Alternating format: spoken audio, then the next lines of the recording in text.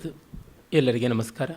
ಮಹಾಕವಿ ಕ್ಷೇಮೇಂದ್ರನ ಯೋಗದಾನವನ್ನು ಕುರಿತಾದ ಭಾಷಣ ಮಾಲಿಕೆಯ ಈ ಮೊದಲನೇ ಕಂತಿನ 2ನೇ ದಿವಸದಲ್ಲಿ ನಾವೀಗ ಚಾರುಚರ್ಯ ಅನ್ನುವ ಗ್ರಂಥವನ್ನು ನೋಡೋಣ.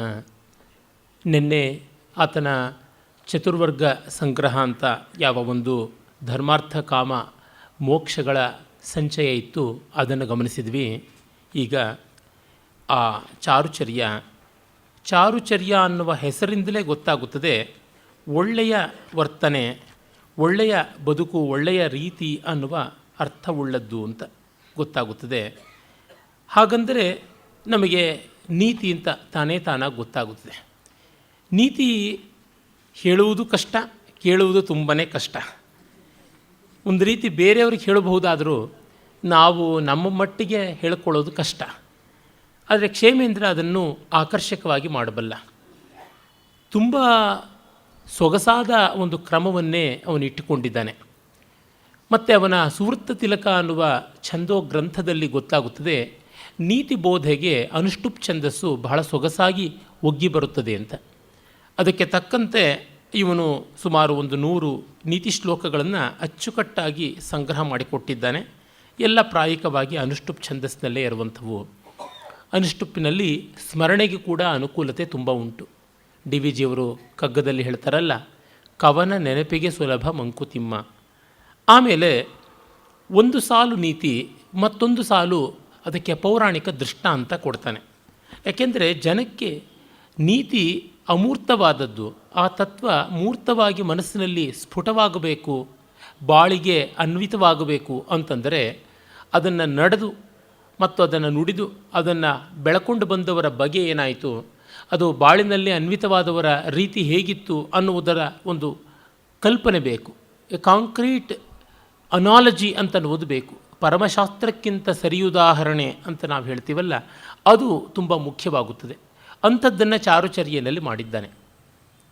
ಈ ಒಂದು ಮಾಡೆಲ್ ಎಷ್ಟು ಚೆನ್ನಾಗಿರುವಂಥದ್ದು ಅಂದರೆ, ಮುಂದೆ ಕಾಲ ಯಾವುದು ಅಂತ ನಾವು ನಿಶ್ಚಯ ಮಾಡಿ ಹೇಳೋದು ಕಷ್ಟ. ಗುಮಾನಿ ಅಂತ ಒಬ್ಬ ಕವಿ, ಹೆಸರು ತುಂಬ ತಮಾಷೆಯಾಗಿದೆ, ಅವನ ಮೇಲೆ ಗುಮಾನಿ ಇದೆ ಅಂತೆಲ್ಲ ಅಂತೀವಲ್ಲ, ಆ ಗುಮಾನಿ ಕವಿ ಅನ್ನುವಂಥ ವ್ಯಕ್ತಿ ಅವನು ಇದೇ ರೀತಿಯಾದಂಥ ಒಂದು ಶತಕವನ್ನು ಬರೆದ. ಅದು ಆರ್ಯ ಛಂದಸ್ನಲ್ಲಿರತಕ್ಕಂಥದ್ದು. ಪೂರ್ವಾರ್ಧದಲ್ಲಿ ನೀತಿ, ಉತ್ತರಾರ್ಧದಲ್ಲಿ ಪೌರಾಣಿಕವಾದ ದೃಷ್ಟಾಂತವನ್ನು. ಅದೇ ರೀತಿಯಲ್ಲಿ ಕುಸುಮದೇವ ಅನ್ನುವಂಥ ಒಬ್ಬ ಕವಿ, ಪ್ರಾಯಶಃ ಗುಮಾನಿಗಿಂತ ಹಿಂದಿನವನು ಅಂತ ಅನಿಸುತ್ತದೆ, ಅವನು ನೀತಿ ಮತ್ತು ಅದಕ್ಕೆ ಹೃದಯಂಗಮವಾದ ಒಂದು ಲೋಕದ ದೃಷ್ಟಾಂತ ಕೊಟ್ಟ. ಕ್ಷೇಮೇಂದ್ರ ಮಾಡಿದ್ದು, ಅವನನ್ನು ನೋಡಿ ಕುಮಾನಿ ಕವಿ ಅನುಸರಿಸಿದ್ದು ಪೌರಾಣಿಕವಾದ ಒಂದು ಕಥಾವೃತ್ತಾಂತವನ್ನೇ ದೃಷ್ಟಾಂತವಾಗಿ ಕೊಡ್ತಕ್ಕಂಥದ್ದು. ಆದರೆ ಕುಸುಮದೇವ ಮಾಡಿರುವಂಥದ್ದು ಸಾಮಾನ್ಯವಾದ ಒಂದು ಲೌಕಿಕ ದೃಷ್ಟಾಂತ. ನಾನು ಕುಸುಮದೇವನ ಆ ದೃಷ್ಟಾಂತ ಕಲಿಕಾ ಶತಕ ಅನ್ನುವ ಗ್ರಂಥವನ್ನು ಕನ್ನಡಕ್ಕೆ ಅನುವಾದ ಮಾಡಿದೆ. ಈಚೆಗಷ್ಟೇ ಕ್ಷೇಮೇಂದ್ರನ ಚಾರುಚರ್ಯೆಯನ್ನು ಅನುವಾದ ಮಾಡಿ ಅದು ಅಚ್ಚಿಗೆ ಹೋಗಿದೆ. ಯಾರೂ ಚಾರುಚರ್ಯೆಯನ್ನು ಸಮಗ್ರವಾದ ವಿವರಣೆಯ ಜೊತೆಗೆ ತಂದಿಲ್ಲ ಅಂತ ಆ ಕೆಲಸವನ್ನು ಮಾಡಿದೆ. ಅಂದರೆ ಒಂದೊಂದು ನೀತಿಗೂ ಪೌರಾಣಿಕ ದೃಷ್ಟಾಂತ ಕೊಡುವುದರಿಂದ ಆ ಪೌರಾಣಿಕ ಕಥೆಯನ್ನು ಸ್ವಲ್ಪ ವಿಸ್ತರಿಸಬೇಕಾಗುತ್ತದೆ. ಕ್ಷೇಮೇಂದ್ರನಿಗೆ ಪೌರಾಣಿಕ ವೃತ್ತಾಂತಗಳ ಎಷ್ಟು ತಿಳುವಳಿಕೆ ಇತ್ತು ಅಂತಂದರೆ, ಅವನು ಪ್ರಾಯಣ ಎಲ್ಲ ಪುರಾಣಗಳನ್ನು ಅಭ್ಯಾಸ ಮಾಡಿದ್ದ. ರಾಮಾಯಣ ಮಹಾಭಾರತಾದಿಗಳಂತೂ ಅವನಿಗೆ ಸಂಧ್ಯಾವಂದನ ಮಂತ್ರಪ್ರಾಯವಾಗಿಬಿಟ್ಟಿದ್ದವು. ಆ ಕಾರಣದಿಂದ ಅವನು ಎಲ್ಲಂದರೆ ಅಲ್ಲಿ ಬೇರೆ ಬೇರೆ ಪಾಠಗಳಿಂದ ಬೇರೆ ಬೇರೆ ಕಥೆಗಳನ್ನು ಕೊಡ್ತಾನೆ. ಅವನ ಚಾರುಚರ್ಯೆಯಲ್ಲಿ ಕೊಟ್ಟ 1-2 ದೃಷ್ಟಾಂತಗಳು ಎಲ್ಲಿವೆ ಅಂತ ಇದುವರೆಗೂ ಯಾರಿಗೂ ಗೊತ್ತಾಗಿಲ್ಲ. ಅಷ್ಟು ಅಪೂರ್ವವಾದ ಆಕರಗಳನ್ನು ಅವನು ಸಂಶೋಧನೆ ಮಾಡಿದ್ದಾನೆ. ಆ ಕಾರಣದಿಂದ ಆ ಕಥಾನಕಗಳನ್ನು ಪ್ರತ್ಯೇಕವಾಗಿ ವಿವರಿಸುವಂಥ ಕೆಲಸವನ್ನು ಮಾಡದೆ, ಒಟ್ಟಿನಲ್ಲಿ ಇದೊಂದು ವಿಶಿಷ್ಟವಾದ ಕೃತಿಯಾದ್ದರಿಂದ ಅದರ ಪರಿಚಯ ಮಾಡಿಕೊಳ್ಳುವುದು ಬಹಳ ಒಳ್ಳೆಯದು. ಇದೇ ಸಂದರ್ಭದಲ್ಲಿ ನಾವು ಕ್ಷೇಮೇಂದ್ರನ ಮಾಂಗಲಿಕ ಪದ್ಯಗಳ ಬಗೆಗೆ ಕೂಡ ಗಮನ ಹರಿಸಬೇಕಾಗುತ್ತದೆ. ಅವನ ಇಂದು ನಮ್ಮ ಪಾಲಿಗೆ ಉಪಲಬ್ಧ ಇರುವಂಥ 17 ಕೃತಿಗಳ ಎಲ್ಲದರ ಮಂಗಳ ಶ್ಲೋಕಗಳನ್ನು ನೋಡಿದ್ರು, ಒಂದೊಂದು ಕೃತಿಗಳ ಬೇರೆ ಬೇರೆ ಅಧ್ಯಾಯಗಳ ಮಂಗಳ ಶ್ಲೋಕ ನೋಡಿದ್ರೂ ಗೊತ್ತಾಗುತ್ತದೆ ಅದೆಷ್ಟು ಔಚಿತ್ಯಪೂರ್ಣವಾಗಿ ಅವನು ಆಯಾ ಕೃತಿಗಳ ಒಂದು ಮಂಗಲಾಚರಣೆ ಮಾಡ್ತಾನೆ ಅಂತ. ಯಾವುದೇ ಒಂದು ಕೃತಿಯಲ್ಲಿ ಆರಂಭದ ದೇವತಾ ಸ್ತುತಿಯೋ ಅಥವಾ ಇನ್ಯಾವುದಾದರೂ ಒಂದು ಮೌಲ್ಯದ ಸ್ತೋತ್ರವನ್ನು ಮಾಡುವಾಗ ಆ ಕೃತಿಗೆ ಅಷ್ಟು ಅಚ್ಚುಕಟ್ಟಾಗಿ ಹೊಂದಿಕೊಳ್ಳುವಂತೆ ಮಾಡ್ತಾನೆ. ಅವನು ಪ್ರಾಯಣ ಹೆಚ್ಚಾಗಿ ವಿಷ್ಣು ಸ್ತುತಿಯನ್ನೇ ಮಾಡಿದ್ದಾನೆ. ಅದನ್ನು ಎಷ್ಟು ಸೊಗಸಾಗಿ ಮಾಡ್ತಾನೆ ಅನ್ನೋದನ್ನು ನೋಡಿ ಇಲ್ಲಿಯ ಚಾರುಚರ್ಯೆಯಲ್ಲಿ ಗಮನಿಸಬಹುದು. ಶ್ರೀಲಾಭ ಸುಭಗ ಸತ್ಯಸಕ್ತ ಸ್ವರ್ಗಾಪವರ್ಗದ ಜಯತಾತ್ ತ್ರಿಜಗತ್ಪೂಜ್ಯ ಸದಾಚಾರ ಇವಾಚ್ಯುತ ಅಂತ. ಸದಾಚಾರವನ್ನೇ ಕುರಿತಾದ ಗ್ರಂಥ ಅಚ್ಯುತ. ಅಚ್ಯುತ ನಾರಾಯಣ ಚ್ಯುತನೇ ಆಗದೇ ಇರತಕ್ಕಂಥವನು, ಶಾಶ್ವತ ಅಜ ಅವ್ಯಯ ಅಂತ ಹೆಸರಾದವನು. ಅವನು ಸದಾಚಾರದಂತೆ ಇದ್ದಾನೆ ಅಂತ. ಸದಾಚಾರದ ಲಕ್ಷಣ ಏನು?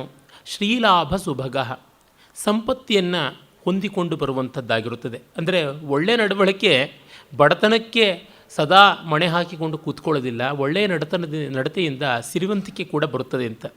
ಸತ್ಯಸಕ್ತ, ಸದಾಚಾರಕ್ಕೆ ಸತ್ಯ ಅನಿವಾರ್ಯವಾಗಿ ಬೇಕಾದದ್ದು. ಮತ್ತು ಸ್ವರ್ಗ ಅಪವರ್ಗ,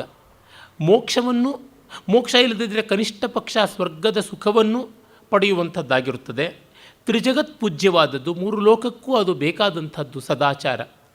ಆ ಕಾರಣದಿಂದಲೇ ಮನ್ವಾದಿ ಸ್ಮೃತಿಗಳಲ್ಲಿ ಬರುತ್ತದೆ, ಆಚಾರ ಪರಮಂ ಜ್ಞಾನಂ ಆಚಾರ ಪರಮಂ ತಪಃ ಆಚಾರ ಪರಮಂ ಕರ್ಮ ಆಚಾರಾತ್ ಕಿಂ ನ ಶಕ್ಯತೆ ಅನ್ನುವಂಥ ಮಾತು. ಸದಾಚಾರಕ್ಕೆ ಮಿಗಿಲಾದ ಬೆಲೆ ಉಂಟು. ಶ್ಲೇಷಾರ್ಥದಿಂದ ಇದು ವಿಷ್ಣುವಿಗೂ ಅನ್ವಯ ಆಗುತ್ತದೆ. ಶ್ರೀಲಾಭ ಸುಭಗ, ಲಕ್ಷ್ಮಿಯ ಲಾಭದಿಂದ, ಕ್ಷೀರಸಾಗರ ಸಮುದ್ಭೂತಿಯಾದ ಲಕ್ಷ್ಮಿಯನ್ನು ಪಡ್ಕೊಳ್ಳೋದ್ರಿಂದ ಮತ್ತಷ್ಟು ಅತಿಶಯಿಸಿ ಶೋಭಿತನಾದವನು ಪರಮಾತ್ಮ. ಸತ್ಯಸಕ್ತ ಅಂತಂದರೆ ಹಾಗಿದ್ದರೂ ಅಸಕ್ತನಾಗಿದ್ದವನು ಅಂತ. ಸಂಪತ್ತಿಯನ್ನು ಹೊಂದಿದವನಾಗಿದ್ದರೂ, ಲಕ್ಷ್ಮಿಯನ್ನು ಸೇರಿಕೊಂಡಿದ್ದರೂ ಕೂಡ ಅಂಟಿಲ್ಲದೆ ಇರುವವನು. ಸಾಮಾನ್ಯ ಸಂಪತ್ತು ಬಂದೊಡನೆ ಅವಿವೇಕ, ಅಹಂಕಾರ, ಮದ ಇತ್ಯಾದಿಗಳೆಲ್ಲ ಬರ್ತವೆ, ಅದಿಲ್ಲದೆ ಇರ್ತಕ್ಕಂಥವನು ಅಂತ. ಆಮೇಲೆ ಸ್ವರ್ಗಾಪವರ್ಗದ, ಸ್ವರ್ಗವನ್ನು ಮೋಕ್ಷವನ್ನು ಕೊಡ್ತಕ್ಕಂಥವನು. ಮತ್ತು ತ್ರಿಜಗತ್ತಿಗೆ, ಮೂರು ಲೋಕಕ್ಕೆ ಪೂಜನೀಯನಾದಂಥವನು. ಅಚ್ಯುತ, ಸದಾಚಾರದ ಹಾಗಿದ್ದಾನೆ ಅಂತನ್ನುವಂಥದ್ದು. ಹೀಗೆ ಮತ್ತೂ ಒಂದು ಅರ್ಥ ಬರುವಂತೆ ಮಾಡ್ತಾನೆ. ಸುವೃತ್ತ ತಿಲಕ ಅಂತಂದಾಗ ತಿಲಕದ ಒಂದು ವಿಶೇಷಣಗಳೆಲ್ಲ ಬರುವಂತೆ ಮಾಡ್ತಾನೆ. ಆಯಾ ಮಂಗಳ ಶ್ಲೋಕಗಳನ್ನು ಓದುತ್ತಲೇ ನಾನು ಮುಂದೆ ಹೇಳ್ತೀನಿ, ಅದರಿಂದ ವಿಸ್ತರಿಸಬೇಕಾಗಿಲ್ಲ. ಇಷ್ಟು ಅರ್ಥವತ್ತಾಗಿ ಮಂಗಳ ಶ್ಲೋಕಗಳನ್ನು ಕೃತಿಯ ವಸ್ತು ನಿರ್ದೇಶನ ಮಾಡುವಂತೆ ರಚನೆ ಮಾಡಿದವರು ಇಲ್ಲ ಅನ್ನುವಷ್ಟು ವಿರಳ. ಮತ್ತು ಅದಕ್ಕೆ ಅಧ್ಯಾಯಗಳನ್ನು ಹೆಸರು ಕೊಡೋದು ಅಷ್ಟೇ, ತುಂಬ ಚೆನ್ನಾಗಿ ಕೊಡ್ತಾರೆ. Is meticulous and prolific. ಸಾಮಾನ್ಯವಾಗಿ ಮೆಟಿಕ್ಯುಲಸ್ ಆದವರು ಪ್ರಾಲಿಫಿಕ್ ಆಗಿರೋಲ್ಲ, ಪ್ರಾಲಿಫಿಕ್ ಆದವರು ಮೆಟಿಕ್ಯುಲಸ್ ಆಗಿರೋಲ್ಲ. ವಿಸ್ತಾರವಾಗಿ ಬರೆಯೋಕ್ಕೆ ಹೊರಟಾಗ ಒಪ್ಪವಾಗಿ ಬರೆಯೋದು ಕಡಿಮೆ. ಒಪ್ಪವಾಗಿ ಬರೆಯುವಾಗ ವಿಸ್ತಾರ ಹೊರಟೋಗ್ಬಿಡುತ್ತೆ, ಆಗೋದಿಲ್ಲ. ಇವೆರಡನ್ನೂ ಕೂಡ ಸಮನ್ವಯ ಮಾಡಿಕೊಂಡಂಥವನು. ಅದಕ್ಕೆ ಅದೇ ಆದಂಥ ಕೆಲವು ಮಿತಿಗಳು ಉಂಟು. ಅಂದರೆ ರೂಪನಿಷ್ಠೆ ಹೆಚ್ಚಾಗಿಬಿಡುತ್ತೆ ಕ್ಷೇಮೇಂದ್ರನಲ್ಲಿ. ಸ್ವರೂಪನಿಷ್ಠೆಗಿಂತ ರೂಪನಿಷ್ಠೆ ಅವನ ಒಂದು ಗುಣ. ಆ ಗುಣದಿಂದಲೇ ಅದೊಂದು ಸ್ವಲ್ಪ ದೋಷವೂ ಆಗಿದೆ. ಅಂದರೆ ಆನಂದವರ್ಧನನೋ ಅಥವಾ ನಾವು ಕುಂತಕನನ್ನು ತೆಗೆದುಕೊಂಡರೆ ಅವರ ಅಲಂಕಾರ ಶಾಸ್ತ್ರಕ್ಕೆ ಯಾವ ಮಟ್ಟದ ಕೊಡುಗೆ ಕೊಟ್ಟರು ಅಂಥದ್ದನ್ನು ಕ್ಷೇಮೇಂದ್ರನಿಗೆ ಕೊಡೋಕ್ಕಾಗಲಿಲ್ಲ. ಈ ಒಂದು ಮೌಲ್ಯಗಳ ಬಗೆಗೆ ನೋಡಿದಾಗ ಭರ್ತೃಹರಿಯ ವೈರಾಗ್ಯ ಶತಕದಲ್ಲಿ ಕಾಣಿಸಿಕೊಳ್ಳುವ ಉತ್ಕಟತೆ, ತೀವ್ರತೆ ಅನ್ನುವಂಥದ್ದು ಕ್ಷೇಮೇಂದ್ರನಲ್ಲಿ ಕಾಣಿಸುವಂಥದ್ದಲ್ಲ. ಅದೇ ರೀತಿಯಲ್ಲಿ ನಾವು ಕಾಳಿದಾಸಾದಿ ಮಹಾಕವಿಗಳಲ್ಲಿ ಮೌಲ್ಯ ಸೌಂದರ್ಯಕ್ಕೆ ಅವಿಭಾಜ್ಯ ಅಂಗವಾಗಿ ಬರುತ್ತದೆ. ಪ್ರತ್ಯೇಕವಾಗಿ ಉಪದೇಶ ಎದ್ದು ತೋರುವುದಿಲ್ಲ, ವಾಚ್ಯತಾ ದೋಷ ಕಾಣಿಸುವುದಿಲ್ಲ. ಈ ಎಲ್ಲ ದೃಷ್ಟಿಯಿಂದ ನೋಡಿದರೆ ಕ್ಷೇಮೇಂದ್ರನಲ್ಲಿ ಒಂದಿಷ್ಟು ಅಸಂಪೂರ್ಣತೆ ಇದೆ. ಅವನು ಪ್ರಥಮ ಪಂಕ್ತಿಯಲ್ಲಿ ಪೂಜನೀಯನಾಗಿ ಕಾಣಿಸೋಲ್ಲ, ಎರಡನೇ ಪಂಕ್ತಿಗೆ ಬರ್ತಾನೆ. ಆದರೆ ಎರಡನೇ ಪಂಕ್ತಿಯೂ ತುಂಬ ಗಣನೀಯವಾದದ್ದು, ಗೌರವನೀಯವಾದದ್ದು ಅನ್ನೋದನ್ನು ನಾವು ಮರೆಯುವಂತೆ ಇಲ್ಲ. ನಾವು ಜಗತ್ತಿನಲ್ಲಿ ಸಾಮಾನ್ಯವಾಗಿ ಫಸ್ಟ್ ಬೆಸ್ಟನ್ನು ಸದಾ ಗಮನಿಸ್ತೀವಿ. ಆ ಭರದಲ್ಲಿ ಸೆಕೆಂಡ್ ಬೆಸ್ಟ್ ಅಂತ ಯಾವುದಿರುತ್ತೆ ಅದರ ಕಡೆಗೆ ಸ್ವಲ್ಪವೂ ಗಮನಕ್ಕೆ ಹೋಗದೇ ಇದ್ದರೆ ಅನ್ಯಾಯವಾಗುತ್ತದೆ, ನಮಗೂ ಅನ್ಯಾಯವಾಗುತ್ತದೆ. ಆ ಎರಡನೆಯ ಅತ್ಯುತ್ತಮ ಅನ್ನುವ ಶ್ರೇಣಿಗೂ ಕೂಡ ಅನ್ಯಾಯ ಆಗುತ್ತದೆ. ಮತ್ತು ಒಂದು ಶ್ರೇಷ್ಠತೆಯ ವ್ಯಸನ ಅಂತ ಇದೆಯಲ್ಲ, ಆ ಶ್ರೇಷ್ಠತೆಯ ವ್ಯಸನ ಎಷ್ಟೋ ಬಾರಿ ನಮಗೆ ಒಳ್ಳೆಯ ವಸ್ತುಗಳು ದೂರ ಆಗುವಂತೆ ಮಾಡಿಬಿಡ್ತವೆ. ಅತ್ಯುತ್ತಮವಾದದ್ದನ್ನು ಹುಡುಕುವ ಭರದಲ್ಲಿ ಸುರಧನುವಿಗೇಣಿ ಇಡ ಹೊರಟು ನಿನ್ನಂಗಳದ ಕಿರಿಹೂವ ಮರೆಯುವೆಯ ಮಂಕುತಿಮ್ಮ ಅಂತ ಆಗಿಬಿಡ್ತದೆ. ಅದು ಆಗದ ಹಾಗೆ ನೋಡಿಕೊಳ್ಳಬೇಕಾದ ಎಚ್ಚರ ನಮ್ಮದಾಗಬೇಕು. ಹಾಗಾಗಿ ಕ್ಷೇಮೇಂದ್ರ ನಮಗೆ ಆದರಣೀಯನಾಗ್ತಾನೆ. ಇನ್ನು ಅವನ ಚಾರುಚರ್ಯೆಯ ಕೆಲವು ಶ್ಲೋಕಗಳನ್ನು ನೋಡೋಣ. ನೋಡಿ, ಉದಾಹರಣೆಗೆ ಅವನು ಬೆಳಗಿನಿಂದ ಮೊದಲುಗೊಂಡು ಸಾಮಾನ್ಯವಾದ ಆಚಾರಗಳು ಅಂತ ಯಾವುದಿವೆ, ಧರ್ಮಾಚರಣೆಗಳು ಅಲ್ಲಿಂದ ಮೊದಲು ಮಾಡಿಕೊಂಡು ಕಡೆಗೆ ಮೋಕ್ಷ, ಪರಮತತ್ವ, ಆತ್ಮತತ್ವ ಚಿಂತನೆ ಅಲ್ಲಿವರೆಗೆ ಬರ್ತಾನೆ. ಈ 100 ಶ್ಲೋಕಗಳಲ್ಲಿ ಆ ಒಂದು ಬೆಳವಣಿಗೆಯನ್ನು ಕಾಣ್ತೀವಿ. ಚತುರ್ವರ್ಗಗಳ ಒಂದು ಸೂಚನೆಯನ್ನು ನಾವಿಲ್ಲಿ ನೋಡ್ತೀವಿ. ಬ್ರಾಹ್ಮೇ ಮುಹೂರ್ತೆ ಪುರುಷ ತ್ಯಜೇತ್ ನಿದ್ರಾ ಮತಂದ್ರಿತಃ ಪ್ರಾತಃ ಪ್ರಬುದ್ಧಂ ಕಮಲಾಂ ಆಶ್ರಯೇತ್ ಶ್ರೀಗುಣಾಶ್ರಯ. ಬೆಳಗ್ಗೆ ಎದ್ದು ನಿದ್ರೆಯನ್ನು ಬಿಟ್ಟು ಮನುಷ್ಯ ತತ್ವವನ್ನು ಚಿಂತನೆ ಮಾಡಬೇಕು, ದಿನವನ್ನು ಸರಿಯಾಗಿ ಆಲೋಚನೆ ಮಾಡಿಕೊಳ್ಳಬೇಕು, ಮೌಲ್ಯ ವಿವೇಚನೆ ಮಾಡಬೇಕು. ಅದು ಹೇಗೆ ಅಂತಂದರೆ, ಪ್ರಬುದ್ಧಂ ಕಮಲಾಂ ಆಶ್ರಯೇತ್, ಪ್ರಾತಃ ಪ್ರಬುದ್ಧಂ ಕಮಲಮಾಶ್ರಯೇತ್ ಶ್ರೀಹಿ ಗುಣಾಶ್ರಯ. ಪ್ರಬುದ್ಧಂ ಕಮಲಂ, ಬೆಳಗ್ಗೆ ಅರಳಿರ್ತಕ್ಕಂಥ ಕಮಲವನ್ನು ಲಕ್ಷ್ಮಿ ಆಶ್ರಯಿಸಬೇಕಲ್ಲವೇ ಅಂತ. ಲಕ್ಷ್ಮಿ ಕೂತ್ಕೊಳ್ಬೇಕು ಅಂದರೆ ಕಮಲ, ಕೈಯಲ್ಲಿ ಅಲಂಕಾರಕ್ಕೆ ಹಿಡಿಯಬೇಕು ಅಂದರೆ ಕಮಲ. ಅದು ಅರಳಿದ ಕಮಲ ಬೆಳಗ್ಗೆನೇ ಇರ್ತಕ್ಕಂಥದ್ದು. ಹಾಗಾಗಿ ಅಲ್ಲಿಗೆ ಬಂದು ನಿಲ್ಲುತ್ತದೆ. ಬೆಳಗಿನಿಂದ ಬ್ರಾಹ್ಮ ಮುಹೂರ್ತದ ಉತ್ಥಾನದಿಂದ ಮತ್ತು ಆಗ ವಿಚಾರಗಳ ಚಿಂತನೆಯಿಂದ ಅರ್ಥಶಾಸ್ತ್ರಾದಿಗಳಲ್ಲಿ ಕೂಡ ಧರ್ಮಶಾಸ್ತ್ರಾದಿಗಳಲ್ಲಿಯೂ ಇದನ್ನೇ ನಾವು ಗಮನಿಸ್ತೀವಿ. ಅದು ಬಹಳ ಮುಖ್ಯ ಅಂತ ಹೇಳ್ತಾನೆ. ಅದೇ ರೀತಿಯಾಗಿ ಸ್ನಾನ ಬಹಳ ಮುಖ್ಯವಾದದ್ದು. ಪುಣ್ಯಪೂತ ಶರೀರ ಸ್ಯಾತ್ ಸತತಂ ಸ್ನಾನ ನಿರ್ಮಲಃ ತತ್ಯಾಜ ವೃತ್ರಃ ಸ್ನಾನಾತ್ ಪಾಪಂ ವೃತ್ರವಧಾರ್ಜಿತಂ ಅಂತ. ಒಳ್ಳೆಯ ಸ್ನಾನದಿಂದ ಮನುಷ್ಯನಿಗೆ ನಿರ್ಮಲತೆ ಹೊರಗೂ ಒಳಗೂ ಬರುವುದಕ್ಕೆ ಸಾಧ್ಯತೆ ಉಂಟು. ಇಂದ್ರ ಸ್ನಾನದ ಮೂಲಕವಾಗಿಯೇ ವೃತ್ರವಧೆಯ ಪಾಪವನ್ನು ಕಳ್ಕೊಂಡ ಅಂತ. ಮಾನಸ ಸರೋವರದ ಸ್ನಾನದ ಮೂಲಕವಾಗಿ ಪಾಪವನ್ನು ಕಳ್ಕೊಂಡ ಅನ್ನುವಂಥದ್ದು ನಮ್ಮ ಪುರಾಣಾದಿಗಳಲ್ಲೆಲ್ಲ ಬರುವಂಥದ್ದು ಅಂತ ಗೊತ್ತಾಗುತ್ತದೆ. ಮಹಾಭಾರತದಲ್ಲಿ ಕೂಡ ಅದು ಬರುತ್ತದೆ. ಆ ವೃತ್ರಾಸುರ ಕಥೆ ಇಲ್ಲಿ ಅನುಸಂಧೇಯ. ಅನೇಕ ಪುರಾಣಗಳಲ್ಲಿ ಇರುವಂಥ ಒಂದು ಕಥೆ ವೃತ್ರಾಸುರ ವಧೆ. ವಿಷ್ಣು ಪುರಾಣ, ಹರಿವಂಶ, ಭಾಗವತ, ದೇವಿ ಭಾಗವತ, ಮಹಾಭಾರತ, ಹೀಗೆ ಅನೇಕ ಪುರಾಣಗಳಲ್ಲಿ ಕಾಣಿಸಿಕೊಳ್ಳುವ ಪ್ರಮುಖ ಕಥೆಗಳಲ್ಲಿ ಒಂದು. ಮತ್ತು ನೋಡಿ, ಇನ್ನೊಂದು ಶ್ಲೋಕ ಶ್ರಾದ್ದದ ಬಗ್ಗೆ ಹೇಳ್ತಾನೆ. ಶ್ರಾದ್ದಂ ಶ್ರದ್ಧಾನ್ವಿತಂ ಕುರ್ಯಾತ್ ಶಾಸ್ತ್ರೋಕ್ತೇನೇವ ವರ್ತಮನ ಭುವಿ ಪಿಂಡಂ ದದೌ ವಿದ್ವಾನ್ ಭೀಷ್ಮ ಪಾಣೋ ನ ಶಂತನೋಹೋ ಅಂತ. ಭೀಷ್ಮ ಶ್ರಾದ್ದವನ್ನು ವಿಧಿವತ್ತಾಗಿ ಮಾಡುವಾಗ ಪಿಂಡವನ್ನು ದರ್ಭಾಸ್ತರಣದ ಮೇಲೆ ಅರ್ಪಿಸಬೇಕು ಅಂತ ಶ್ರಾದ್ದ ಶಾಸ್ತ್ರ ನಿಯಮ ಉಂಟು. ಆದರೆ ಭೀಷ್ಮ ಶ್ರಾದ್ದ ಮಾಡೋದಕ್ಕೆ ಹೊರಟಾಗ ಅವನ ತಂದೆ ಶಂತನು ಮಗನ ನೈಷ್ಠಿಕವಾದ ಶ್ರಾದ್ದದಿಂದ ಎಷ್ಟು ಪ್ರೀತನಾದ ಅಂದರೆ ತನ್ನ ಕೈಯನ್ನೇ ಚಾಚಿದನಂತೆ, ಸಾಕ್ಷಾತ್ತಾಗಿ ಪಿತೃದೇವತಾ ರೂಪದಿಂದ ಬಂದು ತನ್ನ ಕೈಗೆ ಕೊಡು ಅಂತ. ಆದರೆ ಶಾಸ್ತ್ರವಿಧಿ ಇರುವಂಥದ್ದು ದರ್ಭಾಸ್ತರಣದ ಮೇಲೆ ಪಿಂಡ ಪ್ರದಾನ ಮಾಡಬೇಕು ಅಂತ. ಅದಕ್ಕಾಗಿ ದರ್ಭೆ ಮೇಲೆ ಇಟ್ಟ ಹೊರತು ತಂದೆಯ ಕೈ ಕೊಡಲಿಲ್ಲ. ಯಾಕೆಂದರೆ ತಂದೆಯ ವೇಷದಲ್ಲಿ ಮತ್ತಾವುದೋ ಭೂತ ಪ್ರೇತ ಪಿಶಾಚ ಬಂದಿದ್ದರೆ ಶ್ರಾದ್ದದ ವಾಕ್ಯ ಅದು ಬಹಳ ಮುಖ್ಯ. Go by the letter. Bhishma ಅದೇ ರೀತಿಯಾದವನೇ ಬಿಡಿ, ಅವನಿಗೆ ತತ್ವಕ್ಕಿಂತ ರೂಪವೇ ಮುಖ್ಯವಾಯಿತು. ಭೀಷ್ಮನ ಬದುಕಿನ ವಿಮರ್ಶೆ ಅಂತಂದರೆ ಅವನ ವೈಫಲ್ಯ ವಿಮರ್ಶೆಯೇ ಆಗುತ್ತದೆ, ಇನ್ನೇನೂ ಅಲ್ಲ. ಆದರೆ ಶಾಸ್ತ್ರವಾಕ್ಯಕ್ಕೆ ಬೆಲೆ ಅನ್ನೋದನ್ನು ಕೊಡಬೇಕಾಗುತ್ತದೆ ಅನ್ನುವುದನ್ನು ತೋರ್ಪಡಿಸೋದಕ್ಕೆ ಅವನು ಹೇಳ್ತಾನೆ. ಶ್ರಾದ್ದ ನಿಯಮ ಅಂದರೆ ಹಾಗೆ, ನಿಯಮ ಅನ್ನೋದನ್ನೇ ಶ್ರಾದ್ದ ನಿಯಮ ಅಂತ ಹೇಳಿದ್ರೇ ಗೊತ್ತಾಗುತ್ತದೆ ಅದರ ಕಟುತ್ವ ಎಂಥದ್ದು, ನಿರ್ದಯವಾದ ನೈಷ್ಠಿಕವಾದ ವೃತ್ತಿ ಎಂಥದ್ದು ಅನ್ನುವಂಥದ್ದು. ಮತ್ತು ಕೈಕಾಲು ತೊಳ್ಕೊಳ್ಳೋದ್ರ ಬಗ್ಗೆ ಒಂದು ಮಾತು ಹೇಳ್ತಾನೆ. ಜಪ ಹೋಮಾರ್ಚನಂ ಕುರ್ಯಾತ್ ಸುಧೌತ ಚರಣ ಶುಚಿ ಪಾದಶೌಚ ವಿಹೀನಂ ಹಿ ಪ್ರವಿವೇಶ ನಲಂ ಕಲಿಹಿ ಅಂತ. ಕೈಕಾಲನ್ನು ಶುಭ್ರವಾಗಿ ತೊಳೆದುಕೊಳ್ಳಬೇಕು, ಆಚಮನಾದಿಗಳನ್ನು ಮಾಡಬೇಕು.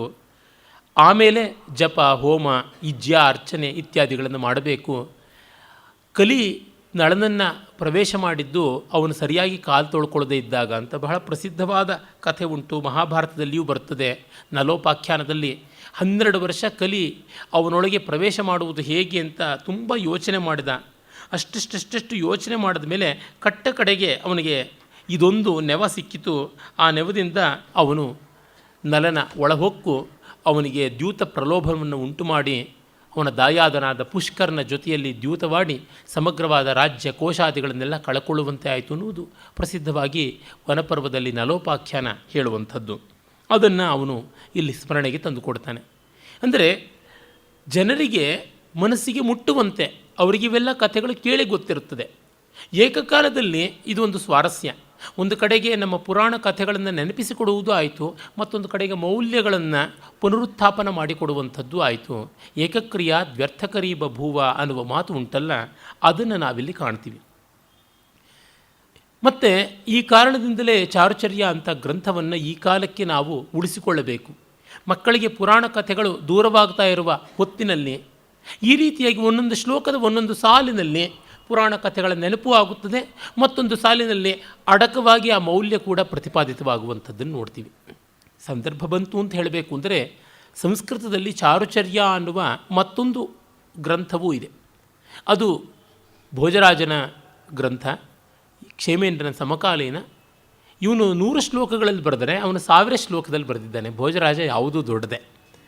ಅದು ಪ್ರಧಾನವಾಗಿ ನಿತ್ಯಚರ್ಯೆಯನ್ನು ಕುರಿತಾದದ್ದು, ಆಯುರ್ವೇದ ವೈಶಿಷ್ಟ್ಯವನ್ನು ಒಳಗೊಂಡಿರುವಂಥ ಗ್ರಂಥ. ಯಾರೂ ಅದನ್ನು ಅನುವಾದ ಮಾಡಿದಂತೆ ಇಲ್ಲ, ಬಹಳ ಒಳ್ಳೆಯ ಗ್ರಂಥ. ಭೋಜರಾಜನ ಗುಣದೋಷಗಳಿಗೆಲ್ಲ ಅದು ನಿದರ್ಶನ ಅನ್ಬೋದು.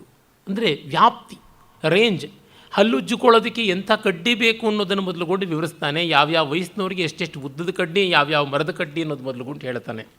ಈ ವಿಸ್ತಾರ ಎಲ್ಲ ನೋಡಿದಾಗ ಅದು ಭೋಜರಾಜ ಅಂತ ಅನಿಸುತ್ತದೆ. ಅದು ಹೀಗೆ ಅನಷ್ಟು ಶ್ಲೋಕಗಳಲ್ಲಿಯೇ ಪ್ರಾಯಿಕವಾಗಿ ಇರುವಂಥದ್ದು.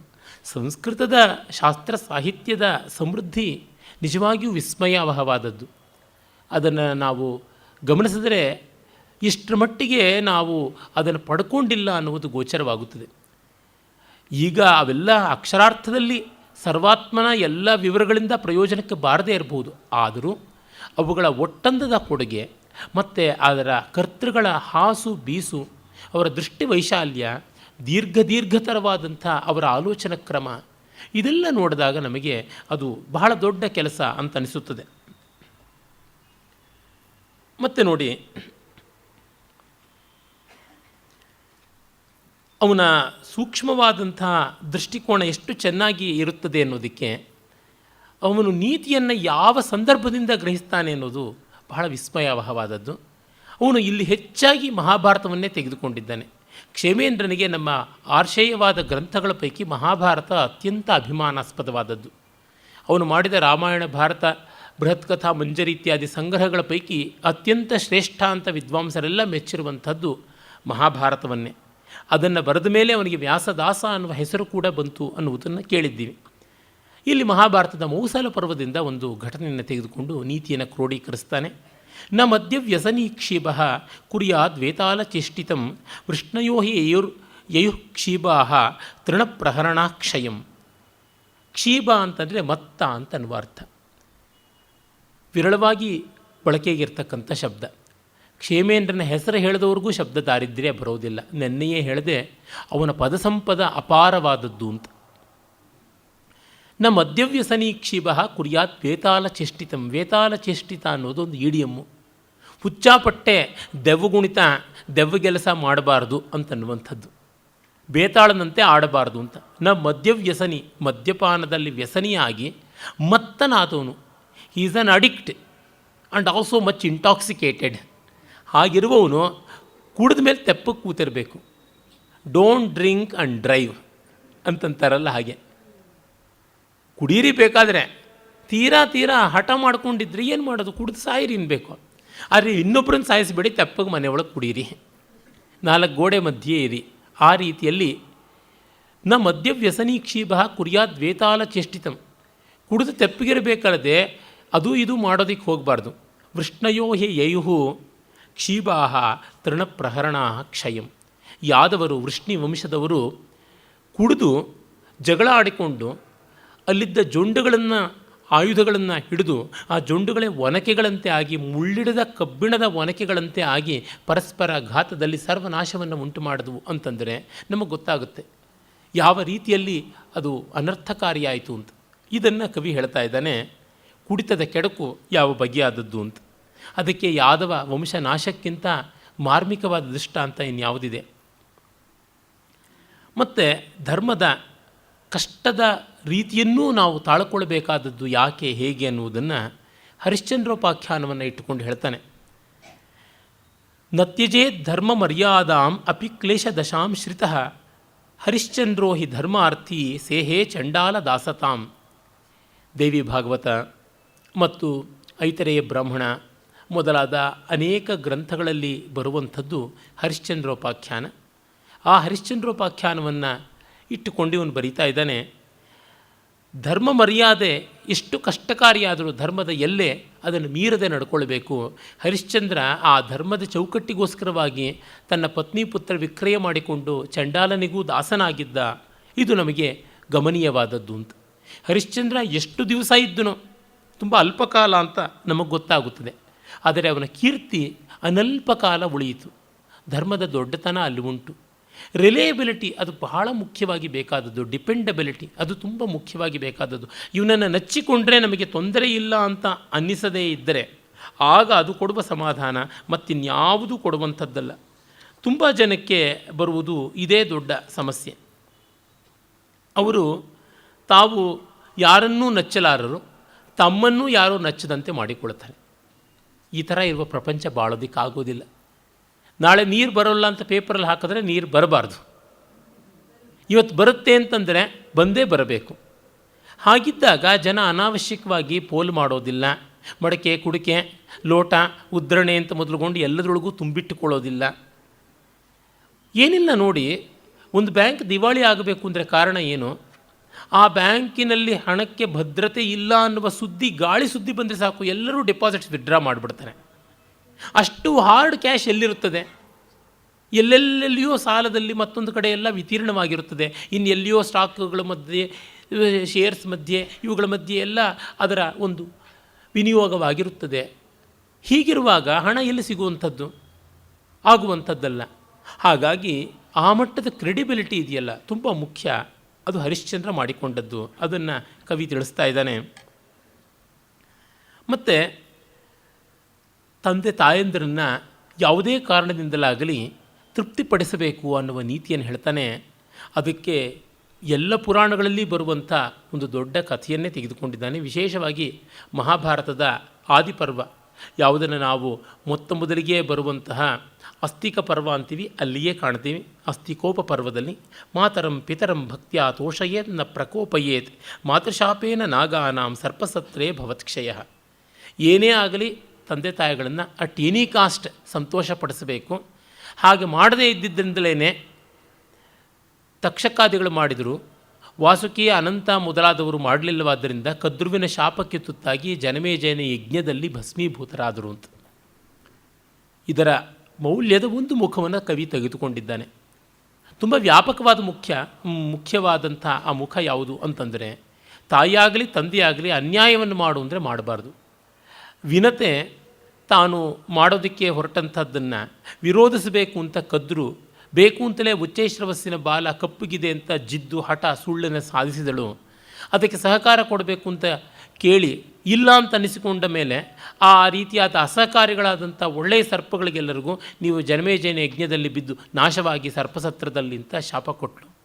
ಅದನ್ನು ಮಾಡಿಕೊಟ್ಟಂಥ ಕಾರ್ಕೋಟಕ ಮೊದಲಾದವರಿಗೆಲ್ಲರಿಗೂ ಅನುಗ್ರಹ ಮಾಡಿದಳು ಅಂತ ಗೊತ್ತಾಗುತ್ತದೆ ಕಥೆ. ಈ ಕಥೆಯ ಆಂಶಿಕ ಭಾಗವನ್ನು ಇಟ್ಟುಕೊಂಡಿದ್ದಾನೆ. ಆದರೆ ವ್ಯಾಪಕವಾದಂಥ ಭಾಗದ ನೀತಿ ಬೇರೆಯಾದದ್ದು. ಎಷ್ಟೋ ಬಾರಿ ಆ ಥರ ಇರುತ್ತದೆ. ಅಲಂಕಾರ ಶಾಸ್ತ್ರವನ್ನೇ ಒಂದು ಉದಾಹರಣೆಗೆ ತೆಗೆದುಕೊಂಡ್ರೆ, ಒಂದು ಪದ್ಯದಲ್ಲಿ ಒಂದು ಸಾಲಿನಲ್ಲಿ ರೂಪಕ ಅಲಂಕಾರ ಇರುತ್ತೆ, ಮತ್ತೊಂದು ಸಾಲಿನಲ್ಲಿ ಅತಿಶಯೋಕ್ತಿ ಅಲಂಕಾರ ಇರುತ್ತದೆ, ಇನ್ನೊಂದು ಸಾಲಿನಲ್ಲಿ ದೃಷ್ಟಾಂತ ಅಲಂಕಾರ ಇರುತ್ತದೆ. ರೂಪಕ ಅಲಂಕಾರಕ್ಕೆ ಪದ್ಯ ಉದಾಹರಣೆ ಕೊಟ್ಟರೆ ಮಿಕ್ಕಿದ್ದಕ್ಕೆ ಅಲ್ಲವೇ? ಅಲ್ಲ ಅಂತಲ್ಲ, ಆದರೆ ಇಲ್ಲಿ ವ್ಯಪದೇಶ ಇರುವಂಥದ್ದು ಅಂತ ಆ ರೀತಿಯಾಗಿ ಈ ಕಥೆಯನ್ನು ನೋಡಬೇಕು. ಹಾಗೆ ತಂದೆಗೆ ಸಂತೋಷ ಕೊಡಬೇಕು ಅನ್ನೋದನ್ನು ಹೇಳ್ತಾನೆ. ಅದು ಮಹಾಭಾರತದಲ್ಲೇ ಬರ್ತಕ್ಕಂಥ ಅದೇ ಸಂಭವ ಪರ್ವದಲ್ಲಿ, ಅಂದರೆ ಆದಿಪರ್ವದ ಆರಂಭದಲ್ಲಿಯೇ. ಜರಾಗ್ರಹಣ ತುಷ್ಟೇನ ನಿಜ ಯೌವನದ ಸುತಃ ಕೃತಃಕನೀಯಾನ್ ಪ್ರಣತಶ್ಚಕ್ರವರ್ತಿ ಯಯಾತಿನ. ತಂದೆಯನ್ನು ತಾನು ತನ್ನ ಯೌವನ ಕೊಟ್ಟು ಅವನ ಮುಪ್ಪನ್ನು ಪಡ್ಕೊಳ್ಳೋದರ ಮೂಲಕವಾಗಿ ಪೂರು ತೃಪ್ತಿಪಡಿಸಿದ ಚಕ್ರವರ್ತಿಯೂ ಆದ ಹಿರಿಯರಿಗೆ ಗೌರವ ಬರುವಂತೆ ಪ್ರೀತಿಪಾತ್ರರಾಗುವಂತೆ ನಡ್ಕೊಳ್ಬೇಕು ಅಂತ. ಇಲ್ಲಿಯೂ ಅಷ್ಟೇ ಯಯಾತಿ ಮಾಡಿದ್ದು ಸರಿಯಾ, ಮಗನ ಯೌವನವನ್ನು ಧ್ವಂಸ ಮಾಡಿದನಲ್ಲ, ಈ ಮಟ್ಟದಲ್ಲಿ ಆಲಸ್ಯ ಅನ್ನುವ ಪುಂಖಾನುಪುಂಖವಾಗಿ ಉಪಪ್ರಶ್ನೆಗಳು ಏಳಬಹುದು. ಆದರೆ ತಾತ್ಪರ್ಯ ಎಷ್ಟು? ತಂದೆ ತಾಯಿಗಳಿಗೆ ಗೌರವ ಬರುವಂತೆ ನಡ್ಕೊಳ್ಬೇಕು, ಅವರಿಗೆ ತುಷ್ಟಿಯಾಗುವಂತೆ ತೃಪ್ತಿಯಾಗುವಂತೆ ಬಾಳಬೇಕು. ಪ್ರೀಣಯೇ ಸುಚರಿತೆ ಪಿತರಂ ಸಪುತ್ರ ಅನ್ನುವ ಮಾತೆ ಭರ್ತೃಹರಿದು ಉಂಟಲ್ಲ. ಹಾಗೆ ಈ ರೀತಿಯಾಗಿ ನೀತಿಗಳನ್ನು ಹೇಳ್ತಾ ಬರ್ತಾನೆ. ಆಮೇಲೆ ಕೃತಜ್ಞತೆಯ ಅನರ್ಥ ಎಂಥದ್ದು ಮತ್ತು ಕೃತಜ್ಞತೆಯ ದೊಡ್ಡತನ ಏನು ಅನ್ನುವುದನ್ನು ಒಂದು ಸುಭಾಷಿತದಲ್ಲಿ ಹೇಳ್ತಾನೆ. ಅವಿಸ್ಮೃತೋಪಕಾರಸ್ಯ ನ ಕುರ್ವೀತ ಕೃತಘ್ನತಾಂ ಹತ್ವೋಪಕಾರಿಣಂ ವಿಪ್ರೋ ನಾಡೀಜಂಗಂ ಅಧಶ್ಚ್ಯುತಃ ಅಂತ. ಇದು ಮಹಾಭಾರತದಲ್ಲಿಯೇ ಬರುವಂಥ ಒಂದು ಮಾರ್ಮಿಕವಾದ ಕಥೆ, ನಾಡೀಜಂಗೋಪಾಖ್ಯಾನ ಅಂತ. ನಾಡೀಜಂಘ ಒಂದು ಕೊಕ್ಕರೆ. ಆ ಕೊಕ್ಕರೆ ಒಬ್ಬ ಬ್ರಾಹ್ಮಣ ತುಂಬ ಹಸಿವಿನಿಂದ ಬಡತನದಿಂದ ಕಂಗೆಟ್ಟಿದ್ದಾಗ ಅವನಿಗೆ ಉಪಕಾರವನ್ನು ಮಾಡೋದಕ್ಕೆ, ಸಂಪತ್ತನ್ನು ಕೊಡೋದಕ್ಕೆ ಎಷ್ಟೆಲ್ಲ ಸಹಕಾರವನ್ನು ಮಾಡುತ್ತದೆ.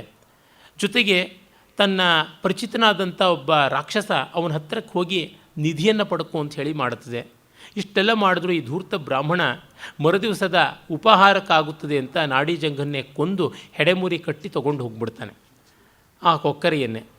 ಆದರೆ ಆ ರಾಕ್ಷಸನಿಗೆ ಗೊತ್ತಾಗುತ್ತದೆ, ನಾಡೀಜಂಘನಿಗೆ ಮಾಡಿದ ಅನ್ಯಾಯ ತಾಳಲಾಗದೆ ರಾಕ್ಷಸ ಇವನನ್ನು ಕೊಲ್ತಾನೆ. ಕೊಂದು ತುಂಡು ಮಾಡಿ ಎಸೆದರೆ ಯಾವ ಪ್ರಾಣಿ ಪಕ್ಷಿಗಳು ಕೂಡ ಇವನ ಮಾಂಸವನ್ನು ತಿನ್ನೋಕ್ಕೆ ಬರೋಲ್ಲ. ಕೃತಘ್ನನ ಮಾಂಸ ಪರಮ ವಿಷ ಅಂತನ್ನುವಂಥದ್ದು ಎಂಥ ಮೆಟಫಾರ್, ಅತ್ಯದ್ಭುತವಾದಂಥ ಒಂದು ಪ್ರತಿಮೆ. ಇದನ್ನು ಹೇಳ್ತಾ ಇದ್ದಾನೆ. ನಾಡೀಜಂಘ ಕಥೆಯನ್ನು ಕವಿ ಜ್ಞಾಪಿಸಿಕೊಡ್ತಾ ಇದ್ದಾನೆ. ಅದೇ ರೀತಿ ಮೃಗಯ ವ್ಯಸನಕ್ಕೆ ಪಾಂಡುವಿನ ಕಥೆಯನ್ನು ಹೇಳ್ತಾನೆ. ಮತ್ತು ಇನ್ನೊಂದು ನೋಡಿ, ಇನ್ನೊಬ್ಬರು ಏನಾದರೂ ಅನುಭವಿಸ್ತಾ ಇದ್ದರೆ ನಾವು ಹೊಟ್ಟೆ ಕಿಚ್ಚು ಪಟ್ಟುಕೊಂಡು ಚಾಡಿ ಚುಚ್ಚಬಾರದು ಅಂತ. ಇದರ ಒಂದು ವ್ಯಾವಹಾರಿಕವಾದ ನೀತಿ ಬಹಳ ಚೆನ್ನಾಗಿದೆ ಮತ್ತು ಎಲ್ಲಿಯೂ ಚರ್ಚನೀಯವಾದ ಅಂಶ ಉಂಟು. ಅದನ್ನು ಪುರಾಣ ಕಥೆಗಳಿಂದ, ಅಮೃತಮಥನದ ಉಪಾಖ್ಯಾನ ಬರುವಂಥ ವಿಷ್ಣು ಭಾಗವತಾದಿ ಪುರಾಣಗಳಿಂದ ತೆಗೆದುಕೊಳ್ತಾನೆ. ಪರೇಶಾಂ ಕ್ಲೇಶದಂ ಕುರ್ಯಾನ್ ನ ಪೈಶೂನ್ಯಂ ಪ್ರಭೋ ಪ್ರಿಯಂ ಪೈಶೂನ್ಯೇನ ಗತೋ ರಾಹೋಹೋ ಚಂದ್ರಾರ್ಕವು ಭಕ್ಷಣೀಯತಾಂ. ಪಾಪ ಸಿಂಹಿಕೆಯ ಮಗ ಸಂಹಿಕೆಯ, ಅವನು ದೇವತಾ ವೇಷಧಾರಿಯಾಗಿ ಬಂದು ಅಮೃತ ಕುಡಿತಾ ಇದ್ದ. ಈ ಸೂರ್ಯಚಂದ್ರರು ಇರಲಾರದೆ ಇರುವೆ ಬಿಟ್ಟುಕೊಂಡ್ರು ಅಂತ ನೋಡಿಬಿಟ್ಟು ವಿಷ್ಣುವಿಗೆ ಇವನು ಹೊರಗಿನವನು ಬಂದು ಕುಡಿತಾ ಇದ್ದಾನೆ ಅಮೃತ ಅಂತಂದರು. ಮೋಹಿನಿ ರೂಪದ ವಿಷ್ಣು ತನ್ನ ಸಟ್ಟುಗವನ್ನೇ ಎಸೆದ. ಅದು ಚಕ್ರ, ಸುದರ್ಶನ ಚಕ್ರವೇ ಮೋಹಿನಿ ಅಮೃತ ವಿತೀರ್ಣ ಮಾಡೋದಕ್ಕೆ ಇಟ್ಟುಕೊಂಡಂಥ ಸೌಟಾಗಿತ್ತು. ರಾಹುವಿನ ಛಿನ್ನವಾಯಿತು. ರಾಹು ಎರಡು ಭಾಗವಾಗಿ ಆ ಕೋಪದಿಂದ ಇಂದೂ ಸೂರ್ಯಚಂದ್ರರನ್ನು ನುಂಗುತ್ತಾ ಇದ್ದಾನೆ ಅಂತ. ಮಿಕ್ಕ ದೇವತೆಗಳಿಗೆ ಆದ ನಷ್ಟ ಏನು, ಇವರಿಗೆ ಆದ ಲಾಭ ಏನು? ರಾಹುವಿನ ಬಾಯಿಗೆ ಸಿಕ್ಕಾಕ್ಕೊಳ್ಳೋದೇನೆ ಪರ್ವಕಾಲದಲ್ಲಿ. ಸೂರ್ಯಚಂದ್ರ ಗ್ರಹಣಗಳು ಅಮಾವಾಸ್ಯ ಪೂರ್ಣಿಮೆಗಳೆಲ್ಲ ಆಗ್ತಾ ಇರ್ತವಲ್ಲ. ಅಂದರೆ ಅಯ್ಯೋ ಅವನು ತಿಂದರೆ ತಿಂದುಕೊಂಡು ಹೋಗಲಿ ಅಂತ ಬಿಡಬೇಕು ಅನ್ನುವಂಥ ಒಂದು ವ್ಯಾವಹಾರಿಕವಾದದ್ದು. ಏನೋ ಬಚ್ಚಲ ಮನೇಲಿ ಹೋಗೋದಿಲ್ಲ ಅನ್ನದಗಳು ಅಷ್ಟು ಮಾತ್ರದ್ದಷ್ಟೇ. ಅವನು ಪಾಪ ಒಂದು ಪಂಕ್ತಿನಲ್ಲಿ ಬಂದು ಕೂತ್ಕೊಂಡ್ರೆ ಏನು ತಪ್ಪು? ಎಷ್ಟೋ ಕಡೆಗಳಲ್ಲಿ ಈ ಥರ ಆಗುತ್ತದೆ. ಊಟದ ಪಂಕ್ತಿಯಲ್ಲಿ ಕೂತವ್ರನ್ನ ಬಲವಂತವಾಗಿ ಎಬ್ಬಿಸುವಂಥದ್ದಾಗುತ್ತದೆ. ಒಮ್ಮೆ ನನ್ನ ಆತ್ಮೀಯ ಸ್ನೇಹಿತನೊಬ್ಬನ ಮನೆಯ ಸಂದರ್ಭದಲ್ಲಿ, ಒಂದು ನಾಮಕರಣದ ಉತ್ಸವದಲ್ಲಿ, ನನ್ನ ಸ್ನೇಹಿತನ ಮಗುವಿಗೆ ನಾಮಕರಣ. ಅವನ ಅತ್ತೆ ಮಾವಂದರು ಸುಮ್ಮನೆ ಬಂದು ಅವರು ನೋಡಬೇಕು ಅಷ್ಟೇ. ನನ್ನ ಸ್ನೇಹಿತನ ಖರ್ಚಿನಲ್ಲಿಯೇ ಎಲ್ಲ ನಡೀತಾ ಇದ್ದದ್ದು. ಆ ಛತ್ರಕ್ಕೆ ಬಂದು ಕೆಲಸ ಮಾಡ್ತಾ ಇರ್ತಕ್ಕಂಥವ್ರು ಇರ್ತಾರೆ, ಒಂದಿಷ್ಟು ಎಂಜಲೆಲೆ ಎತ್ತಕ್ಕಂಥವ್ರು, ಗುಡಿಸ್ತಕ್ಕಂಥವ್ರು, ಅವ್ರಿಗೆಲ್ಲ ಕಡೆಯ ಪಂಕ್ತಿಯಲ್ಲಿ ಊಟ ಅನ್ನೋದು ಇದ್ದೇ ಇರುತ್ತದೆ. ಹಾಗೆ ಬಂದ ಕೆಲಸದವರ ಸಾಲಿನಲ್ಲಿ ಕೆಲಸದವರು ಬಂದು ಯಾವನೋ ಬಂದು ಕೂತ್ಕೊಂಡಂತೆ. ಅದು ಎಲ್ಲ ಬಿಟ್ಟು ನನ್ನ ಸ್ನೇಹಿತನ ಮಾವನಿಗೆ ಕಾಣಿಸ್ತು. ನೀನು ಈ ಛತ್ರದ ಕೆಲಸದ ವರ್ಗದಲ್ಲಿ ಸೇರಿಲ್ಲದೆ ಇರತಕ್ಕಂಥವನು, ಅಲ್ಲಿ ಮೇಲ್ವಿಚಾರಕರು ಹೇಳಿದರು 8-10 ಜನ ಅಷ್ಟೇ ಅಂತ, ನೀನು 11ನೇನೋ 9ನೇವನೋ ಆಗಿ ಬಂದಿದ್ದೀಯಾ, ಹಾಗಾಗಿ ಎದ್ದು ಹೋಗು ಅಂತ ಪಂಕ್ತಿಯಲ್ಲಿ ಕೂತವನನ್ನು ಎಬ್ಬಿಸಿದ್ರಂತೆ. ಅದು ಬಹಳ ಬೇಸರವಾಗಿ, ಮತ್ತು ನನ್ನ ಸ್ನೇಹಿತ ಅದು ಆಮೇಲಿಂದ ಬಂದು ನನಗೆ ಹೇಳಿದ, ಈ ಥರ ಎಲ್ಲ ಮಾಡಿಬಿಟ್ರು ಮಾವನವರು ಅಂತ. ಇದು ವಿಶೇಷವಾಗಿ ಭರ್ತ್ಸನೀಯ, ಖಂಡನೀಯವಾದದ್ದು. ಯಾರೂ ಬಂದು ತಿನ್ನಲಿ ಅಂತ ಅನ್ನಬೇಕು. ಪುಣ್ಯಾತ್ಮರುಗಳು ಎಲ್ಲರಿಗೂ ಕೂಡ ಚಾತುರ್ವರ್ಣ್ಯ ಸಮಾರಾಧನೆ ಅಂತೆಲ್ಲ ಮಾಡ್ತಾಯಿದ್ರು. ಊರು ಕೇರಿ ಜನರಿಗೆ ಎಲ್ಲರಿಗೂ ಕೂಡ ಮಾಡ್ತಾ ಇದ್ದ ಕಾಲ ಇತ್ತು.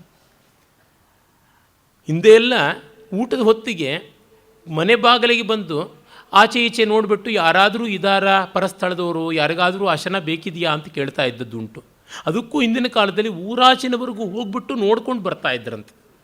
ಅದೆಲ್ಲ ಕೃತಯುಗ ಬಿಡಿ, ತೀರಾ ಕೃತಯುಗ ಏನಲ್ಲ, ಡಿ ವಿ ಜಿಯವರು ಜ್ಞಾಪಕ ಶಾಲೆ ಬರೆಯುವ ಕಾಲದಲ್ಲೇ ಇದ್ದಂಥದ್ದು ಅಂತ ಗೊತ್ತಾಗುತ್ತದೆ. ವಾರ ಅನ್ನ ಇತ್ಯಾದಿಯಾಗಿ ಎಷ್ಟೋ ಜನ ಮಾಡ್ತಾ ಇದ್ದಂಥದ್ದುಂಟು. ಹಾಗಿದ್ದಾಗ ಆ ಒಂದು ಛತ್ರದಲ್ಲಿ, ಅದು ಅಳಿಯ ಮಾಡ್ತಾ ಇರ್ತಕ್ಕಂಥ ಸಮಾರಂಭದ ಕಾಲದಲ್ಲಿ ಈ ಮಾವನಿಗೆ ಬಂದಂಥದ್ದು ಏನು ಹೋಗೋ ಕಾಲ ಅಂದರೆ ಆ ಸಣ್ಣತನ, ಇದು ಒಳ್ಳೆಯದಲ್ಲ. ಅದು ಅನ್ನಂ ಬಹುಕುರ್ವೀತ ತದ್ವ್ರತಂ ಅಂತಂತಾರಲ್ಲ, ಅದು ತುಂಬ ದೊಡ್ಡದಾದ ಮೌಲ್ಯ. ಅದು ನಾವು ತಿಂತಾ ಇದ್ದಾಗ ಯಾರಾದರೂ ಬಂದರೆ ಆ ಸಂದರ್ಭದಲ್ಲಿ ಒಂದಿಷ್ಟು ಹಂಚಿಕೊಳ್ಳಬೇಕಾದದ್ದು ಉಂಟು. ಸಂವಿಭಾಗ ಅನ್ನೋದು ಏಕಸ್ವಾದುನ ಭುಂಜೀತ ಅನ್ನುವಂಥ ಮಾತು ಉಂಟು. ಕಚ್ಚಿತ್ ಸ್ವಾದುಕೃತಂ ಭೋಜ್ಯಂ ಏಕೋ ನಾಶ್ನಾಸಿ ರಾಘವ ಅನ್ನುವ ಮಾತನ್ನು ಸಾಕ್ಷಾತ್ ಶ್ರೀರಾಮ ಭರತನನ್ನು ಕುರಿತು ಕೇಳುವ ಕಚ್ಚಿತ್ ಸರ್ಗದಲ್ಲಿ ಹೇಳ್ತಾನೆ. ಈ ಎಲ್ಲ ದೃಷ್ಟಿಯಿಂದ ನೋಡಿದಾಗ ಕ್ಷೇಮೇಂದ್ರನ ನೀತಿ ತುಂಬ ಚೆನ್ನಾಗಿದೆ. ನಿಜ, ಇದಕ್ಕೆ ಇನ್ನೊಂದು ಉಪಪ್ರಶ್ನೆಯೂ ಉಂಟು. ಹಾಗಿದ್ದರೆ ಮೋಸ ಮಾಡಿ ಪಂಕ್ತಿಯೊಳಗೆ ಬಂದು ಕೂತ್ಕೊಳ್ಳೋದು ಒಳ್ಳೆಯದು? ರಾಕ್ಷಸನಾಗಿದ್ದುಕೊಂಡು ಅವನು ನೀಚನಾದವನು, ಧೂರ್ತನಾದವನು ಹಾಗೆ ಮಾಡಿದ್ನಲ್ಲ, ಅದು ಬೇರೆಯೇ ಆದದ್ದು. ಅದೇ ನಾನು ಹೇಳಿದ್ನಲ್ಲ, ಈ ಚೌಕಟ್ಟಿನಲ್ಲಿ ನೋಡಬೇಕು. ನೀತಿ ಧರ್ಮ ಅನ್ನೋದೇನೆ ಸಾಪೇಕ್ಷವಾದದ್ದು. ಧರ್ಮ ನಿರಪೇಕ್ಷ ವಸ್ತು ಅಲ್ಲ. ನೀತಿಯಂತೂ ಮತ್ತೂ ನಿರಪೇಕ್ಷವಲ್ಲ. ಒಂದು ಮೋಕ್ಷ ಅನ್ನುವ ಮೌಲ್ಯ ಮಾತ್ರ ನಿರಪೇಕ್ಷವಾದದ್ದು, ಸಾರ್ವಭೌಮವಾದದ್ದು, ಸರ್ವತಂತ್ರ ಸ್ವತಂತ್ರವಾದದ್ದು. ಇನ್ನು ಮಿಕ್ಕ ತ್ರಿವರ್ಗಗಳೆಲ್ಲವೂ ಮೋಕ್ಷ ಸಾಪೇಕ್ಷವಾಗಿಯೇ ಬರುವಂಥವು. ಆ ಕಾರಣದಿಂದ ಅಷ್ಟು ಚೌಕಟ್ಟಿಗೆ ಅದು ನಿಜ. ಮಹಾವಿಷ್ಣುವಿಗೆ ಗೊತ್ತಿಲ್ಲವೋ, ತಿಳಿಯೋದೋ, ಅವನು ಸರ್ವಜ್ಞನಲ್ಲವೋ, ಅವನು ಯಾತಕ್ಕೆ ಮಾಡ್ದ ಹೀಗೆ, ಪಂಕ್ತಿಯಲ್ಲಿ ಕೂತ್ಕೊಳ್ಳೋವಾಗ ಗೊತ್ತಾಗ್ತಿರಲಿಲ್ವೋ, ಈ ಥರದ್ದು ಎಷ್ಟೋ ಉಂಟು. ಆಮೇಲೆ ನಾವು ಆ ಒಂದು ಎಚ್ಚರವನ್ನು ಮತ್ತೊಂದು ತಿಳಿಸುವುದು ಮಾಡುವಾಗ ಬೇಕಾದ್ರೆ ಅದಕ್ಕಾಗಿಯೇ ರಕ್ಷಕರಾಗಿ ನಿಂತುಕೊಳ್ಳೋಣ, ಬಾರದಂತೆ ತಡೆಯೋಣ, ಹೀಗೇನೋ ಒಂದು ಮಾಡಬೇಕಾಗಿತ್ತು. ಪಂಕ್ತಿಗೆ ಸೇರಿದವನನ್ನು ದೂರ ಮಾಡುವಂಥದ್ದು ಅಷ್ಟಾಗಿ ಸಾಧುವಲ್ಲ ಅನ್ನುವುದು ಸಾಮಾನ್ಯ ನೀತಿ. ಅದನ್ನು ಅಷ್ಟೇ ಹೇಳುವಂಥದ್ದು. ಈ ರಾಹುವನ್ನೋ ಮತ್ತೊಂದು ಹೇಳಿರ್ತಕ್ಕಂಥದ್ದು ಸ್ಪೆಷಲ್ ಕೇಸ್. ಆದರೆ ಪಂಕ್ತಿಯಲ್ಲಿ ಕೂತವನನ್ನು ನ ಕಂಚನ ವಸತಿಂ ಪ್ರತ್ಯಾಚಕ್ಷೀತ ತದ್ವ್ರತಂ ಇತ್ಯಾದಿಯಾಗಿ ಉಪನಿಷತ್ತಿನಲ್ಲಿ ಬರ್ತದಲ್ಲ. ಮನುಸ್ಮೃತಿಯಲ್ಲಿ ಮತ್ತೊಂದು ಮಾತು ಬರ್ತದೆ, ಯಾರೂ ಕೂಡ ಅನ್ನಕ್ಕಾಗಿ ತಮ್ಮ ಜಾತಿ ಗೋತ್ರಾದಿಗಳನ್ನು ಹೇಳಿಕೊಳ್ಳುವಂಥ ಸ್ಥಿತಿ ಬರಬಾರದು ಅಂತ. ಈ ಮಾತನ್ನು ಯಾತಕ್ಕೆ ಹೇಳ್ತಾ ಇದ್ದೀನಿ ಅಂದರೆ, ನಮ್ಮಲ್ಲಿ ಪುಣ್ಯ ಸ್ಥಳಗಳು ಅಂತ ಹೆಸರಾದ ಪಾಪ ಸ್ಥಳಗಳಲ್ಲಿ ನಿಮಗೆ ಜನಿವಾರ್ಯ ಇದೆಯೇ, ನಿಮಗೆ ಶಿವದಾರ ಇದೆಯೇ, ನಿಮಗೆ ಉಡದಾರ ಇದೆಯೇ, ನಿಮಗೆ ನೇಣು ಹಾಕ್ಕೊಳ್ಳೋ ಹಗ್ಗ ಇದೆಯೇ ಅಂತೆಲ್ಲ ಕೇಳಿಕೊಂಡು ಮಾಡ್ತಾರೆ. ಎಲ್ಲ ಜಾತಿಗಳಿಂದಲೂ ಇವರು ಮಂಗಳಾರತಿ ತಟ್ಟೆ ಓಡಾಡಿಸ್ಕೊಳ್ತಾರೆ, ಉತ್ಸವ ಮಾಡಿಸ್ಕೊಳ್ತಾರೆ. ಹಾಗಿದ್ದ ಮೇಲೆ ಅವ್ರಿಗೊಂದು ಪಂಕ್ತಿ ಇವ್ರಿಗೊಂದು ಪಂಕ್ತಿ ಅಂತ ಯಾತಕ್ಕೆ ಮಾಡಬೇಕು? ಸರಿಯಲ್ಲ. ಹಾಗೆ ನೋಡಿದ್ರೆ ನಮ್ಮ ದೇಶದ ಜನಸಂಖ್ಯೆಯಲ್ಲಿ ಬ್ರಾಹ್ಮಣರು ಅಂತ ಅನಿಸಿಕೊಂಡಿರೋ ಜನ್ಮ ಮಾತ್ರದ ನಾಮಮಾತ್ರದ ಬ್ರಾಹ್ಮಣರು, ಅವರುಗಳ ಸಂಖ್ಯೆ, ಅವರುಗಳ ಪರ್ಸೆಂಟೇಜ್ 4 ಅಲ್ಲ. ಇನ್ನು ಮಿಕ್ಕಿದ್ದು ಹಿಂದೂಗಳು ಒಟ್ಟು 82% ಜಾಸ್ತಿ ಇದ್ದಾರೆ ಅಂತಂದರೆ ಇನ್ನು 78% ಬ್ರಾಹ್ಮಣೇತರರಾದವರು. ಅವರುಗಳ ಒಂದು ಕೊಡುಗೆ ಇಲ್ಲದೇ ಇದ್ದರೆ, ಅವರುಗಳ ದಾನ ಇಲ್ಲದೇ ಇದ್ದರೆ, ಅವರುಗಳ ಪುದುವಟ್ಟು ಇತ್ಯಾದಿ ಇಲ್ಲದೇ ಇದ್ದರೆ ದೇವಸ್ಥಾನಗಳು ನಡೆಯೋದು ಹೇಗೆ, ಮಠ ಮಂದಿಗಳು ನಡೆಯುವಂಥದ್ದು ಹೇಗೆ? ಇವರಿಗೆ ಒಂದು ಪ್ರತ್ಯೇಕ ಪಂಕ್ತಿ ಅಂತ ಮಾಡಿ, ಆ ಪಂಕ್ತಿಯಲ್ಲಿ ಇನ್ನೇನೋ ಒಂದು ವಿಶೇಷವಾದಂಥ ಭಕ್ಷ್ಯ ಭೋಜ್ಯ ಅಂತೆಲ್ಲ ಮಾಡಿ, ನಾನು ನೋಡಿದ್ದೀನಲ್ಲ ಎಲ್ಲ ಮಠಾದಿಗಳಲ್ಲಿ ಕೂಡ. ನಾನು ಸಾಮಾನ್ಯವಾಗಿ ಎಲ್ಲ ಚಾತುರ್ವರ್ಣ್ಯಕ್ಕೆಲ್ಲಿ ಉಂಟು ಅಲ್ಲಿಯೇ ಹೋಗ್ತೇನೆ ಹೊರತು ಸ್ಪೆಷಲ್ ಪಂಕ್ತಿ ಅಂತ ಹುಡುಕೊಂಡು ನಾನು ಹೋಗೋದಿಲ್ಲ. ಉತ್ತರಿಯ ಹಾಕ್ಕೊಂಡು ಈ ಕಿವಿಯಿಂದ ಆ ಕಿವಿಗೆ ಭಸ್ಮ ಬಳ್ಕೊಂಡ್ಬಿಟ್ಟ ತಕ್ಷಣ ಬ್ರಾಹ್ಮಣ್ಯ ಆ ಅಂತರಿಕ್ಷದಿಂದ ಉದುರು ಬಂದು ಸಿದ್ಧ ಆಗ್ಬಿಡುತ್ತೀಯ. ಮನುವೆ ಹೇಳ್ತಾನೆ, ಕೇಳಬೇಡಿ, ಯಾರನ್ನೂ ಜಾತಿ ಏನು ಅಂತ ಕೇಳಬೇಡಿ ಊಟ ಹಾಕುವಾಗ ಅಂತ. ಮಾತತ್ತಿದ್ರೆ ಮನುಸ್ಮೃತಿ ಉದ್ಧಾರ ಮಾಡ್ತೀವಿ ಅಂತ ಇವರು ಹೇಳ್ತಾರೆ. ಆದರೆ ಮನುಸ್ಮೃತಿಗೆ ಅಪಚಾರವಾಗುವಂತೆ ನಡ್ಕೊಳ್ತಾರೆ. ಇದು ತುಂಬ ತಪ್ಪಾಗುತ್ತದೆ. ಅದೇ ಅಧಿಕಾರಿ ಆಗಿರ್ತಕ್ಕಂಥವನು ಉನ್ನತ ಸ್ಥಾನದಲ್ಲಿ ಬಂದಾಗ ಮಾಡ್ತಾರೆ, ಅದು ಮಾಡುವಂಥದ್ದಲ್ಲ. ನಿಮಗೆ ಗೋತ್ರ ಏನು ಹೇಳಿ, ಸಂದೇಹ ಬಂದರೆ ನಿಮ್ಮ ಪ್ರವರ ಹೇಳಿ ಅಂತ ಕೇಳುವಂಥದ್ದು ಇದು ತುಂಬ ನೀಚವಾದದ್ದಲ್ವ. ಯಾರನ್ನೂ ಆ ರೀತಿಯಾಗಿ ಹಿಡಿದು ಅವಮಾನ ಮಾಡಬಾರ್ದು. ಸಾರ್ವಜನಿಕ ಕ್ಷೇತ್ರಗಳಲ್ಲಿ ಹಾಗೆ ನೋಡಬೇಕು. ಹೀಗೆ ಮಾಡೋದ್ರಿಂದಲೇ ಸನಾತನ ಧರ್ಮದ ಮೇಲೆ ಇಲ್ಲದ ಸಲ್ಲದ ನಿಂದೆ ಬರ್ತದೆ. ಇಲ್ಲೆಲ್ಲ ಸಲ್ಲುವ ನಿಂದೆನೇ ಬಂದಿದೆ. ಅದೇ ಈ ರೀತಿಯಾದಂಥ ಒಂದು ಭೇದಗಳನ್ನು ನಮ್ಮ ಇಸ್ಲಾಂ ಕ್ರೈಸ್ತ ಬಾಂಧವರಲ್ಲಿ ಕಾಣುವುದಿಲ್ಲ. ಒಂದಿನ ಮಾಡ್ತಾರೆ, ಇಲ್ಲಿ ಹೋಟೆಲ್ಗೆ ಮಾತ್ರ ಹೋಗ್ತಾರೆ, 3 ಹೊತ್ತು ಮೂಗಿನವರೆಗೂ ತಿಂತಾರೆ. ಆದರೆ ಇಲ್ಲಿಗೆ ಬಂದ ತಕ್ಷಣ ಬಂದುಬಿಡುತ್ತೆ ಮಡಿ ಎಲ್ಲಿಲ್ಲದೆ ಇರತಕ್ಕಂಥದ್ದು. ಒಮ್ಮೆ ಹೋಟೆಲ್ನಲ್ಲಿ ತಿಂದ ಮೇಲೆ ಯಾರು ಮಾಡಿದ್ರೂ ತಿನ್ನಬಹುದು, ಯಾವ ಜಾತಿಯವರು ಮಾಡಿದ್ರೂ ತಿನ್ನಬಹುದು. ಆ ರೀತಿಯಾದದ್ದು ಯಾರು ಮಾಡೋದೇನು ಗೊತ್ತಾಗುತ್ತದೆಯಾ? ಅದೆಲ್ಲಕ್ಕಿಂತಲೂ ಈ ಜುಜುಬಿ ಅನ್ನಕ್ಕಿಂತಲೂ ದೊಡ್ಡ ಶೌಚ ಅರ್ಥ ಶೌಚ. ಲಂಚ 3 ಹೊತ್ತು ತಿಂತಕ್ಕಂಥವನು ಎಷ್ಟು ಮಡಿಯನ್ನು ತಿಂದರೂ ಅವನು ತಿಂತಕ್ಕಂಥ ತನ್ನ ಪಾಪವನ್ನೇ. ಸ್ಥೇನ ಏವ ಸಹ ಮೋಹಮನ್ನಂ ವಿಂದತೆ ಅಪ್ರಚೇತಾಹ ಕೇವಲಾಘೋ ಭವತಿ ಕೇವಲಾದಿ ಅನ್ನುವ ಮಾತು ಇದೇ ಅರ್ಥದಲ್ಲಿ ನಿಜವಾದದ್ದಲ್ವ. ಅರ್ಥಶೌಚ ಇಲ್ಲದೇ ಇದ್ದರೆ ಯೋರ್ಥೇ ಶುಚಿ ಸಹ ಶುಚಿ ನ ಮೃದಾದಿ ಶುಚಿ ಶುಚಿ ಅನ್ನುವಂಥ ಮಾತನ್ನು ಮನು ಹೇಳಿಯೇ ಇದ್ದಾನಲ್ವ. ಎಲ್ಲ ಕಾರಣದಿಂದ ಕ್ಷೇಮೇಂದ್ರನ ದೂರದೃಷ್ಟಿ ತುಂಬ ಚೆನ್ನಾಗಿರುವಂಥದ್ದು ಅಂತ ಗೊತ್ತಾಗುತ್ತದೆ. ನಮ್ಮ ಪ್ರಾಚೀನ ಕಾಲದಲ್ಲಿ ಈ ಥರದ್ದೆಲ್ಲ ಭೇದಗಳು ಇರಲೇ ಇರಲಿಲ್ಲ. ಪ್ರಾಚೀನ ಧರ್ಮಶಾಸ್ತ್ರಗಳಲ್ಲಿ ಇಂತಿಂಥದ್ದೆಲ್ಲ ಕಾಣುವಂಥದ್ದೇ ಇಲ್ಲ. ಆಮೇಲೆ ಬಂದು ಈ ವಕ್ರತೆಗಳೆಲ್ಲ ಸೇರಿಕೊಂಡವು. ಇವುಗಳ ಬಗೆಗೆ ಕ್ಷೇಮೇಂದ್ರ ಬಹಳ ಕಟುವಾಗಿ ಹೇಳಿದ್ದಾನೆ. ಅವನ ಅನೇಕ ಗ್ರಂಥಗಳಲ್ಲಿ ಈ ಕುಲದ ಅಹಂಕಾರ ಮತ್ತೊಂದು ಮಗದೊಂದು ಎಲ್ಲ ಯಾವ ಅನರ್ಥವನ್ನು ಉಂಟು ಮಾಡುತ್ತದೆ ಅನ್ನೋದನ್ನು ಮಾರ್ಮಿಕವಾಗಿ ತೋರ್ಪಡಿಸಿದ್ದಾನೆ. ಇದನ್ನು ನಾವು ಗಮನಿಸಿಕೊಳ್ಳಬೇಕು. ಎಷ್ಟೋ ಸಂಸ್ಥೆಗಳು ನಾಶವಾಗಿರುವಂಥದ್ದು, ದೇವಸ್ಥಾನಗಳು, ಮಠಗಳು, ಉದ್ಯಮಗಳು ಹಾಳಾಗಿರುವಂಥದ್ದು ಈ ರೀತಿಯಾಗಿ ಒಂದು ಊಟದ ಸಂದರ್ಭದಲ್ಲಿ ಮಾಡುವ ವೈಷಮ್ಯಗಳಿಂದಲೇ, ಇನ್ಯಾವುದರಿಂದಲೂ ಅಲ್ಲ. ನಾವು ಹಾಗೆ ಮಾಡಬಾರ್ದು. ಎಲ್ಲರಿಗೂ ಕೂಡ ಒಂದೇ ಗೌರವವನ್ನು ತೋರಿಸಬೇಕು, ಪ್ರೀತಿ ವಿಶ್ವಾಸವನ್ನು ತೋರ್ಪಡಿಸಬೇಕು. ಅದರೊಳಗೂ ನಾವು ಪ್ರಜಾಪ್ರಭುತ್ವದ ವ್ಯವಸ್ಥೆ, ಡೆಮಾಕ್ರಸಿ ಇತ್ಯಾದಿಗಳಿಗೆಲ್ಲ ಬಂದ್ವಿ. ನಮಗೆ ಅನುಕೂಲವಾಗಿರೋದಕ್ಕೆ ಮಾತ್ರ ಆಧುನಿಕ, ಅನನುಕೂಲವಾಗಿರೋದಕ್ಕೆ ಮಾತ್ರ ಅದಲ್ಲ ಅಂತಂದರೆ ಯಾವ ನ್ಯಾಯ ಆಗುತ್ತದೆ? ಇಲ್ಲ, ನಾವು ಬ್ರಾಹ್ಮಣೇತರರಿಂದ ಒಂದು ಬಿಡಿಗಾಸನ್ನು ತೆಗೆದುಕೊಳ್ಳೋದಿಲ್ಲ ನಮ್ಮ ಈ ಚಟುವಟಿಕೆಗಳಿಗೆ, ಇವರಿಗೆ ನಾವು ಹಾಕ್ತೀವಿ ಪಿಂಡ ಅಂತಂದರೆ ಆಯಿತು, ಹಾಕಿ ಯಥೇಷ್ಟವಾಗಿ ಹಾಕಿ. ಷಟ್ಪಿಂಡ ಇಲ್ಲದಿದ್ದರೆ ಶತಕೋಟಿ ಪಿಂಡ ಹಾಕಿ, ಯಾರು ಬೇಡ ಅಂತಾನೆ.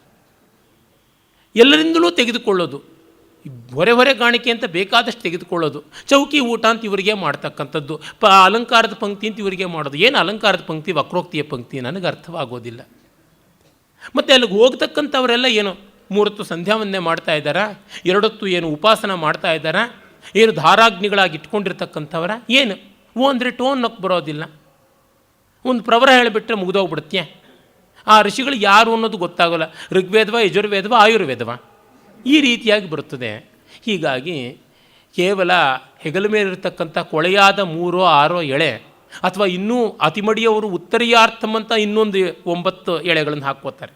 ಅವುಗಳಲ್ಲಿ ಯಾವ ಬೆಲೆಯೂ ಇಲ್ಲ. ವಸ್ತುತ ಬಂದರೆ ವೇದದಲ್ಲಿಯೇ ಯಜ್ಞೋಪವೀತದ ಉಲ್ಲೇಖ ಇಲ್ಲ. ಯಜ್ಞೋಪವೀತಂ ಪರಮಂ ಪವಿತ್ರಂ ಅನ್ನುವುದೇ ವೇದ ಮಂತ್ರವಲ್ಲ, ಅದು ಸ್ಮಾರ್ಥ ಮಂತ್ರ. ಸ್ಮಾರ್ಥ ಮಂತ್ರ ಅಂದರೆ ಸ್ಮೃತಿವಿಹಿತವಾದಂಥ ಮಂತ್ರ. ಹೀಗಿರುವಾಗ ನೀವು ಸೋಕಾಳ್ ಬ್ರಾಹ್ಮಣರನ್ನು ಐಡೆಂಟಿಫೈ ಮಾಡೋದೇ ಯಜ್ಞಸೂತ್ರದಿಂದ ಅಂತ ಆದರೆ, ಆ ಯಜ್ಞಸೂತ್ರವೇ ವೇದೋದ್ದಿಷ್ಟವಲ್ಲದೇ ಇರ್ತಕ್ಕಂಥದ್ದು. ಇನ್ನೇನು ಮಾಡ್ತೀರ? ಅದರಿಂದ ಇವೆಲ್ಲ ತುಂಬ ಸರಿಯಾದ ಆಚರಣೆಗಳು ಅಲ್ಲ. ಇಲ್ಲ, ಪರಂಪರೆಯಿಂದ ಬಂದುಬಿಟ್ಟಿದೆ ಅಂತಂದರೆ ಸರಿ, ನೀವು ನಡೀರಿ. ಸ್ವಾಮಿಗಳೆಲ್ಲರೂ ಕೂಡ ಕಾರುಗಳಿದ್ವ, ಹೆಲಿಕಾಪ್ಟರ್ಗಳಿದ್ವ, ಯಾವುದಿದ್ವು? ನನಗೆ ಗೊತ್ತಿರತಕ್ಕಂಥ ಒಳ್ಳೊಳ್ಳೆ ಸ್ವಾಮಿಗಳೇನೆ. ಇವತ್ತು ಡೆಲ್ಲಿಲಿರ್ತಾರೆ, ನಾಳೆ ಬಂದುಬಿಟ್ಟಿದನು ಕೇರಳದಲ್ಲಿರ್ತಾನೆ, ಆಚೆ ನಾಡದ್ದು ಕಟಕ್ನಲ್ಲಿರ್ತಾನೆ, ಮರುದಿವಸ ಸಂಜೆನೇ ಬಂದುಬಿಟ್ಟಿದನು ಗುಜರಾತ್ನಲ್ಲಿರ್ತಾರೆ. ಹೀಗೆಲ್ಲ ಓಡಾಡುವುದಕ್ಕೆ ಎಲ್ಲಾದರೂ ಉಂಟಾ? ಗ್ರಾಮೀಕ ರಾತ್ರಶ್ಚರೇತ್ ಅಂತ ಉಂಟು. ಭಿಕ್ಷಾಪಾತ್ರೆಯನ್ನು ಕೈಯೇ ಮಾಡಿಕೊಂಡು ಕರತಲ ಭಿಕ್ಷಾ ತರುತಲ ವಾಸಿಯಾಗಿರಬೇಕು ಅಂತೆಲ್ಲ ಉಂಟು. ಅದೆಲ್ಲ ಮಾಡೋದಿಲ್ಲ. ಅಂದರೆ ದುಡ್ಡಿಗೆ ಮಾತ್ರ ಯಾವನು ಕೊಟ್ಟರೂ ಮೈಲಿಗೆ ಇಲ್ಲ. ಯಾವ ಲಫಂಗ ರಾಜಕಾರಣಿ ಕೊಟ್ಟರು 2G 3G 9G ಇನ್ಫೈನೈಟ್ ಜಿಗಳ ಹಗರಣ ಮಾಡಿದಂಥವ್ರು ಕೊಟ್ಟರು ಕೂಡ ಶತಮಾನಂ ಭವತಿ ರೋಚನೋ ರೋಚಮಾನ ಅಂತ ಆಶೀರ್ವಾದ ಮಾಡಿಬಿಡ್ತಾರೆ. ಅವ್ರ ಪಾಪ ಅದೆಲ್ಲ ಸೇರೋದಿಲ್ಲ, ಹಾಗೆಲ್ಲ ಅಲ್ಲ ಅಂತ, ಕನಕ ದೋಷ ಇಲ್ಲ ಅಂತ. ಕಬ್ಬಿಣಕ್ಕೆ ಬೇಕಾದರೆ ಮೈಲಿಗೆ ಉಂಟಂತೆ, ಬಂಗಾರಕ್ಕಿಲ್ಲ ಮೈಲಿಗೆ. ಏನಿದು ಅರ್ಥ? ಹೀಗೆ ಅನುಕೂಲ ಸಿಂಧುವಾದ ಶಾಸ್ತ್ರಗಳನ್ನು ಮಾಡಿಕೊಂಡಿದ್ದಾರೆ ಅಂತ ಯಾರಾದರೂ ಆಕ್ಷೇಪ ಮಾಡಿದ್ರೆ, ಇಲ್ಲ ಅಂತಂತ ಎದೆ ತಟ್ಟಿಕೊಂಡು ಯಾರಿಗಾದರೂ ಹೇಳೋದಕ್ಕಾಗತ್ತೀಯಾ? ಇವೆಲ್ಲ ತುಂಬ ಗಂಟಲು ಹಿಡಿಯುತ್ತದೆ. ಪ್ರಾಮಾಣಿಕವಾಗಿ ನೋಡಿದಾಗ ಇಲ್ಲೆಲ್ಲ ಯಾವ ವಿಶೇಷವಾದಂಥ ಅರ್ಥವೂ ಕಾಣುವಂಥದ್ದಲ್ಲ. ದೃಷ್ಟಿದೋಷ ಬೇರೆ ಬರುತ್ತದೆ ಅಂತ ಹೇಳುವುದುಂಟು. PC ರಾಯ್, ಪ್ರಫುಲ್ಲಚಂದ್ರ ರಾಯ್ ಅಂತ ದೊಡ್ಡ ರಸಾಯನಶಾಸ್ತ್ರಜ್ಞರಾಗಿದ್ದವರು, ಮಹಾ ದೇಶಭಕ್ತರು ಆಗಿದ್ದವರು, ಅವರು ಒಂದು ಕಡೆ ಬರೀತಾರೆ, ಈ ಕಾಂಗ್ರೆಸ್ನಲ್ಲಿ 500 ಜನ ಸದಸ್ಯರಿಗೆ 500 ಒಲೆಗಳು ಬೇಕು ಅಡುಗೆಗೆ ಅಂತ. ಬೇರೆಯವ್ರು ನೋಡಿಬಿಟ್ರೆ ನಮ್ಮ ಅಡುಗೆಗೆ ಅವರ ಕಣ್ಣಿನ ದೋಷ ಬಿದ್ದುಬಿಡ್ತು ಅಂತ. ಇದೇನು ಕಣ್ಣಿನಲ್ಲೇ ಕಂಟ್ಯಾಮಿನೇಷನ್ ಉಂಟಾ? ಇಂಥದ್ದು. ಹಾಗಿದ್ದರೆ ಕೆಟ್ಟ ದುಡ್ಡಿಂದ ಬಂದಿದ್ದರೊಳಗೆ ಅರ್ಥದೋಷ ಆಗುವಂಥದ್ದಲ್ವಾ? ಹೀಗೆ ಎಷ್ಟೆಷ್ಟೋ ಪ್ರಶ್ನೆಗಳು ಬರ್ತವೆ. ಈ ಥರದ ವಿಷಯಗಳನ್ನು ಕುರಿತು 1000 ವರ್ಷಗಳ ಹಿಂದೆಯೇ ಕ್ಷೇಮೇಂದ್ರನಂಥವರು ಯೋಚನೆ ಮಾಡಿದ್ರು ಅನ್ನುವಂಥದ್ದು ಬಹಳ ದೊಡ್ಡದಾದದ್ದು. ಮತ್ತು ನೋಡಿ, ಅವನು ವಿಷ್ಣು ಭಕ್ತನಾಗಿದ್ದ, ಆದರೂ ವಿಷ್ಣುವಿನ ಅವತಾರದ ಲೋಪಗಳನ್ನೇ ಹಿಡ್ಕೊಂಡು ಬೇಕಾದ್ರೆ ಚರ್ಚೆ ಮಾಡಬಲ್ಲ. ಈ ಅಬ್ಜೆಕ್ಟಿವಿಟಿ ಇದೆಯಲ್ಲ, ಅದು ಬಹಳ ಮುಖ್ಯವಾದದ್ದು. ಕಾಳಿದಾಸ, ವ್ಯಾಸ, ವಾಲ್ಮೀಕಿಯಾದಿಗಳಿಗೆ ಉಂಟು ಆ ಥರದ ಒಂದು ನಿರ್ಮಮತೆ. ತಮ್ಮ ನಾಯಕರಲ್ಲಿಯೂ ಇರತಕ್ಕಂಥ ದೋಷ ದೌರ್ಬಲ್ಯಗಳನ್ನು ತೋರ್ಪಡಿಸಬಲ್ಲರು. ಇವನು ಹೇಳ್ತಾನೆ, ಕುರ್ಯಾನ್ ನೀಚ ಜನಾಭ್ಯಸ್ತಾಂ ನ ಯಾಂಚಾಂ ಮಾನಹಾರಿಣೀಂ ಬಲಿಯಾಜ್ಞಾಪರ ಪ್ರಾಪ ಲಾಘವಂ ಪುರುಷೋತ್ತಮ ಅಂತ. ನೀಚ ಜನ ಅಭ್ಯಸ್ತಾಂ ಜ್ಞಾಂಚಾಂ ಮಾನಹಾರಣೀಂ ನ ಕುರ್ಯಾತ್. ಯಾಚನೆಯನ್ನು, ಅದು ಕೆಳಮಟ್ಟದ ಜನ ಮಾಡಬೇಕಾದ ಯಾಚನೆಯನ್ನು ಯಾರೂ ಮಾಡಬಾರ್ದು, ದೊಡ್ಡವರು ಮಾಡಲೇಬಾರ್ದು. ಬಲಿಯನ್ನು ಬೇಡಿ ಪುರುಷೋತ್ತಮನೂ ಕೂಡ ವಾಮನನಾಗಿಬಿಟ್ಟ ಅಂತ, ಕುಬ್ಜನಾಗಿಬಿಟ್ಟ ಅಂತ. ನನ್ನ ಸ್ನೇಹಿತ ವಾಸುಕಿಯ ಸೋದರತ್ತೆ, ಅವರು ಸುಮಾರು ತಮ್ಮ 22-23 ವಯಸ್ಸಿಗೆ ಕಣ್ಣುಗಳನ್ನು ಕಳ್ಕೊಂಡ್ಬಿಟ್ರು. ಮೊನ್ನೆ ಒಂದು ತಿಂಗಳ ಕೆಳಗೆ ಆಕೆ ತೀರಿಕೊಂಡ್ರು. ಕಣ್ಣುಗಳನ್ನು ಕಳ್ಕೊಳ್ಳೋದಕ್ಕೆ ಮುಂಚೆನೇ ಗಂಡನನ್ನು ಕಳ್ಕೊಂಡು ಬಿಟ್ಟಿದ್ರು. ಬಡತನ, ಆ ವಿದ್ಯಾಭ್ಯಾಸ ಮತ್ತೊಂದು ಯಾವುದೂ ಇಲ್ಲದೇ ಇದ್ದಾಗ ಬಹಳ ಕಷ್ಟಪಟ್ಟು ಕಲಿಕೆಯನ್ನು ಮಾಡಿಕೊಂಡು ದೂರದ ಡೆಹ್ರಾಡೂನ್ಗೆ 6 ತಿಂಗಳ ಕಾಲ ಹೋಗಿ ಕಿವುಡರ ಮತ್ತು ಮೂಗರ ತರಬೇತಿಯ ಶಿಕ್ಷಣವನ್ನು ಪಡ್ಕೊಂಡು ಬಂದು ತಾನು ಒಂಟಿಯಾಗಿದ್ದುಕೊಂಡು ಮನೆ ಮಾಡಿಕೊಂಡು ತಮ್ಮಂದರನ್ನು ತಂಗಿಯರನ್ನು ಎಲ್ಲರನ್ನೂ ಓದಿಸಿಕೊಂಡು ವಯಸ್ಸಾದ ತಂದೆ ತಾಯಿಗಳನ್ನು ಇಟ್ಟುಕೊಂಡು ಅವರಿಗೆ ಸಾಯುವ ಕಾಲದವರೆಗೂ ಉಪಚಾರ ಮಾಡಿಕೊಂಡು ಮತ್ತು ಮನೆ ಕಟ್ಟಿಸಿಕೊಂಡು ಅಡುಗೆ ಮಾಡಿಕೊಂಡು, ಕಣ್ಣಿಲ್ಲದೆ ಇದ್ದವರು ಪ್ರತಿದಿನವೂ ಅಡುಗೆ ಮಾಡಿಕೊಂಡು, ಕೋಲಿಲ್ಲದೆ ಮೈಸೂರಿನಲ್ಲಿ ಮನೆಯಿಂದ ಕೆಲಸದ ಒಂದು ಜಾಗದವರೆಗೂ ಪ್ರಯಾಣ ಮಾಡಿಕೊಂಡು ಬಸ್ನಲ್ಲಿ ಓಡಾಡಿಕೊಂಡಿದ್ದು, ಬೇಕಾದಷ್ಟು ಹಣ ಸಂಪಾದಿಸಿ ಎಲ್ಲರಿಗೂ ದಾನ ಧರ್ಮಗಳನ್ನು ಮಾಡಿ ದೇವಸ್ಥಾನಗಳಿಗೆ ದತ್ತಿ ಕೊಟ್ಟು ಮನೆ ಮುಂದೆ ಒಂದು ತೊಟ್ಟಿ ಕಟ್ಟಿಸಿ ಹಸು ಕರು ದನ ಇತ್ಯಾದಿಗಳು ನೀರು ಕುಡಿಬೇಕು. ಸ್ವಲ್ಪ ನೀರು ಕೆಳಕ್ಕೆ ಹೋದರೆ ಹಸುಗಳು ಬಾಯಿ ಹಾಕಿ ನೀರು ಕುಡ್ದಾವು, ಆದರೆ ಕಾಗೆ ಕೋಳಿ ಗುಬ್ಬಚ್ಚಿ ಇತ್ಯಾದಿಗಳಿಗಾಗೋಲ್ಲ ಅಂತ ಸದಾ ನೀರು ತುಂಬಿರೋ ಥರ ನೋಡಿಕೊಂಡು ಹೀಗೆಲ್ಲ ಉಪಕಾರವನ್ನು ಮಾಡಿಕೊಂಡು ಎಲ್ಲ ಮಾಡಿದವರು ಅವರ ಬದುಕಿನ ಒಂದು ಬೈಲೈನ್ ಅಂತಂದರೆ ಏನಂದರೆ, ಅವ್ರು ಹೇಳಿದ್ರಂತೆ ತಮ್ಮ ಸೋದರಳಿಯನಿಗೆ, ನನ್ನ ಸ್ನೇಹಿತ ವಾಸುಕಿಗೆ, ನೋಡಪ್ಪ, ನಾನು ಯಾರಿಗೂ ಕೂಡ ದುಡ್ಡು ಕೊಡಿ ಅಂತ, ಅನ್ನ ಹಾಕಿ ಅಂತ ಕೈ ಚಾಚಲಿಲ್ಲ, ಕೆಲಸ ಕೊಡಿ ಅಂತ ಕೈ ಚಾಚಿದ್ದೀನಿ ಅಷ್ಟೇನೆ ಅಂತ. ಇದು ಎಷ್ಟು ಧೀರವಾದಂಥ ಮಾತು. ಕೆಲಸಕ್ಕಾಗಿ ನಾನು ಕೈ ಚಾಚಿದ್ದೇನೆ ಹೊರತುನುವೆ ಬಿಟ್ಟಿ ಕವಳಕ್ಕೆ ಬಿಟ್ಟಿ ಕಾಸಿಗೆ ಕೈ ಚಾಚಲಿಲ್ಲ ಅಂತ. ಇದು ತುಂಬ ದೊಡ್ಡದಾದ ಮೌಲ್ಯ. ಅಂದರೆ ಅಪರಿಗ್ರಹ ಅನ್ನುವಂಥದ್ದು ಆ ರೀತಿಯಾದ ಅಸಹಾಯಕ ಸ್ಥಿತಿಯಲ್ಲೂ ಅವರು ಬೆಳೆಸಿಕೊಂಡ್ರು ಅಂತಂದರೆ ಅದು ತುಂಬ ದೊಡ್ಡದಾದದ್ದು. ಆ ಪುಣ್ಯಾತ್ಮರು ಸಾಯುವ ಹಿಂದಿನ ರಾತ್ರಿ ಅಲ್ಲ, ಸಾಯುವ ಹೊತ್ತೆ ರಾತ್ರಿ ಸುಮಾರು 11-12 ಗಂಟೆಗೆ ತೀರ್ಕೊಂಡಿದ್ದಾರೆ. ಆಗ ಮುಂಚೆ ನನ್ನ ಸ್ನೇಹಿತನ ತಮ್ಮನಿಗೆ ಅವರು 10-10:30ನಲ್ಲಿ, ನೋಡು, ನಾಳೆ 1ನೇ ತಾರೀಕು ಹಾಲಿನವ್ರಿಗೆ ಹೂವಿನವ್ರಿಗೆ ತಿಂಗಳಿನ ದುಡ್ಡು ಕೊಡಬೇಕು, ಇಷ್ಟು ದುಡ್ಡು ಅವರಿಗೆ ಕೊಟ್ಟು ಬಿಡು ಅಂತ ಹೇಳಿಬಿಟ್ಟು ಇವರು ಪ್ರಾಣ ಬಿಟ್ಟಿದ್ದಾರೆ. ಅದು ಏನೋ ಕಳಿಸಿಕೊಟ್ಟು ತಮ್ಮನಿಂದ ಫೋನ್ ಬೇರೆ ಬಂದಿದೆ, ಆಯಿತು ನಾನು ಕೊಟ್ಟ ಆಯಿತು ಅಂತ ಹೇಳಿಬಿಟ್ಟು. ಅಂದರೆ ಆ ಮಟ್ಟದ ಆನ್ರಣ್ಯದ ಭಾವ ಇದೆಯಲ್ಲ, ಇದು ತುಂಬ ದೊಡ್ಡದಾದದ್ದು. ಈ ಥರದ ಮೌಲ್ಯವನ್ನು ಬೆಳೆಸ್ಕೊಳ್ಳದೇ ಇದ್ದರೆ ಒಂದು ದೇಶ ಉದ್ಧಾರವಾಗುವಂಥದ್ದಲ್ಲ. ಇದನ್ನು ಕ್ಷೇಮೇಂದ್ರ ಬಹಳ ಚೆನ್ನಾಗಿ ಹೇಳ್ತಾ ಇದ್ದಾನೆ. ನಿಜ, ಪುರಾಣದ ಕಥೆಯಲ್ಲಿ ಬೇರೆ ಒಂದು ಮಹೋನ್ನತವಾದ ಉದ್ದೇಶ ಇದೆ. ವಾಮನ ಯಾಚನೆ ಮಾಡಿದ್ದು, ಮತ್ತು ಪೌರಾಣಿಕ ಕಥೆಗಳಿಗೆ ಬೇರೆಯೇ ಆದಂಥ ಒಂದು ಖಗೋಳಶಾಸ್ತ್ರೀಯವಾದ ಆಯಾಮಗಳು, ಸಾಂಕೇತಿಕವಾದ ಆಯಾಮಗಳು ಅನೇಕವಾಗಿ ಇವೆ. ಆದರೆ ಒಂದನ್ನು ನಾವು ಮರೆಯಬಾರದು, ಏನಂತಂದರೆ ಯಾಚನೆ ಎಂಥವನ ಸ್ಥಾನವನ್ನು ಕುಗ್ಗಿಸಿಬಿಡುತ್ತದೆ ಅಂತ. ನೋಡಿ, ದಾತಾರಂ ಜಲದಂ ಪಶ್ಯ ಗರ್ಜಂತಂ ಭುವನೋಪರಿ ಎನ್ನುವ ಮಾತು ಭೋಜಪ್ರಬಂಧದಲ್ಲಿ ಬರುತ್ತೆ. ಎಲ್ಲರಿಗೂ ಕೊಡುವಂಥ ಮೋಡ ಆಕಾಶದಲ್ಲಿ ಜಗತ್ತಿನ ಮೇಲೆ ಗರ್ಜನೆ ಮಾಡಿಕೊಂಡು ಹಾರಾಡ್ತಾ ಇದೆ, ಆದರೆ ತಾ ಅಂತಕ್ಕಂಥ ಸಮುದ್ರ ಕೆಳಗಡೆಗೇನೆ ಇದೆ ಅಂತ ಹೇಳಿಬಿಟ್ಟು. ಅದರಿಂದಲೇ ದಾರಿದ್ರ್ಯಸ್ಯ ಪರಾಕಾಷ್ಠ ಯಾಜ್ಞಾ ನ ದ್ರವಿಣಾಲ್ಪತ ಶಂಭುರಂಬರಹೀನೋಪಿ ಸರ್ವಜ್ಞ ಇತಿ ಕೀರ್ತಿತಃ ಅಂತ. ದಾರಿದ್ರ್ಯದ ಪರಾಕಾಷ್ಠೆ ಯಾಚನೆ. ಬರೀ ಬಡತನದಿಂದ ಒಬ್ಬ ಮನುಷ್ಯ ಕೀಳಾಗೋಲ್ಲ, ಯಾಚನೆಯಿಂದ ಕೀಳಾಗ್ತಾನೆ ಅಂತ. ಯಾಚನೆ ಶ್ರೀಮಂತನಿಗೂ ಇರಬಹುದು, ಇಷ್ಟಿದ್ರೆ ಮತ್ತಷ್ಟು ಬೇಕು, ಇನ್ನಷ್ಟು ಬೇಕು ಅಂತ ಇನ್ಯಾವುದಕ್ಕೂ ಸವಲತ್ತುಗಳಿಗೆ ಮತ್ತೆ ಕೈ ಚಾಚ್ತಾ ಹೋದರೆ ಸತುಭವತಿ ದರಿದ್ರೋ ಯಸ್ಯ ತೃಷ್ಣಾ ವಿಶಾಲ ಅನ್ನುವ ಭರ್ತೃಹರಿಯ ಮಾತು ಮತ್ತೆ ಅನುಸಂಧೇಯವಾಗುತ್ತದೆ. ಈ ಅರ್ಥದಲ್ಲಿ ನೋಡಬೇಕು.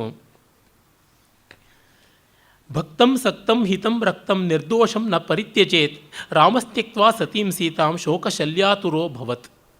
ರಾಮನ ಬಗ್ಗೆ ಹೇಳ್ತಾನೆ, ತನ್ನ ಅಲ್ಲಿ ಭಕ್ತಿ ಪ್ರೀತಿ ಹಿತವನ್ನು ಅನುರಕ್ತಿಯನ್ನು ಇಟ್ಟುಕೊಂಡ ನಿರ್ದೋಷವಾದ ವ್ಯಕ್ತಿಗಳನ್ನು ದೂರ ಮಾಡಬಾರ್ದು. ಭಕ್ತಿ ರಕ್ತಿ ಪ್ರೀತಿ ಮತ್ತು ನಿರ್ದೋಷ ಎಲ್ಲ ಗುಣಗಳೂ ಇದ್ದಂಥ ಸೀತೆಯನ್ನು ರಾಮ ದೂರ ಮಾಡಿಕೊಂಡು ಪರಮ ದುಃಖವನ್ನೇ ಪಟ್ಟ ಅಂತ. ನಿಜ, ಸೀತಾಪರಿತ್ಯಾಗಕ್ಕೆ ಅದರದೇ ಆದ ಆಯಾಮಗಳಿವೆ. ಇಲ್ಲಿ ಪ್ರತಿ ಪೌರಾಣಿಕ ದೃಷ್ಟಾಂತಕ್ಕೂ ಇನ್ನೊಂದು ರೀತಿಯಲ್ಲಿ ಕಂಟೆಸ್ಟ್ ಮಾಡಬಹುದು, ಆ ಮಾತನ್ನು ಹೇಳಿದ್ದೀನಿ. ಆದರೆ ಅದಂತೂ ನಿಜ, ಸೀತೆಯನ್ನು ಪರಿತ್ಯಜಿಸಿದ ರಾಮ ಸಂತೋಷವನ್ನು ಪಡೋಕ್ಕಂತೂ ಆಗಲಿಲ್ಲ. ಅದರಿಂದ ನಾವು ಪ್ರಾಮಾಣಿಕರಾಗಿ ನಮ್ಮ ಆಶ್ರಿತರಾಗಿರ್ತಕ್ಕಂಥವ್ರನ್ನ ದೂರ ಮಾಡಿಕೊಳ್ಳಬಾರದು ಅಂತ ಪರಮ ಧರ್ಮ ಸಂಕಟ ಬಂದಾಗ ಆಗುತ್ತದೆ. ಆದರೆ ಲೋಕ ಸಾಮಾನ್ಯವಾದ ನೀತಿಯಲ್ಲಿ ನೋಡಿದಾಗ ನಾವು ನಮ್ಮವ್ರನ್ನ ಬಿಟ್ಟು ಕೊಡಬಾರದು. ಅದು ನಮಗೆ ಬೇಕಾದವರು ಮತ್ತು ನಿರ್ದೋಷಿಗಳಾದವರು, ಅವ್ರನ್ನ ಬಿಟ್ಟು ಕೊಡಬಾರದು ಅಂತ ಎಷ್ಟೋ ಬಾರಿ ಸ್ವಾರ್ಥಕ್ಕೋಸ್ಕರವಾಗಿ ಮಾಡುವುದಾಗುತ್ತದೆ. ರಾಮ ಸ್ವಾರ್ಥಕ್ಕೆ ಮಾಡಲಿಲ್ಲ, ಆದರೆ ಸ್ವಾರ್ಥಕ್ಕಾಗಿ ನಮ್ಮೂರನ್ನು ನಾವು ಬಿಟ್ಟು ಕೊಡುವಂಥ ಕೆಲಸ ಆಗುತ್ತದೆ. ಅದು ತುಂಬ ತಪ್ಪು. ಇದಕ್ಕೆ ಎದ್ದು ಕಾಣುವ ಧಗಾಯಮಾನವಾದ ದೃಷ್ಟ ಅಂತಂದರೆ ಗಾಂಧಿ ಹಿಂದೂಗಳನ್ನು ದೂರ ಮಾಡಿದ್ದೇನೆ. ಮುಸ್ಲಿಮರಿಗೋಸ್ಕರ ತಾನು ಮಹಾತ್ಮನಾಗಬೇಕು ಅನ್ನೋದಕ್ಕೋಸ್ಕರವಾಗಿ ಆ ಒಂದು ಲೋಕ ಗೌರವದ ಲಾಂಪಟ್ಯ ಲಾಲಸೆಗಾಗಿಯೇ ಗಾಂಧೀಜಿ ಹಿಂದೂಗಳಿಗೆ, ಭಾರತ ದೇಶಕ್ಕೆ ತನ್ಮೂಲಕ ಜಗತ್ತಿಗೆ ದೊಡ್ಡ ಅನ್ಯಾಯ ಮಾಡಿದ್ದಾರೆ. ನೆಹರು ಅಂತೂ ಅದಕ್ಕೆ ಹೇಳಲೇಬೇಕಾಗಿಲ್ಲ. ಗಾಂಧೀಜಿ ಬಗ್ಗೆ ಆದರೂ ಅವರ ವ್ಯಕ್ತಿತ್ವದ ಚಾರಿತ್ರ್ಯ ಶುದ್ಧಿಯಿಂದಾಗಿ ಗೌರವವಾಗಿ ಬಹುವಚನದಲ್ಲಿ ಸ್ಮರಣೆ ಮಾಡಬಹುದು. ನೆಹರುಗೆ ಯಾವ ಕ್ರೆಡಿಟ್ಸು ಕೊಡಬೇಕಾಗಿಲ್ಲ, ಸರ್ವಾನರ್ಥ ಮೂಲ ಕಾರಣ ಅಂತನಬಹುದು. ಆಮೇಲೆ ವೇಶ್ಯೆಯರ ಮಾತಿಗೆ ಮರುಳಾಗಬಾರದು ಅನ್ನುವ ಒಂದು ಸಾರ್ವಕಾಲಿಕ ನೀತಿಯನ್ನು ಕ್ಷೇಮೇಂದ್ರ ಹೇಳ್ತಾನೆ. ವೇಶ್ಯಾ ವಚಸಿ ವಿಶ್ವಾಸಿ ನಭವೇತ್ ನಿತ್ಯ ಕೈತವೇ ಋಷ್ಯಶೃಂಗೋಪಿ ನಿಸ್ಸಂಗ ಶೃಂಗಾರಿ ವೇಶ್ಯೆಯಾಕೃತ ಅಂತ ರಾಮಾಯಣದಲ್ಲಿ ಮತ್ತು ಭಾರತದಲ್ಲಿ ಕೂಡ ಬರುವಂಥದ್ದು. ರಾಮಾಯಣದ ಬಾಲಕಾಂಡದಲ್ಲಿ, ಮಹಾಭಾರತದ ವನಪರ್ವದಲ್ಲಿ ಋಷ್ಯಶೃಂಗೋಪಾಖ್ಯಾನ ಬರುವಂಥದ್ದು ಇದೆಯಲ್ಲ, ಅಲ್ಲಿ ರೋಮಪಾದನ ರಾಜ್ಯಕ್ಕೆ ಮಳೆ ಬರಬೇಕು ಅಂತ ಈ ಮಹರ್ಷಿಯ ವಿಭಾಂಡಕನ ಮಗನಾದ ಋಷ್ಯಶೃಂಗನನ್ನು ಬರಮಾಡಿಕೊಳ್ಳುವುದಾಗುತ್ತದೆ. ಅದಕ್ಕೆ ವೇಶ್ಯರನ್ನು ಮರಳು ಮಾಡಿ ಕರ್ಕೊಂಡು ಬರುವ ಪ್ರಸಂಗ ಉಂಟು. ತಂದೆ ಅದೇ ರೀತಿಯಾಗಿ ಹೆಣ್ಣಿನ ನೋಟವೇ ಇಲ್ಲದಂತೆ ಬೆಳೆಸಿರ್ತಾನೆ. ಆದ್ದರಿಂದ ಆದದ್ದು ಏನರ್ಥ. ಬುದ್ಧನನ್ನು, ಸಿದ್ಧಾರ್ಥನನ್ನು ಶುದ್ಧೋಧನ ಬೆಳೆಸುವಂಥ ಬಗೆಯಲ್ಲೇ ಇವನು ಬೆಳೆಸಿದ್ರಿಂದ ಆದದ್ದು. ಅದರಿಂದ ನಮ್ಮ ಮಕ್ಕಳಿಗೆ ನಾವು ಒಂದು ಸ್ವಲ್ಪ ಮಟ್ಟಿಗೆ ಲೋಕದ ಒಳಿತು ಕೆಡುಕುಗಳ ಅರಿವಿರುವಂಥ ರೀತಿಯಲ್ಲಿ ಬೆಳೆಸಬೇಕಾಗುತ್ತದೆ. ತುಂಬ ಪ್ರತ್ಯೇಕಿಸಿ ಮಹಾಮಡಿಯಲ್ಲಿ ಬೆಳೆಸ್ತೀವಿ ಅಂದರೆ ಅದು ಪರಮ ಮೈಲಿಗೆಯಲ್ಲೇ ಮುಗಿಯತಕ್ಕಂಥದ್ದು. ಆ ಕಾರಣದಿಂದಲೇ ಒಂದು ಒಳಿತು ಕೆಡುಕುಗಳ ಸಂತುಲನ ಇರುವಂಥ ಲೋಕವನ್ನು ತೋರ್ಪಡಿಸಿಕೊಡಬೇಕು. ಇರಲಿ,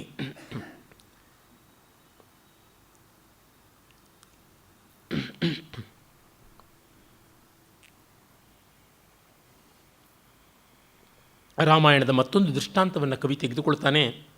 ಅಲ್ಪಮಪ್ಯವಮನ್ಯೇತ ನ ಶತ್ರುಂ ಬಲದರ್ಪಿತ ರಾಮೇಣ ರಾಮಶಿಶುನ ಬ್ರಾಹ್ಮಣ್ಯ ದಯಯೋಜ್ಜಿತ ಅಂತ. ಪರಶುರಾಮ ಮತ್ತು ರಾಮರ ಪ್ರಕರಣ ಬಾಲಕಾಂಡದ ಕಡೆಯ ಭಾಗದಲ್ಲಿ ಬರುವಂಥದ್ದು. ಅದನ್ನು ಕವಿ ಕಟಾಕ್ಷಿಸ್ತಾ ಇದ್ದಾನೆ. ಎದುರಾಳಿ ಚಿಕ್ಕ ವಯಸ್ಸಿನವನಾಗಿದ್ದರೂ ಅಹಂಕಾರದಿಂದ ನಾವು ಉಚಾಯಿಸಿ ಮಾತಾಡಬಾರದು.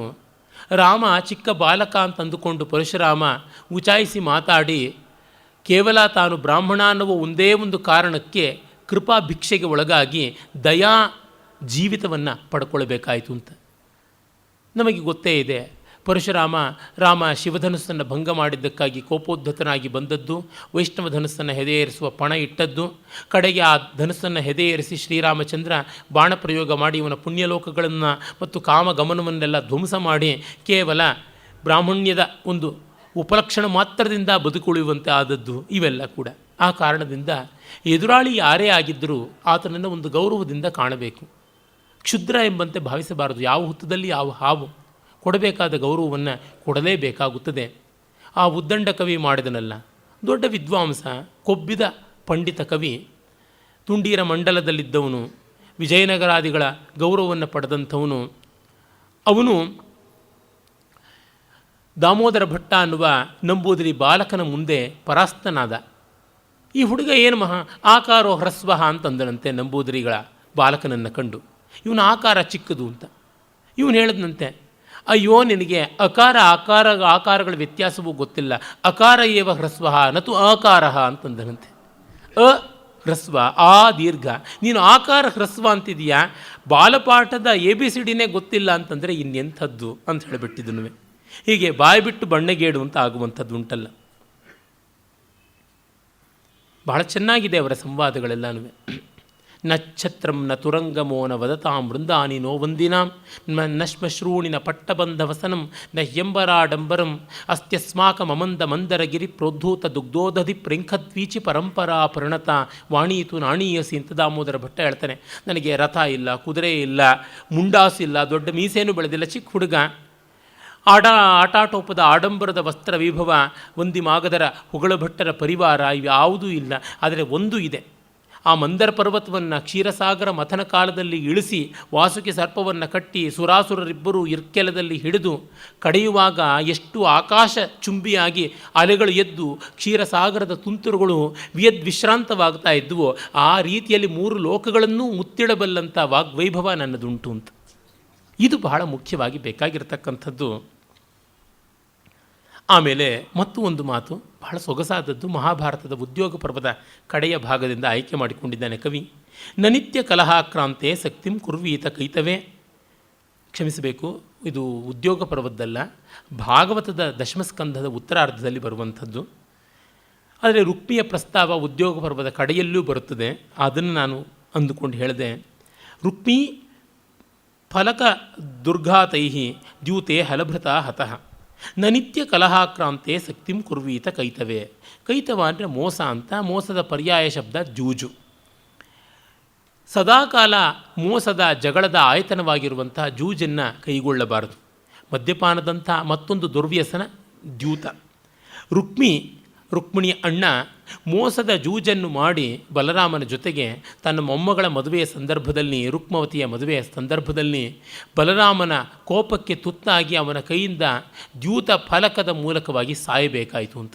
ಬಲರಾಮನಿಗೆ ಜೂಜಾಟ ಗೊತ್ತಿಲ್ಲ, ಕೋಪ ಮಾತ್ರ ಯದ್ವಾ ತದ್ವಾ.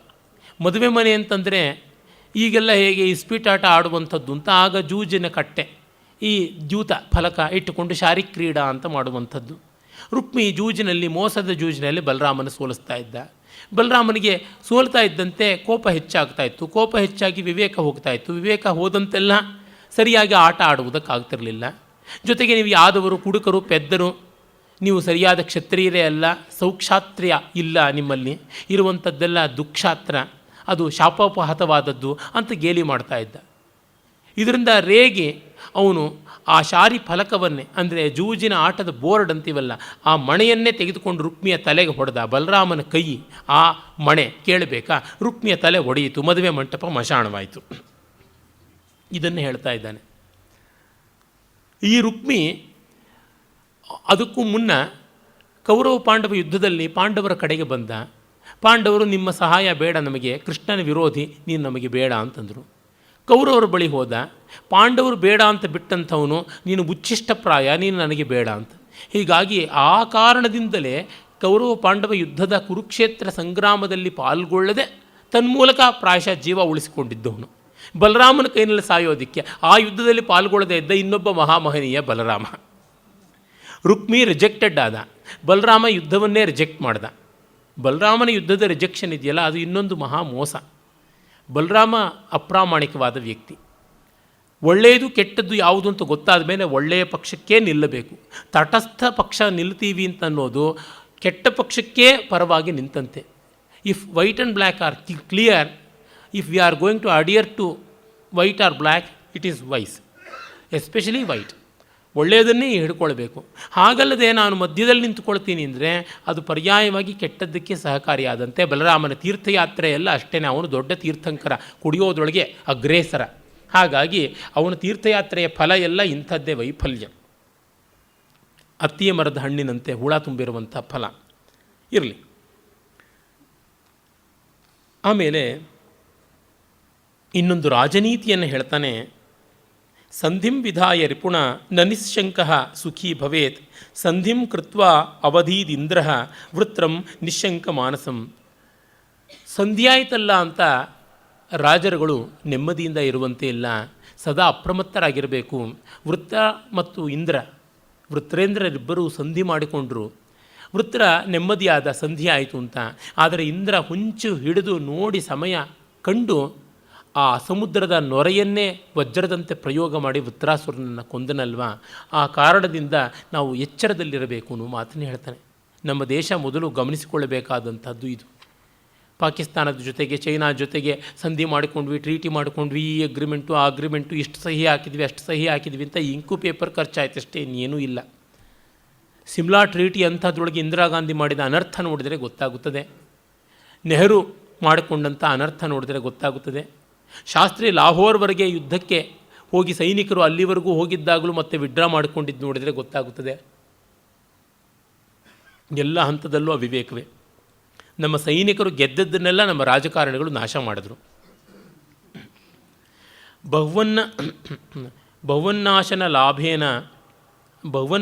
ಲೋಭೇನ ರೋಗಿ ಮಂದರುಚಿರ್ಭವೇತ್ ಪ್ರಭೂತಾಜ್ಯ ಭುಜೋ ಜಾಡ್ಯಂ ದಹನಸ್ಯಾಪ್ಯಜಾಯತ. ಇದು ಒಂದು ಮಾರ್ಮಿಕವಾದ ಲೋಕನೀತಿ ಮಹಾಭಾರತದ ಸಭಾಪರ್ವದಲ್ಲಿ ಬರುವಂಥದ್ದು. ಅಗ್ನಿ ಶ್ವೇತಕಿ ಎನ್ನುವ ಒಬ್ಬ ಮಹಾರಾಜನ ಅನೇಕ ವರ್ಷಗಳ ದೀರ್ಘ ಸತ್ರದಲ್ಲಿ ಆಜ್ಯ ಭೋಗವನ್ನು ಅಂದರೆ ತುಪ್ಪ ತಿಂದು ತಿಂದು ತಿಂದು ಅಜೀರ್ಣವಾಗಿ ಅಗ್ನಿಮಾಂದ್ಯವಾಗಿ ಆತನಿಗೆ ಖಾಂಡವ ವನವನ್ನು ದಹನ ಮಾಡಿ ಆರೋಗ್ಯ ಮಾಡಿಕೊಳ್ಳಬೇಕಾದ ಸ್ಥಿತಿ ಬಂತು. ಅಜೀರ್ಣಕ್ಕೆ ಇಷ್ಟ ಭೋಜನವೇ ಚಿಕಿತ್ಸೆ ಅಂತ ಹೇಳಿದ್ದರಂತೆ ಬ್ರಹ್ಮ. ಆ ಕಥೆ ಬರ್ತದೆ. ಹಾಗೆ ಬಹುವನ್ನ ಅಶನ ಲೋಭೇನ, ತುಂಬ ತಿನ್ನಬೇಕು ಅನ್ನೋ ಲೋಭದಿಂದ ತಿಂದು ತಿಂದು ತಿಂದು ಜೀರ್ಣಶಕ್ತಿಯನ್ನೇ ಆಹಾರದಲ್ಲಿ ರುಚಿಯನ್ನೇ ಕಳ್ಕೊಳ್ಳುವಂತೆ ಆಗುತ್ತದೆ. ಅದು ತಪ್ಪು. ಅಗ್ನಿಗೆ ಈ ರೀತಿಯಾದ ಸ್ಥಿತಿ ಬಂತು ಅನ್ನುವ ಮಾತನ್ನು ಹೇಳ್ತಾನೆ. ಅಂದರೆ ಹಸಿವಾದಾಗ ಊಟ ಮಾಡಬೇಕು. ನನ್ನ ತಾಯಿ ಸದಾ ಹೇಳ್ತಾ ಇರೋರು, ಪಣವೇ ಅಳಗು ಪಸಿಯೇ ರುಚಿ ಅಂತ, ಹಣವೇ ಅಂದವಂತೆ. ಅಂದರೆ ಅಂದ ಚಂದಕ್ಕೆ ಬೇಕಾಗಿರುವ ಕಾಸ್ಮೆಟಿಕ್ ಸಾಮಗ್ರಿ ಎಲ್ಲ ಸಿಗುವುದು ಹಣದಿಂದಲೇ ಅಂತ. ಮತ್ತು ಹಸಿವೇ ರುಚಿ ಅಂತ. ಹಸಿವಿಲ್ಲದೆ ಇದ್ದರೆ ಯಾವ ಪದಾರ್ಥಕ್ಕೂ ರುಚಿ ಬರುವುದಿಲ್ಲ. ಹೊಟ್ಟೆ ತುಂಬುದವನಿಗೆ ಯಾವುದೂ ರುಚಿ ಇರೋದಿಲ್ಲ. ಹಾಗಾಗಿ ಜೀರ್ಣಕಾರಿತ್ವವೇ ರುಚಿಗೆ ಒಂದು ಮಹಾ ಉಪಲಕ್ಷಣ. ಅದನ್ನು ಹೇಳ್ತಾ ಇದ್ದಾನೆ ಕವಿ. ಯತ್ನೇನ ಶೋಷಯೇ ದೋಷಾನ್ ನತು ತೀವ್ರ ವ್ರತೈಸ್ತನು ತಪಸಾ ಕುಂಭಕರ್ಣೋ ಭೂನ್ ನಿತ್ಯ ನಿದ್ರಾ ವಿಚೇತನಃ. ಸುಮ್ಮನೆ ಶರೀರ ಶೋಷಣೆಯ ತಪಸ್ಸುಗಳು ವ್ರತಗಳಿಂದ ಏನೂ ಪ್ರಯೋಜನ ಇಲ್ಲ. ವಿವೇಕ ಬೇಕು. ಕುಂಭಕರ್ಣ ವಿವೇಕವಿಲ್ಲದೆ ದೊಡ್ಡ ತಪಸ್ಸು ಮಾಡಿ ಪಡೆದ ವರ ಏನು? ನಿದ್ರೆ. ಬದುಕಿದ್ದು ಸತ್ತಂತಹ ವರ. ಆ ರೀತಿಯಾದ ವರದಿಂದ ಆಗುವಂಥದ್ದೇನು? ರಾಮಾಯಣದ ಉತ್ತರಕಾಂಡದಲ್ಲಿ ಬರುವಂಥ ಪ್ರಸಂಗವನ್ನು ಕವಿ ಹೇಳ್ತಾ ಇದ್ದಾನೆ. ಅಂದರೆ ಅರ್ಥಹೀನವಾದ ವ್ರತಗಳಲ್ಲಿ, ತುಂಬ ಕಠೋರವಾದ ದೀಕ್ಷೆಗಳಲ್ಲಿ ಏನು ಬೆಲೆ ಇಲ್ಲ ಅಂತ ಹೇಳ್ತಾ ಇದ್ದಾನೆ. ಹುತ್ತವ ಬಡೆದೊಡೆ ಹಾವು ಸಾಯಬಲ್ಲುದೆ ಅಂತ ವಚನಕಾರರು ಹೇಳ್ತಾರಲ್ಲ, ಆ ರೀತಿಯಾಗಿ ನೋಪದೇಶೇಪ್ಯ ಭವ್ಯಾನಾಂ ಮಿಥ್ಯಾ ಕುರ್ಯಾತ್ ಪ್ರವಾದಿತಾಂ ಶುಕ್ರಷಾಡ್ಗುಣ್ಯ ಗುಪ್ತಾಪಿ ಪ್ರಕ್ಷೀಣ ದೈತ್ಯ ಸಂತತಿ. ಅವಿವೇಕಿಗಳಿಗೆ ಎಷ್ಟು ತತ್ವವನ್ನು ನೀತಿಯನ್ನು ಉಪದೇಶ ಮಾಡಿದರೂ ಏನೂ ಪ್ರಯೋಜನ ಆಗೋದಿಲ್ಲ. ಶುಕ್ರ ರಾಕ್ಷಸ ಗುರು ನೀತಿಗೆ ದೊಡ್ಡ ಮಾರ್ಗದರ್ಶಿ ಆತ. ಅವನ ರಾಜನೀತಿ ಅಮೇಯವಾದದ್ದು, ಅಪ್ರತಿಹತವಾದದ್ದು. ಅಂಥ ಒಂದು ನೀತಿ ಉಳ್ಳ ಶುಕ್ರಾಚಾರ್ಯನ ನೀತಿ ಮಂತ್ರ ಕೂಡ ಎಷ್ಟೋ ಬಾರಿ ರಾಕ್ಷಸರಿಗೆ ಪ್ರಯೋಜನಕಾರಿಯಾಗಲಿಲ್ಲ.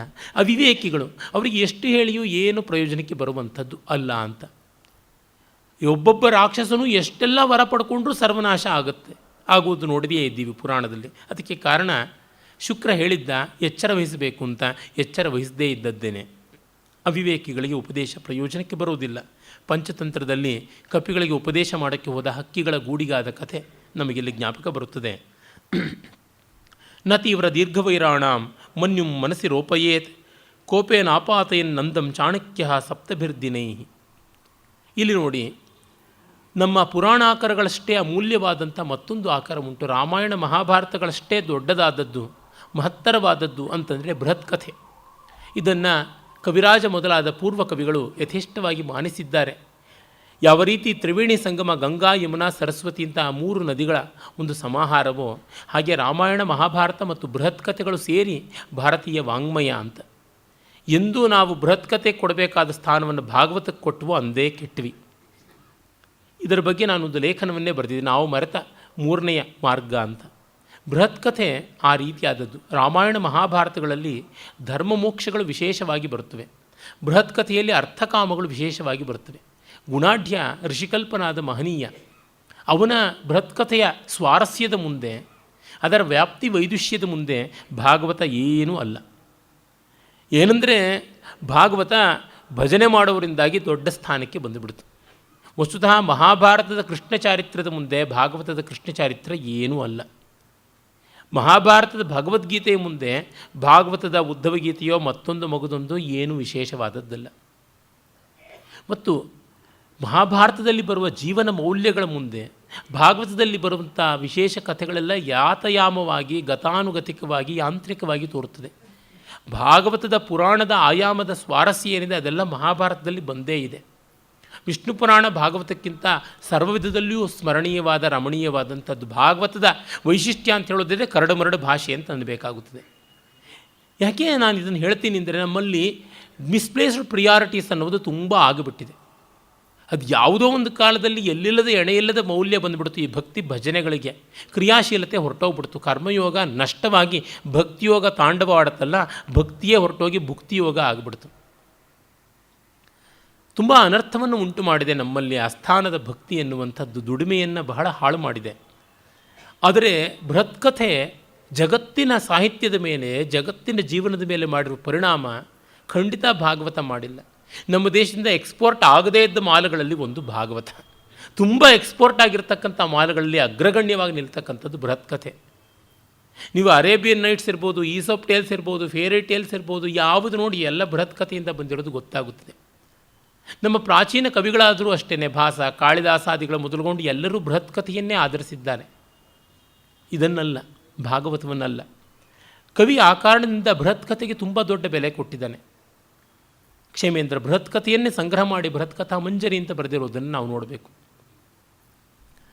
ಆಮೇಲೆ ಇಲ್ಲಿ ಚಾಣಕ್ಯನ ಕಥೆ ಬೃಹತ್ಕಥಾ ಮಂಜರಿಯಲ್ಲೇ ಕಾಣಿಸ್ಕೊಳ್ತಕ್ಕಂಥದ್ದು. ಅದರಿಂದಾಗಿ ಅವನು ಅದನ್ನು ತೆಗೆದುಕೊಂಡಿದ್ದಾನೆ. ಹೇಳ್ತಾನೆ,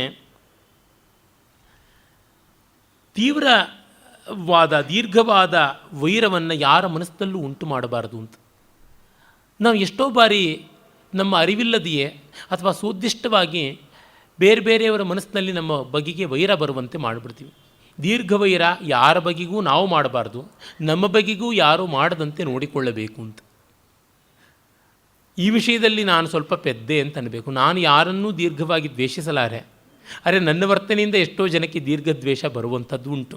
ಉದಾಹರಣೆಗೆ ಭಾಗವತವನ್ನು ಬೈದಿದ್ದೆ ಎಷ್ಟೋ ಜನ ಭಗವದ್ಭಕ್ತರುಗಳಿಗೆ ವೈರ ಬರಬಹುದು. ಅಡ್ಡಿ ಇಲ್ಲ, ಭಾಗವತಕ್ಕಿಂತ ನನಗೆ ಸತ್ಯ ದೊಡ್ಡದು ಅಂತ ಅನಿಸುತ್ತದೆ. ಇಲ್ಲಿ ಚಾಣಕ್ಯನ ಮನಸ್ಸಿನಲ್ಲಿ ನವನಂದರು ವೈರಾಗ್ನಿಯನ್ನು ಉಂಟು ಮಾಡುವ ಮೂಲಕ 7 ದಿವಸಗಳಲ್ಲಿ ಸರ್ವನಾಶವಾದರು ಅಂತ. ಆ ಬೃಹತ್ ಕಥೆಯ ಪ್ರಾರಂಭದ ಪೀಠಿಕಾ ಲಂಬಕದಲ್ಲಿ ಬರುವ ಕಥೆಯನ್ನು ಇವನು ಕಟಾಕ್ಷಿಸ್ತಾ ಇದ್ದಾನೆ. ಗುರುಮಾರಾಧಯೇದ್ ಭಕ್ತ್ಯ ವಿದ್ಯಾ ವಿನಯ ಸಾಧನಂ ರಾಮಾಯ ಪ್ರದದೌ ತುಷ್ಟೋ ವಿಶ್ವಾಮಿತ್ರೋಸ್ತ್ರ ಮಂಡಲಂ. ಇದು ಪ್ರಸಿದ್ಧವಾದ ರಾಮಾಯಣದ ಕಥೆ, ಬಾಲಕಾಂಡದಲ್ಲಿ ಬರುವಂಥದ್ದು. ರಾಮನಿಗೆ ತಾಟಕವಧೆಯಿಂದ ಸುಪ್ರೀತನಾದ ಪರಶುರಾಮ ಸಕಲಾಸ್ತ್ರಗಳನ್ನು ಕೊಡ್ತಾನೆ. ಬಗೆಬಗೆಯ ಪಾಶಗಳನ್ನು, ಬಗೆಬಗೆಯ ಚಕ್ರಗಳನ್ನು, ಬಗೆಬಗೆಯ ಬಾಣಗಳನ್ನೆಲ್ಲವನ್ನು ಕೊಡ್ತಾನೆ. ಪುರಾಣಾಂತರಗಳಿಂದ ಜೃಂಭಕಾದಿ ಮಹಾಸ್ತ್ರಗಳೆಲ್ಲ ಬಂತು ಅಂತ ಗೊತ್ತಾಗುತ್ತದೆ. ಒಂದು ಗುರು ಪ್ರೀತಿಯಾಗುವಂಥ ಕೆಲಸ ಮಾಡಿದ್ದರಿಂದ ರಾಮನಿಗೆ ಇಷ್ಟೆಲ್ಲ ಸಿಕ್ತು. ಹಾಗಾಗಿ ಗುರುವಿಗೆ ಪ್ರೀತಿಯಾಗುವಂಥ ರೀತಿಯಲ್ಲಿ ಶಿಷ್ಯ ನಡ್ಕೊಳ್ಳಬೇಕಾದದ್ದು ಅಂತ ಮಹಾಭಾರತದಲ್ಲಿ ನಮಗೆ ಗೊತ್ತಾಗುತ್ತದೆ. ಗಂಗಾ ನದಿಯಲ್ಲಿ ಸ್ನಾನ ಮಾಡ್ತಾ ಇದ್ದ ದ್ರೋಣಾಚಾರ್ಯನ ಕಾಲನ್ನು ಮೊಸಳೆಯೊಂದು ಹಿಡಿದಾಗ ಮಿಕ್ಕೆಲ್ಲ ಶಿಷ್ಯರು ಏನು ಅಂತ ಕಳವಳ ಪಡ್ತಾ ಇದ್ದಾಗಲೇ ಅರ್ಜುನ 5 ಬಾಣಗಳನ್ನು ಗುರುವಿನ ಕಾಲಿಗೆ ತಾಕದೆ ಮೊಸಳೆಗೆ ತಾಕಿ ಅದು ಸಾಯುವಂತೆ ಮಾಡಿ ಗುರು ಪ್ರಾಣ ಉಳಿಸಿಕೊಂಡು ಹೊರಗೆ ಬರುವಂತೆ ಮಾಡ್ತಾನೆ. ಇದರಿಂದ ಸುಪ್ರೀತನಾದ ಅವನು ಒಡದೊಡನೆಯೇ ಅಲ್ಲಿಯೇ ಬ್ರಹ್ಮಶಿರೋಸ್ತ್ರವನ್ನು ಉಪದೇಶ ಮಾಡ್ತಾನೆ ಅಂತ ಬರುತ್ತದೆ. ಮುಂದೆ ಅಶ್ವತ್ಥಾಮ ಉತ್ತರೆಯ ಗರ್ಭನಾಶಕ್ಕಾಗಿ ಇದೇ ಅಸ್ತ್ರವನ್ನು ಬಿಟ್ಟಾಗ ಅರ್ಜುನ ಅದನ್ನೇ ಪ್ರತ್ಯಸ್ತ್ರವಾಗಿ ಬಿಡ್ತಾನೆ ಅನ್ನುವ ಕಥೆ ನಮಗೆ ಮುಂದೆ ಆ ಸೌಪ್ತಿಕ ಪರ್ವದಲ್ಲಿ ಗೋಚರವಾಗುತ್ತದೆ. ಹೀಗೆ ಗುರುಪ್ರೀತಿ ಉಂಟಾಗುವಂತೆ ಶಿಷ್ಯ ನಡ್ಕೊಳ್ಬೇಕು. ವಸುದೇಯಂ ಸ್ವಯಂ ದದ್ಯಾತ್ ಬಲಾದ್ಯತ್ ದಾಪಯೇತ್ ಪರಃ ದೃಪದೋಪನ್ನವಿ ರಾಜ್ಯಂ ದ್ರೋಣೇನಾಕ್ರಮ್ಯ ದಾಪಿತಃ. ತಾನಾಗಿ ಕೈಯೆತ್ತಿ ಕೊಡುವ ಕಾಲದಲ್ಲಿ ಕೊಟ್ಟು ಬಿಡಬೇಕು, ಇಲ್ಲದಿದ್ದರೆ ಬಲವಂತವಾಗಿ ಬೇರೆಯವರು ಕಿತ್ತುಕೊಳ್ಳುವಂತೆ ಆಗುತ್ತದೆ. ದ್ರೋಣಾಚಾರ್ಯನ ತನ್ನ ಬಳಿಗೆ ಬಂದಾಗ ದೃಪದ ಸ್ನೇಹಿತ ಅಂತ ಗೌರವದಿಂದ ಕಂಡು ಅವನಿಗಷ್ಟೋ ಇಷ್ಟೋ ಕೊಟ್ಟಿದ್ದರೆ ತಾನು ಅರ್ಧರಾಜ್ಯವನ್ನು ಬಲವಂತವಾಗಿ ಕಳ್ಕೊಳ್ಳುವ ಸ್ಥಿತಿ ಬರ್ತಿರಲಿಲ್ಲ, ಅವಮಾನಕ್ಕೆ ತುತ್ತಾಗುವಂಥ ದುರ್ಗತಿಯೂ ಬರ್ತಾ ಇರಲಿಲ್ಲ ಅಂತ ಹೇಳ್ತಾನೆ. ತುಂಬ ಚೆನ್ನಾಗಿರುವಂಥದ್ದು ನೀತಿ. ದ್ರೋಣಾಚಾರ್ಯ ಪಾಪ ಸಹಾಯಕ್ಕಾಗಿ ಬಂದ. ಹಾಗೆ ಬಂದಾಗ ಅಧಿಕಾರ ಮದೋನ್ಮತ್ತನಾದ ದೃಪದ ಅನ್ಯಾಯದ ಮಾತಾಡ್ದ. ಇದು ತಪ್ಪಾಯ್ತಲ್ವ? ಅದನ್ನು ಕವಿ ಹೇಳ್ತಾ ಇದ್ದಾನೆ. ನಗೀತ ವಾದ್ಯಾಭಿರತಿ ವಿಲಾಸ ವ್ಯಸನೀ ಭವೇತ್ ವೀಣಾ ವಿನೋದ ವ್ಯಸನೀ ವತ್ಸೇಷಃ ಶತ್ರುಣಾ ಹೃತಃ. ಇದು ಮತ್ತೆ ಬೃಹತ್ ಕಥೆಯಲ್ಲಿ ಬರುವಂಥ ಒಂದು ಉಲ್ಲೇಖವೇ ಆಗಿದೆ. ರಾಜನಾದವನು ಗೀತವಾದ್ಯದ ವಿನೋದಗಳಲ್ಲಿ ಅತಿಯಾಗಿ ತೊಡಗಿಕೊಂಡು ಈ ಹಾಡು ಕುಣಿತ ಇತ್ಯಾದಿ ಜಲ್ಸಾದಲ್ಲಿ ಮಗ್ನನಾಗಿ ವ್ಯಸನದ ಮಟ್ಟಿಗೆ, ಅಡಿಕ್ಷನ್ ಮಟ್ಟಿಗೆ ತೊಡಗಿಕೊಳ್ಳಬಾರದು. ಈ ವೀಣಾವಾದ್ಯ ವ್ಯಸನಿಯಾದ ಕಾರಣ ವತ್ಸರಾಜ ಶತ್ರುವಿನ ಸೆರೆಗೆ ತುತ್ತಾಗಬೇಕಾಯಿತು ಅಂತ. ಎರಡು ಸಂದರ್ಭದಲ್ಲಿ, ಒಂದು, ಅವನು ವೀಣಾವಾದನದ ಮೂಲಕವಾಗಿ ಆನೆಗಳನ್ನು ಪಳಗಿಸುವ ಕೌಶಲವನ್ನು ಹೊಂದಿದ್ದ. ಆ ಒಂದು ಬೇಟೆಯ ವ್ಯಸನ ಅದು ವೀಣಾವಾದನದ ಮೂಲಕವಾಗಿ ಮಾಡ್ತೀನಿ ಎನ್ನುವಂಥದ್ದು. ಅವನ ಬಗ್ಗೆ ಗಾಂಧರ್ವ ವಿತ್ತ ಮೋಹಿತಃ ಅನ್ನುವ ಮಾತನ್ನು ಭಾಸನ ಪ್ರಸಿದ್ಧಿ ಪಡೆದಂಥ ಪ್ರತಿಜ್ಞಾ ನಾಟಿಕೆ ಅಂತ ಹೇಳಲಾದ ಆ ಒಂದು ರೂಪಕದಲ್ಲಿ ನಾವು ನೋಡ್ತೀವಿ. ಗಾಂಧರ್ವ ವಿತ್ತಕಃ ಅಂತೆಲ್ಲ ಹೇಳಿಬಿಟ್ಟು ಗಾಂಧರ್ವ ವೇದ ಅಂತ ಹೇಳದ ಸಂಗೀತವನ್ನು ಪಡ್ಕೊಂಡಿದ್ದೀನಿ ಇನ್ನು ಹೆಮ್ಮೆ ಇತ್ತಲ್ಲ ಅವನಿಗೆ, ಘೋಷವತಿ ವೀಣೆಯ ಮೂಲಕ ಎಲ್ಲರನ್ನ ಮರಳು ಮಾಡ್ತೀನಿ ಅಂತ. ಆ ಒಂದು ಕಾರಣದಿಂದ ಅವನು ಕೃತಕ ಗಜ, ನೀಲ ಕುವಲಯ ಅನ್ನುವ ಕೃತಕ ಗಜದ ಮೂಲಕವಾಗಿ ಅಪಹೃತನಾದ ಮಹಾಸೇನನ ಮೂಲಕವಾಗಿ ಅವನು ಬಂದಿಯಾದ. ಅದೇ ರೀತಿಯಲ್ಲಿ ಮತ್ತೊಮ್ಮೆ ಆ ವೀಣಾವಾದನದ ಮೂಲಕವಾಗಿಯೇ ತಾನು ಪಡ್ಕೊಂಡಂತಹ ಮಹಾಸೇನನ ಮಗಳು ವಾಸವದತ್ತೆಯಲ್ಲಿ ಅನುರಕ್ತನಾಗಿ ವೀಣಾವಾದನ, ಮೃಗಯ ಇತ್ಯಾದಿಗಳಲ್ಲಿ ಮುಳುಗಿ ತೇಲಿ ತನ್ನ ದಾಯಾದನಾದ ಆರುಣಿಯ ಯುದ್ಧದಲ್ಲಿ ಸೋತು ರಾಜ್ಯವನ್ನು ಕಳ್ಕೊಳ್ಬೇಕಾಯಿತು. ಇದನ್ನು ಕವಿ ಹೇಳ್ತಾ ಇದ್ದಾನೆ. ನೋಪದೇಶಾಮೃತಂ ಪ್ರಾಪ್ತಂ ಭಗ್ನಕುಂಭ ನಿಭಸ್ತ್ಯಜೇತ್ ಪಾರ್ಥೋ ವಿಸ್ಮೃತ ಗೀತಾರ್ಥ ಸಾಸೂಯ ಕಲಹೇ ಭವತ್. ಯಾವುದೇ ಒಂದು ವಿದ್ಯೆಯನ್ನು ಪಡ್ಕೊಂಡ ಮೇಲೆ ಅದನ್ನು ಮರೆಯಬಾರದು, ಗಾಢವಾಗಿ ಮನಸ್ಸಿನಲ್ಲಿ ಉಳಿಸಿಕೊಳ್ಳಬೇಕು. ಹಾಗಲ್ಲವಾದರೆ ಆ ವಿದ್ಯೆ ಅನ್ನುವುದು ಒಡಕು ಮಡಕೆಗೆ ಸುರಿದಂಥ ದ್ರವದಂತೆ ಆಗುತ್ತದೆ. ಅರ್ಜುನ ಗೀತಾರ್ಥವನ್ನು ಮರೆತು ತಾನು ಅಸೂಯಾಪರನಾದ, ಕಲಹಪರನಾದ, ಅವಿವೇಕಿಯೂ ಆದ ಅಂತ. ಭಗವದ್ಗೀತೋಪದೇಶ ಅವನಿಗೆ ಬೇಗ ಮರೆತೋಯ್ತು ಅಂತ ಒಂದು. ಮತ್ತು ಇನ್ನೊಂದು, ಮಹಾಭಾರತದ ಅಶ್ವಮೇಧ ಪರ್ವದಲ್ಲೇ ಬರುವಂಥದ್ದು, ನಾನೆಲ್ಲ ಮರೆತು ಬಿಟ್ಟೆ ಕೃಷ್ಣ, ಮತ್ತೊಮ್ಮೆ ಹೇಳು ಗೀತೆಯನ್ನು ಅಂದರೆ ನನಗೂ ಹೇಳೋಕ್ಕಾಗೋಲ್ಲ, ಅದೊಂದು ದಿವ್ಯ ಯೋಗದಲ್ಲಿದ್ದಾಗ ಹೇಳಿದೆ, ಮರೆತಿಯ ಪಾಪಿ, ಇನ್ನೊಂದನ್ನು ಹೇಳ್ತೀನಿ ಅಂತ ಅನುಗೀತೆಯನ್ನು ಹೇಳ್ದ ಅಂತ ನಮಗೆ ಗೊತ್ತಾಗುತ್ತದೆ. ಈ ಕಾರಣದಿಂದ ಕಲಿತ ಪಾಠವನ್ನು ಮರೆಯಬಾರದು ಅನ್ನುವಂಥದ್ದು ಬಹಳ ಒಳ್ಳೆಯ ಉಪದೇಶವಾಗಿ ನಾವು ನೋಡ್ತೀವಿ. ಆಮೇಲೆ ನ ಪುತ್ರಾಯತ್ತಮೈಶ್ವರ್ಯಂ ಕಾರ್ಯಮಾರ್ಯೈ ಕದಾಚನ ಪುತ್ರಾರ್ಪಿತ ಪ್ರಭುತ್ವಭೂತ್ ಧೃತರಾಷ್ಟ್ರ ತೃಣೋಪಮಃ. ಮಕ್ಕಳಿಗೆ ನಾವು ಕೈಕಾಲು ಗಟ್ಟಿಯಾಗಿರುವಾಗಲೇ ಎಲ್ಲವನ್ನೂ ವಿವೇಕ ಮೀರಿ ಕೊಟ್ಟುಬಿಟ್ಟು ಅಧಿಕಾರವನ್ನು ಅವರಿಂದ ತಿರಸ್ಕೃತರಾಗುವ ಸ್ಥಿತಿ ಬರಬಾರದು ಅಂತ. ಧೃತರಾಷ್ಟ್ರ ಮಗನಿಗೆ ತನ್ನೆಲ್ಲ ಹಕ್ಕುದಾರಿಕೆಯನ್ನು ಒಪ್ಪಿಸಿಕೊಡುವ ಮೂಲಕ ಕಸಕ್ಕೂ ಕಡೆಯಾಗಿ ಬಿಟ್ಟ ಅಂತ. Dhritarashtra was just A figure head. ಅವನಿಗೆ ಕುರುಡಾಗಿದ್ದರಿಂದ ರಾಜ್ಯ ಹೋಗಿತ್ತು ನಿಜ, ಜೊತೆಗೆ ಮಗನಿಗೆ ಅತಿಶಯವಾದ ಪ್ರೀತಿ ವಾತ್ಸಲ್ಯಗಳ ಮೋಹವನ್ನು ತೋರಿಸುವ ಮೂಲಕ ಅವನು ಆಡಿದ್ದೆಲ್ಲ ಸರಿ ಅಂತ ಮಾಡುವ ಮೂಲಕ ಇವನು ಆಡುವ ಅಧಿಕಾರವನ್ನೇ ಕಳ್ಕೊಂಡು ಬಿಟ್ಟ. ವ್ಯಾಸಾದಿಗಳು ಬಂದಾಗ, ಕೃಷ್ಣ ಬಂದು ರಾಯಭಾರಕ್ಕೆ ನಿಂತಾಗಲು ಏನೂ ಮಾಡೋಕ್ಕಾಗಲಿಲ್ವಲ್ಲ. ನ ಶತ್ರುಶೇಷ ದೂಷ್ಯಾಣಾಂ ಸ್ಕಂಧೇ ಕಾರ್ಯಂ ಸಮರ್ಪಯೇತ್ ನಿಷ್ಪ್ರತಾಪೋ ಭವತ್ ಕರ್ಣಃ ಶಲ್ಯತೇಜೋ ವಧಾರ್ಧಿತಃ. ವೈರಿಯ ಕಡೆಗೆ ಅಭಿಮಾನ ಇರತಕ್ಕಂಥವನಿಗೆ ದೊಡ್ಡ ಕೆಲಸವನ್ನು ವಹಿಸಿಕೊಡಬಾರದು. ಕರ್ಣ ಅಭಿಮಾನ ಪರವಶನಾಗಿ ಶಲ್ಯನನ್ನು ಸಾರಥಿಯಾಗಿಟ್ಟುಕೊಳ್ಳುವುದರ ಮೂಲಕ ತನ್ನ ತೇಜೋವಧೆಗೆ ತಾನೇ ಅಸ್ಥಿಭಾರ ಹಾಕಿಕೊಂಡ ಅಂತ. ಇದು ಮಹಾಭಾರತದ ಕರ್ಣ ಪರ್ವದಲ್ಲಿ ಬರುವಂಥದ್ದು. ಅಂದರೆ ಶಲ್ಯ ಒಬ್ಬ ಮೂರ್ಧಾಭಿಷಿಕ್ತನಾದ ರಾಜ. ಇವನನ್ನು ತನ್ನ ಸಾರಥಿಯನ್ನಾಗಿ ಮಾಡಿಕೊಂಡ್ರೆ ತನ್ನನ್ನು ಸೂತ ಅಂತ ಗೇಲಿ ಮಾಡೋರಿಗೆಲ್ಲ ಒಂದು ಪಾಠ ಹೇಳಿದಂತೆ ಆಗುತ್ತದೆ. ಸೂತನ ಸ್ಥಾನದಲ್ಲಿ ಕ್ಷತ್ರಿಯ ಬಂದು ಕ್ಷತ್ರಿಯ ಸ್ಥಾನದಲ್ಲಿ ತಾನು ಕೂತಂತೆ ಆಯಿತು ಅಂತ ಅಹಂಕಾರವನ್ನು ಈಡೇರಿಸಿಕೊಳ್ಳೋದಕ್ಕೆ ನೋಡ್ದ. ಅದರಿಂದ ತನ್ನ ತೇಜೋವಧಿಯನ್ನು ಹೆಜ್ಜೆಜ್ಜೆಗೂ ಮಾಡ್ತಾ ಬಂದ. ವಿರೋಧಿಯಾಗಿ, ವಿಮನಸ್ಕನಾಗಿ, ವಿಪರೀತ ವೃತ್ತಿಯಾಗಿ ಸಾರಥಿ ಇದ್ದರೆ ರಥಿಗೆ ಯಾವ ನೆಮ್ಮದಿ ಸಿಗುತ್ತದೆ? ಇದ್ದರೆ ಕೃಷ್ಣ ಅರ್ಜುನನಿಗೆ ಹೇಗಿದ್ದನೋ ಹಾಗಿರಬೇಕು. ಅವನೊಬ್ಬನೇ ಇಡೀ ಯುದ್ಧದಲ್ಲಿ ರಥವನ್ನು, ಕುದುರೆಯನ್ನು, ಸಾರಥಿಯನ್ನು ಬದಲು ಮಾಡಿಕೊಳ್ಳದೆ ಇದ್ದಂಥವನು. ಆ ರೀತಿಯಲ್ಲಿ ರಥ, ಕುದುರೆ ಎಲ್ಲವನ್ನು, ರಥಿಯನ್ನು ಕಾಪಾಡಿದವನು ಈ ಮಹಾಸಾರಥಿ. ಇದನ್ನು ಗಮನಿಸಬೇಕು. ಪ್ರತಿಲೋಮ ವಿವಾಹೇಶು ನ ಕುರ್ಯಾತ್ ಉನ್ನತಿ ಸ್ಪೃಹಾಂ ಯಯಾತಿ ಶುಕ್ರಕನ್ಯಾಯಾಂ ಸಸ್ಪೃಹೋಂ ಲೇಚ್ಛತಾಂ ಗತಃ. ಪ್ರತಿಲೋಮ ವಿವಾಹಕ್ಕೆ ಅಪೇಕ್ಷೆ ಪಟ್ಟವರು ಅಷ್ಟಾಗಿ ಒಳಿತನ್ನು ಸಾಧಿಸೋದಿಲ್ಲ ಅಂತ. ಕ್ಷೇಮೇಂದ್ರನ ಕಾಲದ ಸಮಾಜ ಜೊತೆಗೆ ಈ ಕಾಲಕ್ಕೂ ಆಗುವಂಥದ್ದು. ಪ್ರತಿಲೋಮ ಅನ್ನುವಲ್ಲಿ ನಮಗಿಂತ ಉನ್ನತವಾದ ಸ್ಥಾನಮಾನ ಅಂತ ಒಂದು ತಾತ್ಪರ್ಯ ಇಟ್ಟುಕೊಂಡ್ರೆ ಎಲ್ಲ ಕಾಲಕ್ಕೂ ಸಲ್ಲುತ್ತದೆ. ಹೆಣ್ಣನ್ನು ಗಂಡು ತನಗಿಂತ ಕಡಿಮೆಯ ಮನೆಯಿಂದ ತರಬೇಕು, ಹೆಣ್ಣನ್ನು ತನಗಿಂತ ದೊಡ್ಡ ಮನೆಗೆ ಕೊಡಬೇಕು ಅಂತ ಸಾಮಾನ್ಯ ನಿಯಮ. ಹಾಗಲ್ಲವಾದರೆ ಕಷ್ಟ. ಯಯಾತಿ ತುಂಬ ದೊಡ್ಡ ತಪಸ್ವಿ ಆದಂತಹ, ಶಾಪಾನುಗ್ರಹ ಸಮರ್ಥನಾದಂತಹ ಶುಕ್ರಾಚಾರ್ಯನ ಮಗಳು ಬ್ರಾಹ್ಮಣಿಯಾದ ದೇವಯಾನಿಯನ್ನು ಮದುವೆ ಮಾಡಿಕೊಳ್ಳೋದ್ರ ಮೂಲಕವಾಗಿ ತುಂಬ ಕಷ್ಟಪಡಬೇಕಾಯಿತು, ಮಾವನ ಶಾಪಕ್ಕೆ ಗುರಿಯಾಗಿ ಮುಪ್ಪನ್ನೇ ಪಡ್ಕೊಳ್ಬೇಕಾಯಿತು ಅನ್ನುವುದನ್ನು ನೋಡಿದಾಗ ನಮಗೆ ಗೊತ್ತಾಗುತ್ತದೆ. ದೊಡ್ಡ ಮನೆಯ ಹೆಣ್ಣು ಹಿರಿ ಕುದುರೆ ಚಾಳಿ ಅಂತಾರಲ್ಲ, ಅದು ಹತ್ತಿಸಿಕೊಂಡು ತಿರುಗಿ ಹೋಗೋದಕ್ಕಿಂತ ಒದೆಯುವುದೇ ಜಾಸ್ತಿ, ಕೆನೆಯುವುದೇ ಜಾಸ್ತಿ ಅಂತ.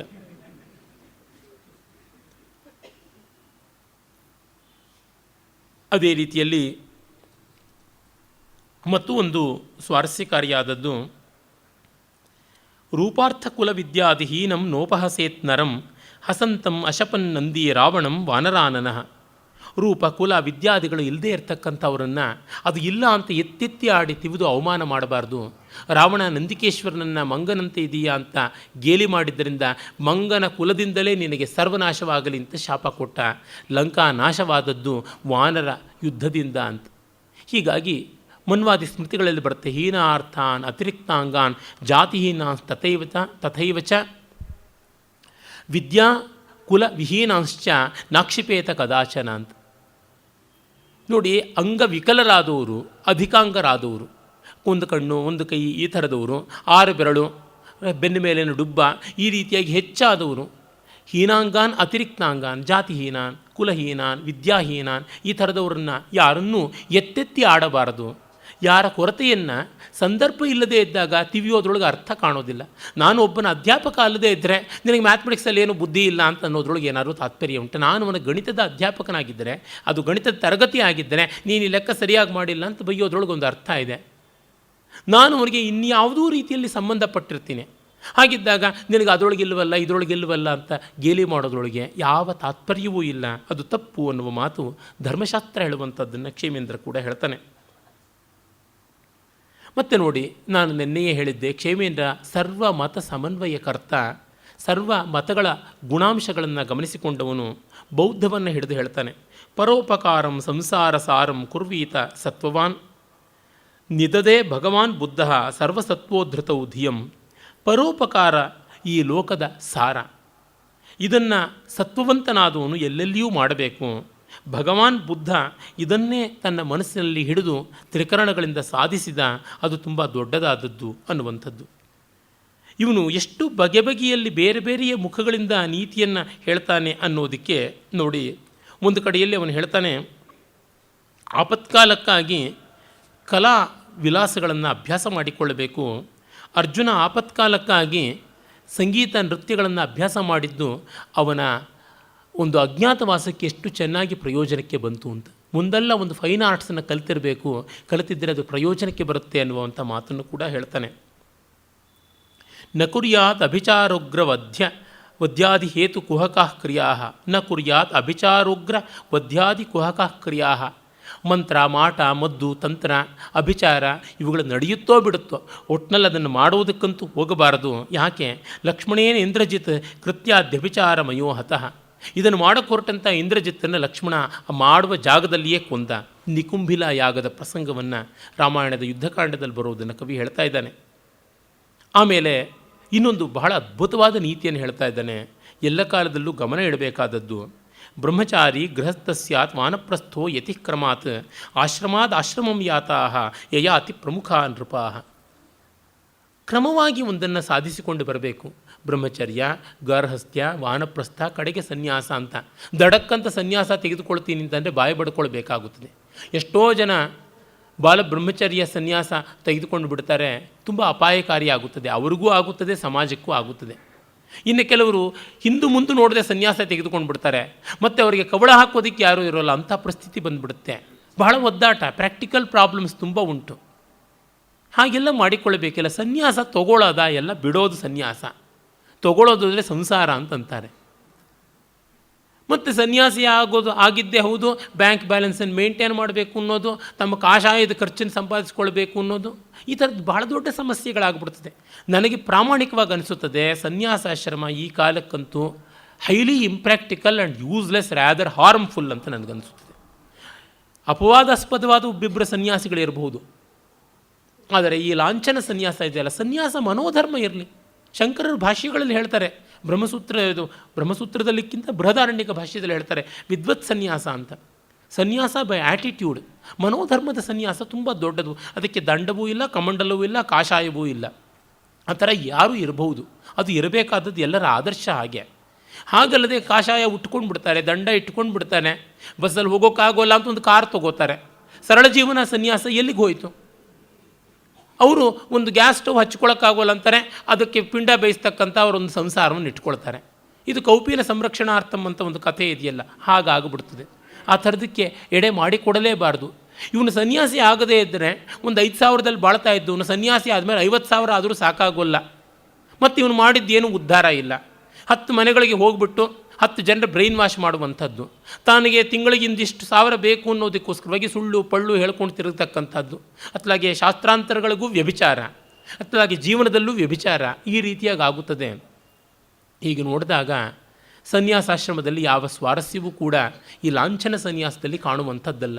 ಮತ್ತು ಈ ಕಾಲದಲ್ಲಿ ಪತ್ರಿಕೆಗಳಲ್ಲಿ ನೋಡ್ತಲೇ ಇರ್ತೀವಿ, ಎಲ್ಲ ಸನ್ಯಾಸಿಗಳು ಒಂದಲ್ಲ ಒಂದು ಪಕ್ಷಗಳನ್ನು ಹಿಡಿಯುವುದು, ರಾಜಕೀಯ ವ್ಯಕ್ತಿಗಳಿಗೆ ಓಲೈಸುವಿಕೆ ಮಾಡುವುದು ನೋಡಿದಾಗ ಕಾಷಾಯ ದಂಡ ಮಾತ್ರೇಣ ಯತಿರ್ಬಂದ್ಯೋ ನ ಸಂಶಯ ಅನ್ನುವುದು ಹೋಗ್ಬಿಟ್ಟು ಯತಿರ್ನಿಂದ್ಯೋ ನ ಸಂಶಯ ಅಂತ ಆಗಿಬಿಡ್ತಾ ಇದೆ. ಆ ಕಾರಣದಿಂದ ಕ್ರಮವಾಗಿ ಹೋಗಬೇಕು ಅಂತ. ಮತ್ತು ಇದು ಉಪಲಕ್ಷಣವಾಗಿ ಹೇಳಿದ್ದಾನೆ ಕವಿ, ಒಂದು ಕ್ರಮದಿಂದ ಪಾಠಾದಿಗಳನ್ನು ಮಾಡಿಕೊಳ್ಳಬೇಕು ಅಂತ. ಎತ್ಕೊಳ್ತಲೇ ನಾವು ಉನ್ನತ ಸ್ತರದ ಪಾಠಗಳನ್ನು ಈಗಲೇ ಮುಗಿಸ್ಕೊಂಡು ಬಿಡ್ತೀವಿ ಅಂತ ಹೋದರೆ ಅಪಹಾಸ್ಯಾಸ್ಪದರಾಗ್ಬಿಡ್ತೀವಿ. ನನ್ನದೇ ಅನುಭವ ಹೇಳ್ತೀನಿ. ನಾನು ಸಂಗೀತ ಕಲಿಯೋಕ್ಕೆ ಶುರು ಮಾಡಿದಾಗ ನನ್ನ ಗುರುಗಳಿಗೆ ವರ್ಣ ಪಾಠ ಜಾಸ್ತಿ ಹೇಳಬೇಡಿ ಅಂತಂದೆ.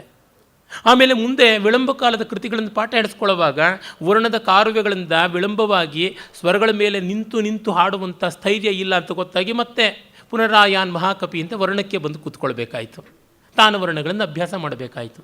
ಆ ಕಾರಣದಿಂದ ಕ್ರಮಪ್ರಾಪ್ತವಾಗಿ ನಡೆಯಬೇಕಾದದ್ದು. ಮನೆಯನ್ನು ಗೆದ್ದು ಬೀದಿಗೆ ಬರಬೇಕು, ಬೀದಿಯನ್ನು ಗೆದ್ದು ಕೇರಿಗೆ ಬರಬೇಕು ಅನ್ನುವ ಮಾತು ಉಂಟಲ್ಲ, ಅದನ್ನು ಕೂಡ ಇವನಿಲ್ಲಿ ಹೇಳ್ತಾ ಇದ್ದಾನೆ. ಪುನರ್ಜನ್ಮ ಜರಾಚ್ಛೇದ ಕೋವಿದ ಸ್ಯಾತ್ ವಯಕ್ಷಯೇ ವಿದುರೇಣ ಪುನರ್ಜನ್ಮ ಬೀಜಂ ಜ್ಞಾನಾನಲೇ ಹುತಂ. ಮಹಾಭಾರತದ ಆಶ್ರಮವಾಸಿಕ ಪರ್ವದ ಮಾತನ್ನು ಹೇಳ್ತಾ ಇದ್ದಾನೆ. ಪುನರ್ಜನ್ಮ ಮತ್ತು ಮಿಕ್ಕೆಲ್ಲ ಭವಬಂಧದ ಕ್ಲೇಶಗಳನ್ನು ಕತ್ತರಿಸಿಕೊಳ್ಳುವಂಥ ತಪಸ್ಸನ್ನು ನಾವು ಮಾಡಬೇಕು. ಮುಪ್ಪಿನ ಒಳಗಾಗಿ ಜ್ಞಾನ ಸಂಪಾದನೆ ಮಾಡಿಕೊಳ್ಳಬೇಕು. ಆತ್ಮಜ್ಞಾನದ ಮೂಲಕವಾಗಿ ದ್ವಂದ್ವಾತಿರಿಕ್ತರಾಗಿ ಸಚ್ಚಿದಾನಂದ ಘನವೇ ತಾನು ಅನ್ನುವ ಭಾವವನ್ನು ಪಡ್ಕೊಳ್ಬೇಕು. ವಿದುರ ಆ ರೀತಿಯಾದದ್ದನ್ನು ತನ್ನ ಜೀವನದ ಕಡೆಯೊಳಗೆ ಸಾಧಿಸಿಕೊಂಡು ಬಿಟ್ಟ ಅಂತ. ಇಡೀ ಮಹಾಭಾರತದಲ್ಲಿ ಎಲ್ಲರಿಗಿಂತ ಮಿಗಿಲಾಗಿ ನಿಲ್ತಕ್ಕಂಥ ಒಬ್ಬ ಸಾಮಾನ್ಯ ವ್ಯಕ್ತಿ ಎಂದರೆ ವಿದುರ. ರಾಮನಿರ್ದಂದು ರಾವಣನೊಬ್ಬ ನಿರ್ಧನಲ, ಭೀಮ ನಿರ್ದಂದು ದುಶ್ಯಾಸನನ ದೊರ್ವನ್, ಈ ಮಹಿಯೋಳ್ ಅನ್ಯಾಯಕಾರಿ ಇಲ್ಲದುದೆಂದು ರಾಮ ಭಟನಾಗುನಿ ಮಂಕುತಿಮ್ಮ ಅಂತಾರೆ. ರಾಮ ಇದ್ದಾಗ ರಾವಣ ಇದ್ದ, ಭೀಮ ಇದ್ದಾಗ ದುಶ್ಯಾಸನ ಇದ್ದ. ಈ ಜಗತ್ತಲ್ಲಿ ಅನ್ಯಾಯಕಾರಿ ಇಲ್ಲದೇ ಇದ್ದಿದ್ದು ಯಾವಾಗ? ನಾವು ರಾಮನೋ ಭೀಮನೋ ಆಗುವ ಶಕ್ತಿ ನಮಗೆ ಉಂಟಾ? ಯುಕ್ತಿ ನಮಗೆ ಉಂಟಾ? ಇಲ್ಲ ಅಂದರೆ ಕನಿಷ್ಠ ರಾಮಭಟ ಆಗೋಣ. ರಾಮಭಟರಲ್ಲಿ ಹನುಮಂತ ಸರ್ವಶ್ರೇಷ್ಠ. ಆ ಮಹಾನುಭಾವ ಆಗೋಕ್ಕೆ ಸಾಧ್ಯ ಇಲ್ಲ ಅಂದರೆ ಸಮುದ್ರ ಸೇತುವೆಗೆ ಒಂದು ಬಂಡೆಕಲ್ಲನ್ನಲ್ಲದೆ ಇದ್ದರೆ ಒಂದು ಹಿಡಿಗಲ್ಲನ್ನಾದರೂ ಎತ್ತಿಟ್ಟಂಥ ಒಬ್ಬ ವಾನರ ಆಗೋಣ. ಒಬ್ಬ ರಾಕ್ಷಸರಲ್ಲಿ ಉತ್ತಮನಾದಂತಹ ಕುಂಭಕರ್ಣನನ್ನು, ಅಕಂಪನನನ್ನು, ತ್ರಿಶಿರಸ್ಕರನ್ನು, ಗವಯನನ್ನು, ವಿರೂಪಾಕ್ಷನನ್ನು, ಮಹಾಪಾರ್ಶ್ವನನ್ನು, ಸುಪಾರ್ಶ್ವನನ್ನು ಗೆಲ್ಲೋದಕ್ಕೆ ಆಗಲಿಲ್ಲ ಅಂದರೆ ಒಬ್ಬ ಮರಿ ರಾಕ್ಷಸನ ಕಿವಿ ಮೂಗನ್ನಾದರೂ ಕಚ್ಚುವಂಥ ಕೋತಿಯಾದರೂ ಸಾಕು. ಆ ಮಟ್ಟಕ್ಕೆ ನಾವು ವಿರೋಧಿಗಳನ್ನು, ಅನ್ಯಾಯಕಾರಿಗಳನ್ನು ಬಗ್ಗು ಬಡಿಯುವ ಒಂದು ಹಂತಕ್ಕೆ ನಮಗೆ ಬರೋಣ. ಜಗತ್ತನ್ನು ಬೆಳಗುವ ಸೂರ್ಯಚಂದ್ರ ಆಗದೇ ಇದ್ದರೂ ಕತ್ತಲ ಕುಟೀರವನ್ನು ಬೆಳಗುವ ದೀಪ ಆಗೋಣ, ಆ ಮಟ್ಟಕ್ಕೆ ಹೋಗೋಣ ಅಂತ ನೋಡಿದಾಗ ವಿದುರ ಕೃಷ್ಣನಾಗದೇ ಇದ್ದರೂ ವಿದುರ ತನ್ನ ಅಸಹಾಯಕತೆಯ ಮಧ್ಯದಲ್ಲಿಯೂ ಧರ್ಮದ ಪರ ನಿಂತ. ಭೀಷ್ಮ ದ್ರೋಣಾದಿಗಳಿಗೆ ಮಾಡೋಕ್ಕಾಗದೇ ಇದ್ದದನ್ನು ಈ ಶೂದ್ರ ಸ್ತ್ರೀ ಪುತ್ರ ಮಾಡೋದಕ್ಕಾಯಿತು. ಇದನ್ನು ನಮ್ಮ ಕ್ಷೇಮೇಂದ್ರ ಹೇಳ್ತಾ ಇದ್ದಾನೆ. ಅಂದರೆ ಜನ್ಮದಿಂದ ಆಗುವಂಥದ್ದು ನಮ್ಮ ಕೈನಲ್ಲಿಲ್ಲ, ಮುಂದೆ ಉಳಿಯುವಂಥದ್ದು ನಮ್ಮ ಕೈಯಲ್ಲುಂಟು. ಈ ಕರ್ಮ ಸಿದ್ಧಾಂತ ಇದೆಯಲ್ಲ, ತುಂಬ ಎಡೆಬೆಡಂಗಿ ಸಿದ್ಧಾಂತ, ಕಣ್ಣೊರೆಸೋ ಸಿದ್ಧಾಂತ, ಕಾನ್ಸೋಲೇಷನ್ ಪ್ರೈಸು. ಅದನ್ನು ನಚ್ಚಿ ನಿಮಗೆ ಸಮಾಧಾನ ಸಿಕ್ತೋ ಇಟ್ಕೊಳ್ಳಿ, ನನಗೆ ಸಮಾಧಾನ ಇಲ್ಲ. ಅದಿಲ್ಲದೆಯೇ ಸಮಾಧಾನ ಉಂಟು. ಆ ಕಾರಣದಿಂದ ಜ್ಞಾನೈಕ ಪಾರಮ್ಯ ಸನಾತನ ಧರ್ಮದ ಆನಂದೈಕ ಪಾರಮ್ಯದ ಬುನಾದಿ, ಅದನ್ನು ನಾವು ಇಟ್ಟುಕೊಳ್ಬೇಕು. ಆ ಸಚ್ಚಿದಾನಂದ ಘನವನ್ನು ವಿದುರ ಸಾಧಿಸಿಕೊಂಡ ಅನ್ನುವಂಥ ಮಾತನ್ನು ಕ್ಷೇಮೇಂದ್ರ ಹೇಳ್ತಾ ಇದ್ದಾನೆ. ಹೀಗಾಗಿ ಅವನು ಹೇಳ್ತಾನೆ ಕಡೆಗೆ, ಶ್ರವ್ಯಾಶ್ರೀ ವ್ಯಾಸದಾಸೇನ ಸಮಾಸೇನ ಸತಾಂ ಮತ, ಸಮಾಸೇನ ಅಡಕವಾಗಿ ಹೇಳಿದ್ದೀನಿ. ಕ್ಷೇಮೇಂದ್ರೇಣ ವಿಚಾರ್ಯೇಯಂ ಚಾರುಚರ್ಯ ಪ್ರಕಾಶಿತ, ಕ್ಷೇಮೇಂದ್ರ ಈ ಚಾರುಚರ್ಯೆಯನ್ನು ಹೇಳ್ದ ಅಂತ. ಇನ್ನು ನಾವು ನೋಡಬಹುದಾದ ಮತ್ತೊಂದು ಚಿಕ್ಕದಾದ ಕೃತಿ ಯಾವುದು ಅಂತಂದರೆ, ಕ್ಷೇಮೇಂದ್ರನ ಉಪಲಬ್ಧ ಕೃತಿಗಳಲ್ಲಿಯೇ ಅತ್ಯಂತ ಚಿಕ್ಕದಾದದ್ದು ಅಂದರೆ 61 ಶ್ಲೋಕಗಳ ಸೇವ್ಯ ಸೇವಕ ಉಪದೇಶ, the relationship between employee and employer ಅಂತ. ಕೆಲಸಗಾರ ಮತ್ತು ಕೆಲಸವನ್ನು ಕೊಡ್ತಕ್ಕಂಥವನು, ಇವರಿಬ್ಬರ ನಡುವೆ ಇರುವ ಸಂಬಂಧ ಎಂಥದ್ದು ಅನ್ನೋದನ್ನು ಹೇಳ್ತಾನೆ. ಎಲ್ಲ ಕಾಲಕ್ಕೂ ಅರ್ಥಪೂರ್ಣವಾಗುವಂಥದ್ದು. ಜಗತ್ತೆಲ್ಲ ನಡೆದಿರುವುದು ಈ ಆಧಾರ ಆಧೇಯ ಭಾವಗಳಿಂದಲೇ. ಒಬ್ಬರು ಮತ್ತೊಬ್ಬರಿಗೆ ಸೇವಕರು, ಅನ್ಯಸ್ಯಾನ್ಯ ಹೀಗೆ ಇರುವಂಥದ್ದು. ಈ ವಿಶಿಷ್ಟಾದ್ವೈತ ಇದೆಯಲ್ಲ, ಶೇಷ ಶೇಷಿ ಭಾವ, ಬಿಲಾಂಗ್ಡ್ ಆ್ಯಂಡ್ ಬಿಲಾಂಗಿಂಗ್ ಅಂತ, ಅದು ತುಂಬ ಉಂಟು. ಅದನ್ನು ನೋಡಿ ಆರಂಭದ ನಾಂದಿ ಶ್ಲೋಕವೇ ಎಷ್ಟು ಚೆನ್ನಾಗಿದೆ ಅಂತ. ಇದು ಮತ್ತೆ ಪ್ರಾಯಿಕವಾಗಿ ಹೆಚ್ಚಾಗಿ ಅನುಷ್ಟುಪ್ಪಿನಲ್ಲಿಯೇ ಇದೆ. ಕಟ್ಟಕಡೆಯಲ್ಲಿ ಒಂದಿಷ್ಟು ತ್ರಿಷ್ಟುಪ್ಪು ಮತ್ತಿತರ ಶಾರ್ದೂಲ ವಿಕ್ರೀಡಿತಾದಿ ಛಂದಸ್ಸುಗಳನ್ನು ಬೆಳೆಸ್ತಾನೆ. ಆದರೂ ಪ್ರಾಯಿಕವಾಗಿ ಅನುಷ್ಟುಪ್ಪೆ ಉಪದೇಶಕ್ಕೆ ಅನುಕೂಲವಾದ ಛಂದಸ್ಸು, ಜ್ಞಾಪಕಕ್ಕೂ ಒಗ್ಗಿ ಬರುವಂಥದ್ದು. ವಿಭೂಷಣಾಯ ಮಹತೆ ತೃಷ್ಣಾ ತಿಮಿರ ಹಾರಿಣೆ ನಮಃ ಸಂತೋಷ ರತ್ನಾಯ ಸೇವಾ ವಿಷ ವಿನಾಶಿನೇ ಅಂತ. ಸೇವೆಯ ವಿಷವನ್ನು ನಿವಾರಣೆ ಮಾಡುವಂಥದ್ದು, ದುರಾಶೆ ಅನ್ನುವ ಕತ್ತಲನ್ನು ನಿವಾರಿಸುವಂಥದ್ದು ಆದ ಸಂತೋಷ ಅನ್ನುವ ರತ್ನ, ಸರ್ವಕಾಲದ ವಿಭೂಷಣ, ಅದಕ್ಕೆ ನಮಸ್ಕಾರ ಅಂತಾನೆ. ಸಂತೋಷ ರತ್ನಾಯ ಮಹತೆ ವಿಭೂಷಣಾಯ ನಮಃ ಅಂತ. ನೋಡಿ, ರತ್ನಕ್ಕೆ 3 ಕೆಲಸ ಉಂಟು ಅಂತ. ಒಂದು, ಅದು ಅಲಂಕಾರ. ಮತ್ತೊಂದು, ಕತ್ತಲನ್ನು ಹೋಗಲಾಡಿಸುತ್ತದೆ. ಮತ್ತು ಕೆಲವು ಮಣಿಗಳಿಗೆ, ವಿಶೇಷವಾದ ನಾಗಮಣಿ ಇತ್ಯಾದಿಗಳಿಗೆ ವಿಷಾಪಹರಣ ಶಕ್ತಿಯೂ ಉಂಟು ಅಂತಂತಾರೆ. ಆ ಒಂದು ಕಲ್ಪನೆಯನ್ನು ಇಟ್ಟುಕೊಂಡು ಇವನು ಮಾಡಿದ್ದಾನೆ. ಸಂತೋಷ ನಮಗೆ ಒಂದು ಭೂಷಣ, ಮತ್ತು ಸಂತೋಷ ನಮ್ಮ ದುರಾಸೆಯನ್ನು ಹಿಂಗಿಸುತ್ತದೆ ಅಂತ. ಸಂತೋಷ ಇದ್ದವನು ಆಸೆಯ ಬೆಂಬತ್ತಿ ಹೋಗೋದಿಲ್ಲ. ಆಶಾಯ ಯೇ ದಾಸಾಸ್ತೇದಾಸ ಸರ್ವಲೋಕಸ್ಯ, ಆಶಾ ಯೇಷಾಂ ದಾಸಿ ತೇಷಾಂ ದಾಸಾಯತೆ ಲೋಕಃ ಅನ್ನುವ ಮಾತೇ ಉಂಟಲ್ಲ, ಸುಂದರ ಪಾಂಡ್ಯನ ನೀತಿ ದ್ವಿಷಷ್ಟಿಕೆಯಲ್ಲಿ ಬರುವಂಥದ್ದು. ಹೀಗಾಗಿ ದುರಾಶೆಯ ಕಗ್ಗತ್ತಲನ್ನು ಕತ್ತರಿಸಿ ಹಾಕುವಂಥದ್ದು. ಮತ್ತು ಸೇವೆ ಅಂತಂದ್ರೇ subordination by itself is a poison. ಮತ್ತೆ ಇನ್ನೊಬ್ಬರನ್ನು ಓಲೈಸಬೇಕು ಅಂದರೆ ಬಹಳ ಕಷ್ಟ. ಓಲಗಿಸಿ ಬಾಳುವುದು ಕಷ್ಟ ಮೇಳಾಧಿನಾಥನ ಅಂತ ಆದಿಕವಿ ಪಂಪ ಹೇಳಿಬಿಟ್ಟ. ರಾಜರುಗಳ ಬಗ್ಗೆ ಕಾವ್ಯ ಬರೀತಲೇ ಅವನು ಈ ಮಾತು ಹೇಳ್ತಾ ಇದ್ದಾನೆ. ಕಷ್ಟಾಚ ಸೇವಾ ವಿಷಮಂ ರಾಜಕುಲ ಬಾಂಧವ್ಯಂ, ಬಾಣಭಟ್ಟ ಹರ್ಷಚರಿತದಲ್ಲಿ ಹೇಳುವಂಥ ಮಾತು. ಸೇವಾವೃತ್ತಿ ಸ್ಥಾನೇ ಕಲು ವಿದುರಾಹುಹು ಸ್ವವೃತ್ತಿ ರೀತಿ ಅಂತ ನಮ್ಮ ವಿಶಾಖದತ್ತ ಹೇಳ್ತಾನೆ ಮುದ್ರ ರಾಕ್ಷಸ ನಾಟಕದಲ್ಲಿ. ಹಾಗಾಗಿ ಸೇವಾವೃತ್ತಿ ಪರಮ ಗಹನ ಯೋಗಿನಾಮಪ್ಯಗಮ್ಯ ಅನ್ನುವ ಮಾತನ್ನು ನಾವು ಕೇಳ್ತೀವಿ. ಈ ಎಲ್ಲ ಕಾರಣದಿಂದ ಸೇವಾವೃತ್ತಿ ಒಂದು ವಿಷ. ಆ ವಿಷ ವೇಗವನ್ನು ಇಂಗಿಸಬೇಕು. ಯಾಕೆಂದರೆ ಅದಿಲ್ಲದೆ ಬಾಳೋಕ್ಕಾಗೋಲ್ಲ. ಆಗ ನಾವೊಂದು ಸಂತೋಷವನ್ನು ಇಟ್ಟುಕೊಳ್ಬೇಕು. ಸುಖಕ್ಕೂ ಸಂತೋಷಕ್ಕೂ ಇರುವ ವ್ಯತ್ಯಾಸ ಏನಂದರೆ, ಸುಖ ಇಂದ್ರಿಯ ದ್ವಾರ ಬರ್ತಕ್ಕಂಥದ್ದು, ಸಂತೋಷ ನಮ್ಮೊಳಗಿಂದ ಬರ್ತಕ್ಕಂಥದ್ದು. ಆನಂದದ ಮೂರ್ತ ರೂಪವೇ ಸಂತೋಷ. ತುಷ್ಟಿ ಅನ್ನುವುದು ತೃಪ್ತಿಗೆ ಸಂಬಂಧಪಟ್ಟಿರ್ತಕ್ಕಂಥದ್ದು. ಅವನು ಹೇಳ್ತಾನೆ, ಮನ್ಯೇ ಸುಕೃತಿನಾಥೇನ ಭಾಗೀರಥ್ಯಾಂ ಕೃತಂ ತಪಃ ವೈರಾಗ್ಯ ಭಾಗೀರಥ್ಯಾಂ ಯಃ ಸೇವಾಸು ನ ವಿಗಾಹತೆ ಅಂತ. ನಿಜವಾಗಿಯೂ ಅವನು ಪುಣ್ಯವಂತ, ಗಂಗಾ ನದಿಯಲ್ಲಿ ತಪಸ್ಸು ಮಾಡಿದ್ದಾನೆ. ಆ ತಪಸ್ಸಿನ ಫಲವೇ ವೈರಾಗ್ಯ ಭಾಗೀ ಸೇವಾಸು ರಥ್ಯಾಂ ಯಃ ನ ವಿಗಾಹತೆ. ಅವನು ವೈರಾಗ್ಯಕ್ಕೆ ಮನಸ್ಸನ್ನು ಇಟ್ಟುಕೊಂಡು ಈ ಒಂದು ಸೇವೆಯ ಬೀದಿಗಳಲ್ಲಿ ಹೊರಳಾಡದೇ ಇರತಕ್ಕಂಥವನು ಅಂತ. ಅಂದರೆ ಸರ್ವೀಸ್ ಅನ್ನುವಂಥದ್ದು, ಕೆಲಸಗಾರಿಕೆ ಅಂತಕ್ಕಂಥದ್ದು ನಮ್ಮನ್ನು ಬಹಳ ಒದ್ದಾಡಿಸ್ಬಿಡ್ತದೆ. ಹಾಗೆಂತ ಕೆಲಸ ಮಾಡದೇ ಇರೋಕ್ಕೆ ಆಗೋದೇನೇ ಇಲ್ಲ. ಒಂದಲ್ಲ ಒಂದು ಕಡೆ ಇರಬೇಕು. ಒಂದಲ್ಲ ಒಂದು ಕಡೆಯಲ್ಲಿ ಒಬ್ಬರಲ್ಲ ಒಬ್ಬರಿಗೆ ನಾವು ಉತ್ತರವಾದಿಗಳಾಗ್ತೀವಿ, ಆನ್ಸರಬಲ್ ಅಂತ ಆಗ್ತೀವಿ. ಈ ದೊಡ್ಡ ವ್ಯವಹಾರ ಅನ್ನುವಂಥದ್ದು ಜಗಜ್ಜಾಲ ಅನ್ನುವ ಸರಪಣಿಯ ಶೃಂಖಲಾ ಶ್ರೇಣಿಯಲ್ಲಿ ಒಂದಲ್ಲ ಒಂದು ಕೊಂಡಿ ಆಗಿರಬೇಕು. ಮೊದಲೋ ಕೊನೆಯೋ ಎಲ್ಲೋ ಒಂದು ಕಡೆ ಅದು ಮತ್ತೊಂದಕ್ಕೆ ಅಂಟಿಕೊಂಡೇ ಬಾಳಬೇಕಾದದ್ದಲ್ವ. ಆಗ ಹೇಗಿರಬೇಕು ಅನ್ನುವಂಥ ಮಾತುಗಳನ್ನು ಹೇಳ್ತಾನೆ. ಅಕಾಲಾಗಮನ ಕ್ರೋಧ ವಿಧುರೇಶ್ವರ ಚಕ್ಷುಷ ಕ್ಷಿಪ್ರಂ ಸ್ಮರ ಇವಾಯಾತಿ ಸೇವಕೋ ದಗ್ಧಭೂತಿತಾಂ. ಯಜಮಾನನಿಗೆ ಹೇಗಂದರೆ ಹಾಗೆ ಕೋಪ ಬರುತ್ತೆ. ಅಕಾಲಾಗಮನ ಕ್ರೋಧ ವಿಧುರ ಈಶ್ವರ ಚಕ್ಷುಷ. ಯಾವಾಗಂದರೆ ಆಗ ಕೋಪ ಬರ್ತಕ್ಕಂಥ ಯಜಮಾನ ಅನ್ನುವ ಈಶ್ವರನ ಕಣ್ಣುಗಳ ಬೆಂಕಿಗೆ ಪಾಪ ಸೇವಕ ಸದಾ ಮನ್ಮಥನಂತೆ ತುತ್ತಾಗ್ತಾನೇ ಇರ್ತಾನೆ, ಬೂದಿ ಆಗ್ತಾನೇ ಇರ್ತಾನೆ ಅಂತ. ನನ್ನ ಪರಿಚಿತರೊಬ್ಬರು ಒಂದು ನರ್ಸಿಂಗ್ ಹೋಮ್ ಇಟ್ಟಿದ್ದಾನೆ. ಇನ್ನು ಬೇಕಾದಷ್ಟು ಬೇರೆ ಬೇರೆ ಪ್ರಕಲ್ಪಗಳೆಲ್ಲ ಅವರಿಗೆ ಉಂಟು. ಅವರು ಒಬ್ಬನ ಬೈಯೋದಕ್ಕೆ ಇಟ್ಕೊಂಡಿದ್ದಾರೆ. ಯಾಕೆ ಅವನಷ್ಟು ಬೈತೀರಾ ಅಂದರೆ, ಯಾರನ್ನಾದ್ರೂ ಒಬ್ಬರನ್ನ ಬೈಬೇಕು, ಬೈಸ್ಕೊಳ್ಳೋದೇ ಇವನ ಕೆಲಸ, ಇನ್ನೇನು ಕೆಲಸ ಅಲ್ಲ. ನನ್ನ ಕೋಪ ಬಂದಾಗಲೆಲ್ಲ ಕೋಪ ತೀರಿಸ್ಕೊಳ್ಳೋದಕ್ಕೆ ಅದೇ ಒಂದು ಕೆಲಸ ಅಂತ. ಹಾಗಿದ್ದೇ ಇರ್ತಾರೆ ಕೆಲವರು. ನಿಸ್ಸಂತೋಷ ಪರಿತ್ಯಜ್ಯ ಭ್ರಮರ ಪುಷ್ಪಿತಂ ವನಂ ಸೇವತೆ ದಾನಲೋಭೇನ ಮಾತಂಗಮಪಿ ಸೇವಕ. ಇಲ್ಲಿ ಶ್ಲೇಷ, ಕ್ಷೇಮೇಂದ್ರ ಶ್ಲೇಷ ಪ್ರಯೋಗದಲ್ಲಿ ಬಹಳ ಪ್ರವೀಣ. ಸಂಸ್ಕೃತ ಭಾಷೆಯ ಸೊಗಸು ಅವನಲ್ಲಿ ತುಂಬ ಚೆನ್ನಾಗಿ ನೆಲೆಯಾಗಿದೆ. ಮಾತಂಗ ಅಂದರೆ ಆನೆ ಅಂತ ಒಂದು ಅರ್ಥ, ಮತ್ತೊಂದು ಚಂಡಾಲ ಅಂತ. ಮಾತಂಗ ಆನೆಯ ಮದಧಾರೆಯನ್ನು ಕಂಡು ಆ ಮದಧಾರೆಯ ಪರಿಮಳ ಲುಬ್ಧವಾಗಿ ತುಂಬಿ ಅಲ್ಲಿ ಹೋಗಿ ನೆಲೆಸುತ್ತದೆ.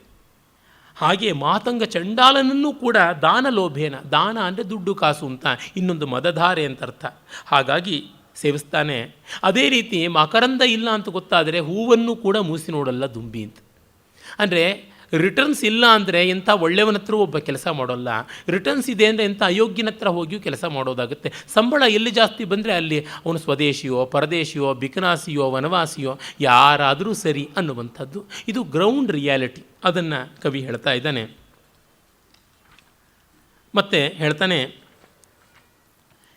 ಪ್ರಮ್ಲಾನ ಸರಸತ್ವಮೇತಿ ನ ಪುನರ್ಮಾಲೇವ ಲಗ್ನಾತಪ ಭಗ್ನಾ ಕಾಚಮಯೀವ ಸಂಧಿಘಟನಾ ಯೋಗೇನ ನ ಶ್ಲಿಷ್ಯತಿ ಸೇವಾದೀಪಶಿಖೇನ ದುರ್ಗತ ಗೃಹೇ ಸಂಧಾರ್ಯಮಾಣ ಪರಂ ನಿಸ್ನೇಹ ಕ್ಷಯಮೇತಿ ಖೇದ ಜನಿತೈ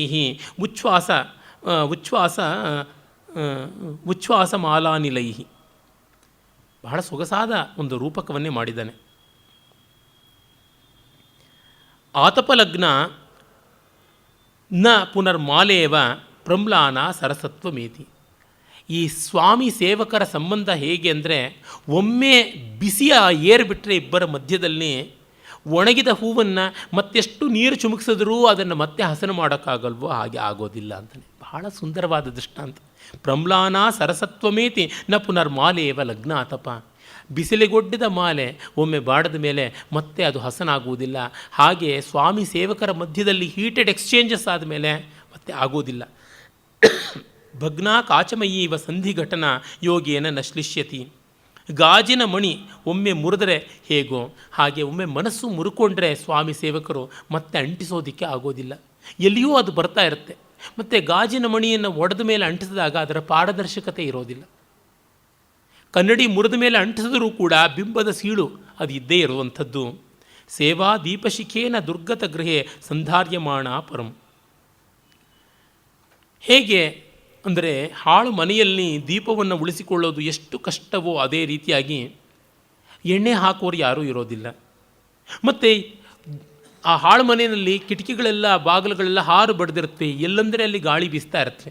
ಹಾಗಾಗಿ ಅಲ್ಲಿ ಉಳಿಸಿದ ದೀಪವನ್ನು ಕಾಪಾಡಿಕೊಳ್ಳೋದು, ಅಲ್ಲಿ ಮುಟ್ಟಿಸಿದ ದೀಪ ಕಾಪಾಡಿಕೊಳ್ಳೋದು ಕಷ್ಟ. ಏನು ಖೇದ ಜನಿತೈಹಿ ಉಚ್ಛ್ವಾಸ ಮಾಲಾನಿಲೈಹಿ ಅಂದರೆ ನೋಡಿ, ನೋವಿನ ನಿಟ್ಟುಸುರಿನ ಗಾಳಿ ಬೀಸ್ತಾ ಇದ್ದರೆ, ಸ್ನೇಹ ಅನ್ನೋದಿಲ್ಲದೇ ಇದ್ದರೆ ಹೇಗೆ ದೀಪ ಉರಿಯುತ್ತೆ ಅಂತಲೇ.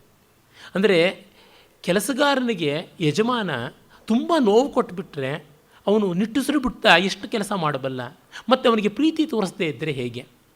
ಹೀಗಾಗಿ employer should always B friendly and compassionate ಅಂತ.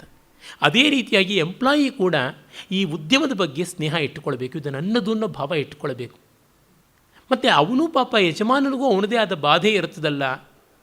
ಆನೆ ಭಾರ ಆನೆಗೆ, ಸೊಳ್ಳೆ ಭಾರ ಸೊಳ್ಳೆಗೆ ಅಂತ ಒಂದು ಗಾದೆ ಇದೆಯಲ್ಲ, ಆ ಥರ ಇರಬೇಕು ಅಂತ ಇಬ್ಬರಿಗೂ ಕೂಡ ಇರಬೇಕಾದ ಪ್ರೀತಿ ವಿಶ್ವಾಸಗಳ ಆತ್ಯಂತಿಕ ಮೌಲ್ಯದ ಬುನಾದಿಯನ್ನು ಅವನು ತುಂಬ ಚೆನ್ನಾಗಿ ಹೇಳ್ತಾನೆ. ಮತ್ತೊಂದು ಪದ್ಯದಿಂದ ಮುಗಿಸೋಣ. ಕಸ್ತ್ವಂ ಗತ್ವರ ಸೇವಕಸ್ತ್ವರಿತತ ಅಕಸ್ಮಾತ್ ಪ್ರಭುರ್ ದೃಶ್ಯತೆ ಲಾಭ ಕಸ್ತವ ತತ್ರ ವೇತ್ರಿ ವಿಪುಲಾಘಾತೈ ಶಿರಸ್ತಾಡನಂ ಕಿಂ ಮೃತ್ನಾಸಿ ಮುದಾ ವಿಶಾಲಚರಣೈ ಮಿಥ್ಯೇವ ರಥ್ಯಾಮಿಮಾಂ ಬಂಧೋ ಬಂಧಯನರೇ ಬಂಧೋ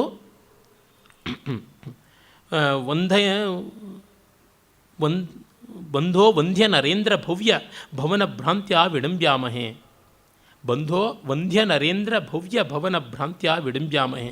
ಪುಸ್ತಕದಲ್ಲಿಯೇ ಅಚ್ಚಿನ ದೋಷ ಇದೆ, ಹಳೆಯ ಎಡಿಷನ್ಗಿಂತ ಉತ್ತಮ ಅಂತ ಹೇಳಿದ್ದಾರೆ. ನೋಡಿದ್ರೆ ಬೆಳಗ್ಗೆ ಹಳೆಯ ಎಡಿಷನ್ ನೋಡ್ತಾ ಇದ್ದೆ, ಹಳೆಯ ಎಡಿಷನ್ನೇ ಎಷ್ಟೋ ಉತ್ತಮವಾಗಿದೆ, ಹೊಸದಕ್ಕಿಂತ ಟೆಕ್ನಾಲಜಿ ಹೆಚ್ಚಾದಷ್ಟು ದೋಷ ಹೆಚ್ಚಾಗ್ತಾ ಇದೆ. ಈ ಪದ್ಯ ಒಂದು ರೀತಿಯಾದ ಸಂವಾದ, ಕವಿ ಮತ್ತು ಒಬ್ಬ ಸೇವಕನಿಗೆ ನಡುವೆ ನಡೆಯುವಂಥ ಸಂವಾದ. ಕಸ್ತ್ವಂ ಗತ್ವರ, ಯಾರಪ್ಪ ಓಡ್ತಾ ಇದೆಯಾ? ಗತ್ವರ ಅಂದರೆ ತ್ವರಯ ಗಚ್ಚತಿ ಇತಿ ಗತ್ವರ, ಗಂತುಂ ತ್ವರಃ ಗಂತುಂ ತ್ವರತೆ ಇತಿ ಗತ್ವರ ಅಂತ. ಭಾಳ ಸೊಗಸಾದ ಶಬ್ದ ಅದು. ಸೇವಕ, ನಾನು ಸೇವಕ. ತ್ವರಿತತಾ ಕಸ್ಮಾತ್, ಯಾಕಪ್ಪ ಇಷ್ಟು ವೇಗವಾಗಿ ಓಡ್ತಾ ಇದೆಯಾ? ಪ್ರಭುರ್ದೃಶ್ಯತೆ, ನಮ್ಮ ಸ್ವಾಮಿ ಇದಾನಲ್ಲ, ಅದಕ್ಕೆ ಲಾಭ ಕಸ್ತವ ತತ್ರ, ಏನು ಲಾಭ ಅಲ್ಲಿ?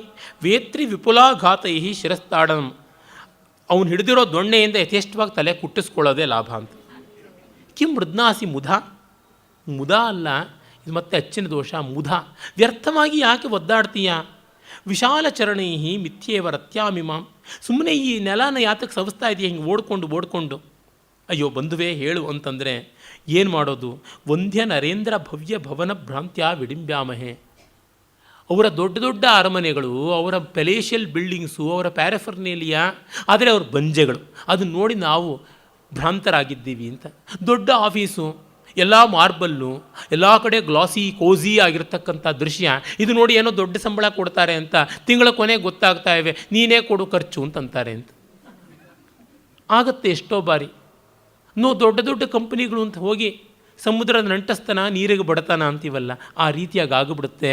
ಹಾಗೆ ಮೇಲೆ ಹೊಳೆತ ಒಳಗಡೆ ಕೊಳೆತ ಅನ್ನುವ ಯಜಮಾನರ ಬಗ್ಗೆನೂ ಹೇಳ್ತಾ ಇದ್ದಾನೆ.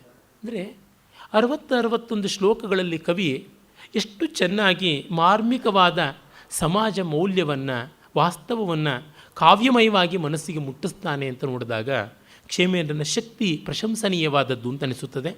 ನಾಳೆ ದಿವಸ ಅವನ ಈ ಒಂದು ಉಪದೇಶ ಕಾವ್ಯಗಳಲ್ಲಿಯೇ, ವಿಡಂಬನ ಕಾವ್ಯಗಳಲ್ಲಿಯೇ ಅತ್ಯಂತ ಶ್ರೇಷ್ಠವಾದದ್ದು ಅಂತ ಹೆಸರಾದ ದರ್ಪದಲನವನ್ನು ನೋಡೋಣ. ನಮಸ್ಕಾರ.